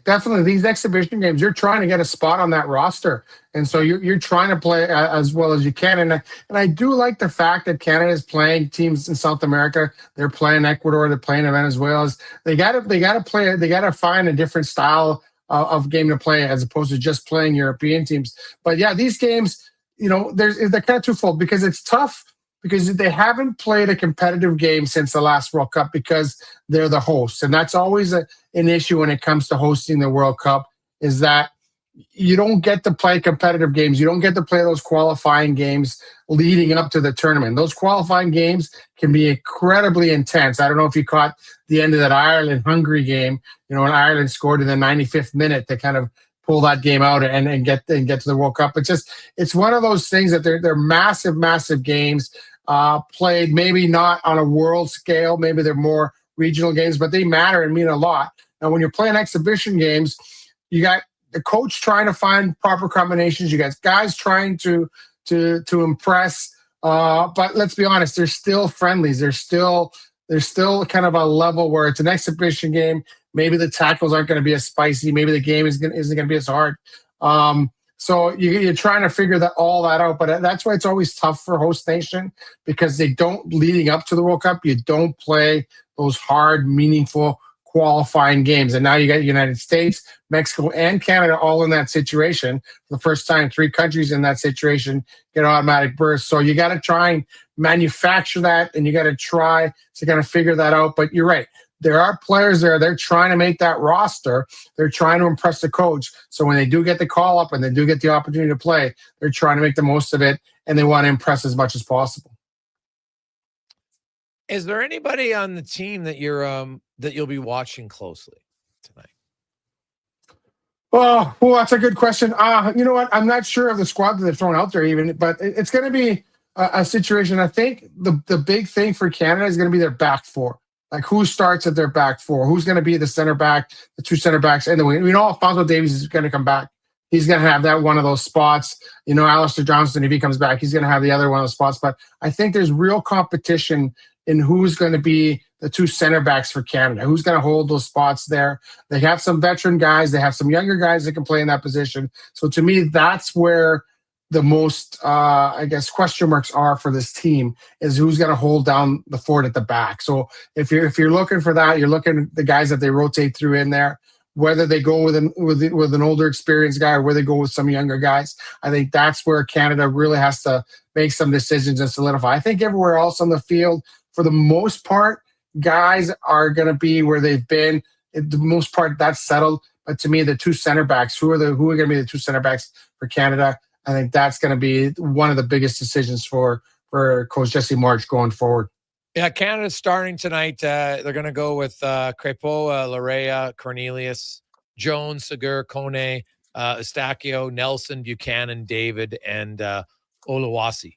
And obviously, you mentioned Davies isn't playing. I think subs tonight because it's a friendly. Aren't you allowed more subs in this game? Or you're allowed 5, but but the 5, but you can only make them in situations with 3 substitutions. So you got to bring a couple of guys in at one time. But usually the teams unload their benches in the second half. So this first half, you'll get the good look to see what you have. And then in the second half, again, it slows down a bit, and then you'll probably bring in those 5 subs. So we'll see how that goes. It used to be a bit more, but yeah, it's 5 subs all around now, and so you get a chance to see some new faces in the second half.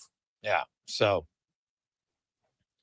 I look at Ed Can, I'm kind of intrigued coming up. Like the World Cup, man, it's getting closer here. Like it's, we're only 7 months away, which isn't that long in the grand scheme of things. And, there's going to be games on Canadian soil, and, the Canadian men's team's improving. DVD. Like, I'm not sure, with the expanded format, I just hope they get into the 32, right? Because otherwise you're just playing 2 games. That kind of sucks. Well, the thing is as a host, they're going to get a better, like they call them pots, and they're going to get a better seeding as a host, because the whole point of the World Cup is you want the host to advance as far as possible. So they're not going to go into a group of death per se, because they're going to get some lighter teams in their group, and they're going to get an opportunity to get out of their group, because that's what FIFA wants. The longer the host countries are around, the better it is for the tournament, the more excitement there is for the tournament. So they're going to get a seeding as a host country that they wouldn't have gotten otherwise. So once all the teams are qualified, once they figure it all out, and then you get the different seedings, and then you kind of figure out the draw. But I think Canada will get a favorable draw. It won't be as tough as it was 4 years ago in Qatar. Like that was almost a group of death. You're playing Belgium and Croatia and Morocco. Those are three really, really solid teams that you had to try and get out of that group with. Belgium was kind of on a downslide. They're coming back up.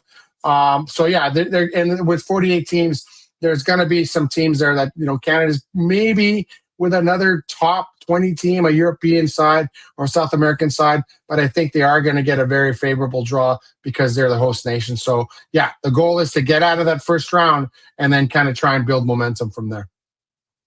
DVD, as always, buddy. Great to catch up with you. Appreciate it. As always, have yourself an awesome day, and enjoy the games over the 3 games the next 4 days. Sounds good. Thanks for having me on. There you go. That's Derek Van Diest. Let's get to a quick final break. We'll return on the Gregor Show. Lots of texts to get to, 833-401-1440.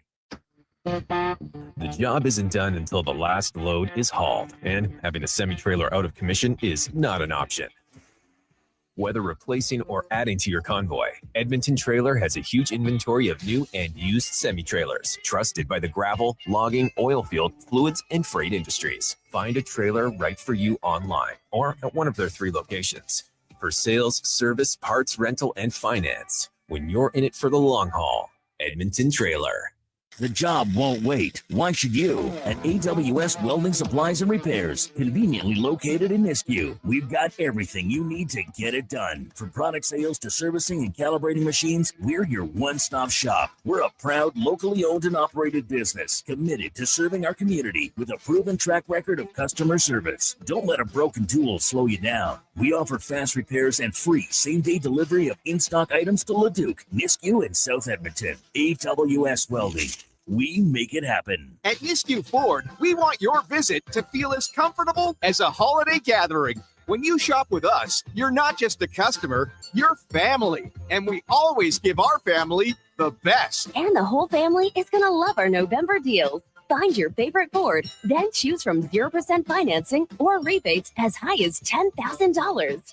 Nisku Ford to your holiday visits, or make your wish list at niskuford.ca today. Above expectations. I hear the train. Backed by popular demand, Folsom Prison Revisited. The story of one of the greatest concerts in history returns to the Jubilee Auditorium this Saturday.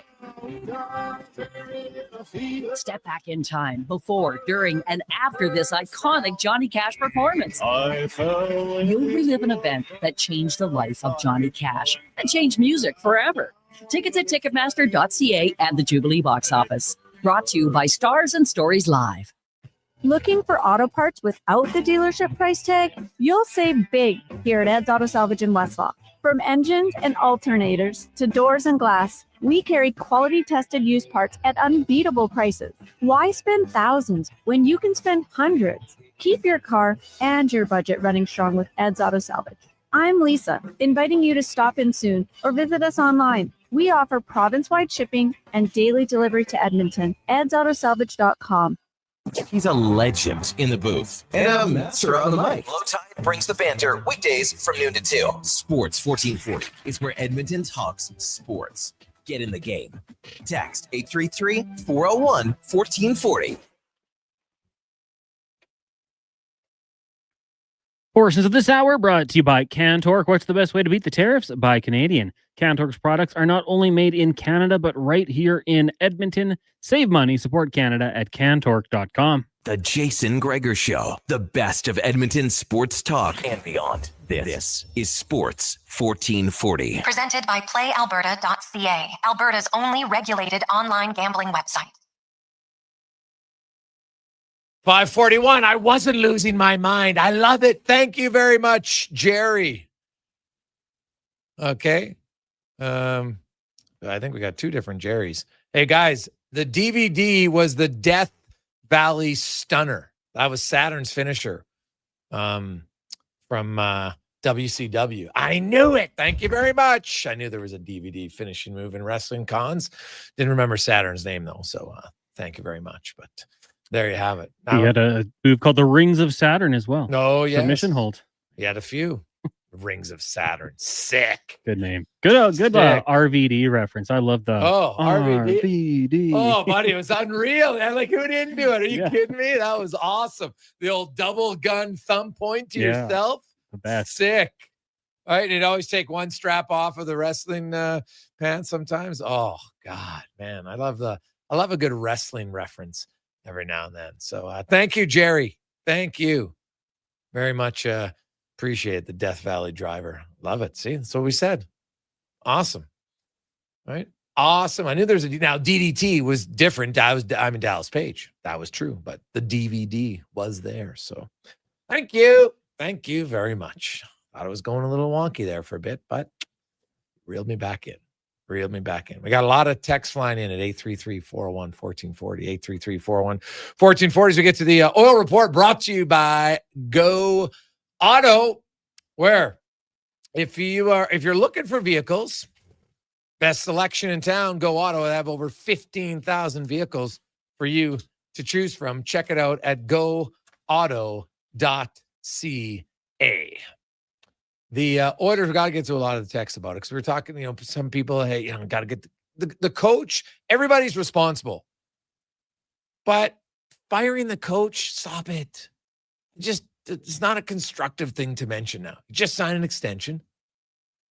7th fastest coach to 100 wins. He's been in the Stanley Cup final twice. And after 20 games, you want to fire the coach?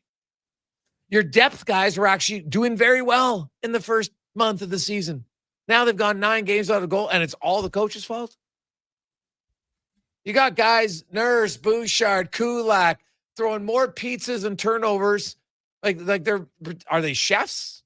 Are they in the bakery? Is that honestly the coach's fault? Come on. If you want to say to coach, hey, stop playing McDavid and Draisaitl, hands up, I'm for it. Everybody's about a petition. Can we get a petition for that? The McDry petition. We'll get you to sign it. God, we might have to do that, Cons. Maybe we should get the McDry petition going. Get it signed. Who would sign it? No more McDry full-time in games. We're done. It's over. We've seen enough of it. Okay? We've seen enough of it. It's like Rashog in straight-colored suits. I've seen enough of it. Strutty in jeans in practice. Seen enough of it. Don't need to see it anymore. Right? We just don't. Right? Carius in his Reg Dunlop coat. Seen enough of it. Don't need to see it anymore. Try something with David full time. If you want to go bits and pieces, late game after a power play, I can live with it. But for games, for full periods, no. No mas. I'm tapping out. I'm done. Boys, you can't blame the coach for lack of effort. That's on the players. I'll criticize his line pairings and unwillingness to play an entire game, but it's hard to develop chemistry and continuity that way. But definitely effort is on the players. I would agree. Guys, there's something in the water. Makes 3rd and 4th liners think they can pull on the blue line like Leon or dangle through 2 guys low like McDavid. The bottom 6 has lost its identity. Keep puck in the ozone. If you score, it's a bonus. Well, how about just get back to playing how they did in the first month of the season? They found ways to score goals, right? Henrique had a few goals. Mangiapane had a few goals. Howard had a few goals. Savoy scored. Tomasic scored. Frederick scored. They chipped in. But November has been a Sahara desert of offense for your 3rd and 4th line. So they will have to get better. Hey, guys, sorry. I know I'm a broken record, but very poor team defense. The first 21 from Greater Man Jay It's true, man. It's not a broken record when it's true. And their inability, like, have they strung together 2 or 3 consecutive good defensive games yet this year? I don't think so. You've had a stretch in the Philly game. The first 35 minutes was unreal. Didn't last. I know they only allowed 1 goal in that game. Right? So I guess that game maybe. But, and they came back the next night. Columbus, nope. Last night was not a defensive great effort. Nope. Carolina was decent, but because Carolina's a good team, they're going to create some chances. Goaltender was fine. Sure. But they haven't had, like, even a week where you're like, okay, good defensive game, solid defensive. Because sometimes you can play well defensively and the other team still scores because they got skill. That'll happen. But I would agree. I think that the lack of a consistent defensive effort has hurt them for sure. Also, remember, everybody, it's dark early. Make sure your lights are on. This is our help to you. And when we say lights, not your front lights, because most of them just come on naturally. Make sure your rear lights are on. Check your vehicle. What does your auto button do? Does it mean your rear lights are on? Because some cars do, some don't. Depends. Make sure you know. Right? Have someone, get a friend, get your spouse. You go drive. Are my rear lights on like this? No? Okay, this is what I do. Now they're on. Very simple. Get it done. Let's get to the 2-minute warning with Cam Tate, brought to you by Legacy Heating and Cooling, where the rates never change. No overtime charges. That's how you build a legacy at legacyheating.ca. 99 days? Can Oilers fans hang on for 99 days? Or is the sky indeed falling in and the current Oilers version will be blown up? 99 days, my friend. That's what I think we should focus on. Because 99 days from now, we're sitting at, fingers on your mice here, February 25th. Still with me? Or have you, like Gregor, nodded off? Because what happens February 25th has morphed into the day the Oilers will turn the Jets on. Because on February 25th is when the Oilers play their first game after the Olympic break. From his experience at the Four Nations Cup, perhaps Connor McDavid understands the demand of having an ultra-competitive event in February. And while the argument can be strongly made that forming good habits can pay dividends at the end of the season, maybe conserving energy, no, I ain't moving to BC, conserving physical and mental energy is at play here, which speaks to play hard, play smart. Now, you could very easily say, Tate, go back to your padded room and try again. And, as Gregor knows, the way I drive my wheelchair, a padded room just might fit the bill. But back to my point. If there is a reason why the Oilers are, in the great words of Edmonton broadcaster Tiger Goldstick would say, if they were playing in my backyard, I would pull the drapes. And yes, their play is not very good. And perhaps there's a reason why. So 99 days, February 25th, in Anaheim, the happiest place on earth. 2-minute warning. Gregor, Halley, Kruger, Tate. Weekdays, Sports 1440.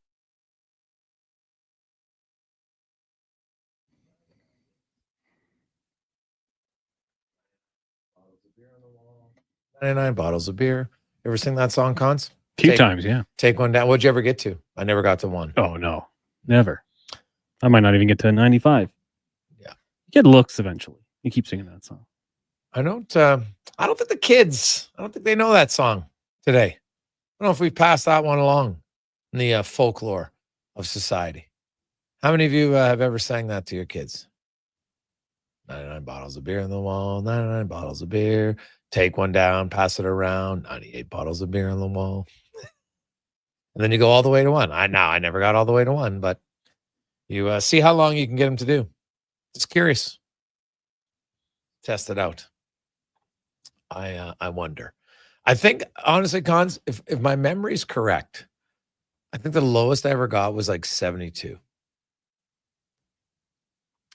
Feels like that's the number that stands in my head. It's a dangerous song to introduce to your kids, I think. Oh, why? Because it's kind of annoying after a certain point, and kids can be very repetitive, right? So, yeah, I don't know. Yeah, but are they going to be that committed to get down there? It'd have to be. Oh yeah, that would be. They would. You know what? It would keep them busy. Yeah. So we will see what it was. So who knows? 833-401-1440. 833-401-1440. Hey guys, do you think the 9-1 loss affected their mojo? From Stu? No, not really, because they bounced back and they had some wins since. Right? Like they won their next game. So, and came back, right? Like they had that big comeback in the third period. So no, I don't think a game like that's gonna last that long with you very often. Especially when you won the next game. Actually won the next 2 games. So no, I don't think that's much of a factor. Like that's that's like 10 days ago now that it happened. So I think they're moved on from it. The only problem is they just before the 9-1 game, after the 9-1 game, during the 9-1 game, defensive letdowns, defensive miscues. That's been a problem. Hey, Gregor, the defense score is flailing. Losing Stetcher was tough because I think it could inject effort into the group. I see a lot of tired and lazy work, top to bottom, from Soggy Corpse. Ooh, man, I'm not sure I can jump on board. The Troy Stetcher on waivers is what they're missing. I like the attempt of it to reach there, but I can't get on board with that one. Now, Stetcher, first of all, had only played, I think, 6 games in Edmonton. And when he was here, they were outshot 37-24 when he was on the ice. He had an expected goals percentage of like 32%. So, and I really like Troy Stetcher, but he was just as much of a part of a problem this year as it was anything else. So, if the losing your number 7, or in this case 8 defenseman, is why they're floundering, they got real big problems. I don't think so. But they'll have a chance tomorrow to bounce back. That's the great thing about sports. We'll set that up and much more on tomorrow's Wednesday edition of The Gregor Show. On behalf of Halley, Kruger, all of our guests, thank you for listening. Thank you for watching the show. Tell a friend. You can rewatch it on YouTube, download the podcast, or any interviews at jasongregor.com. Enjoy the night. Let's get to the con man and a sports 1440 update brought to you by eWell, your partner in power since 1975. For all your electrical needs, think EWEL.ca. Good night.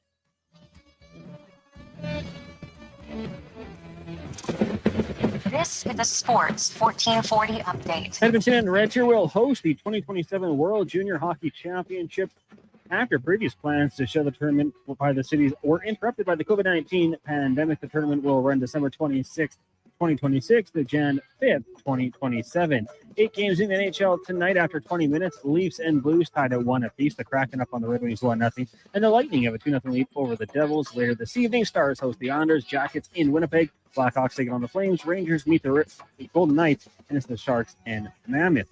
In the WHL, the Oil Kings on the road in Penticton, taking on the Vs. That'll get going at 7:35 in the association second quarter. Magic lead the Warriors 55-42. And early on, it is the Pistons on top of the Hawks 21-14. Later tonight, Spurs host the Grizz. Jazz in LA to take on the Lakers. And it's the Trailblazers hosting the Suns.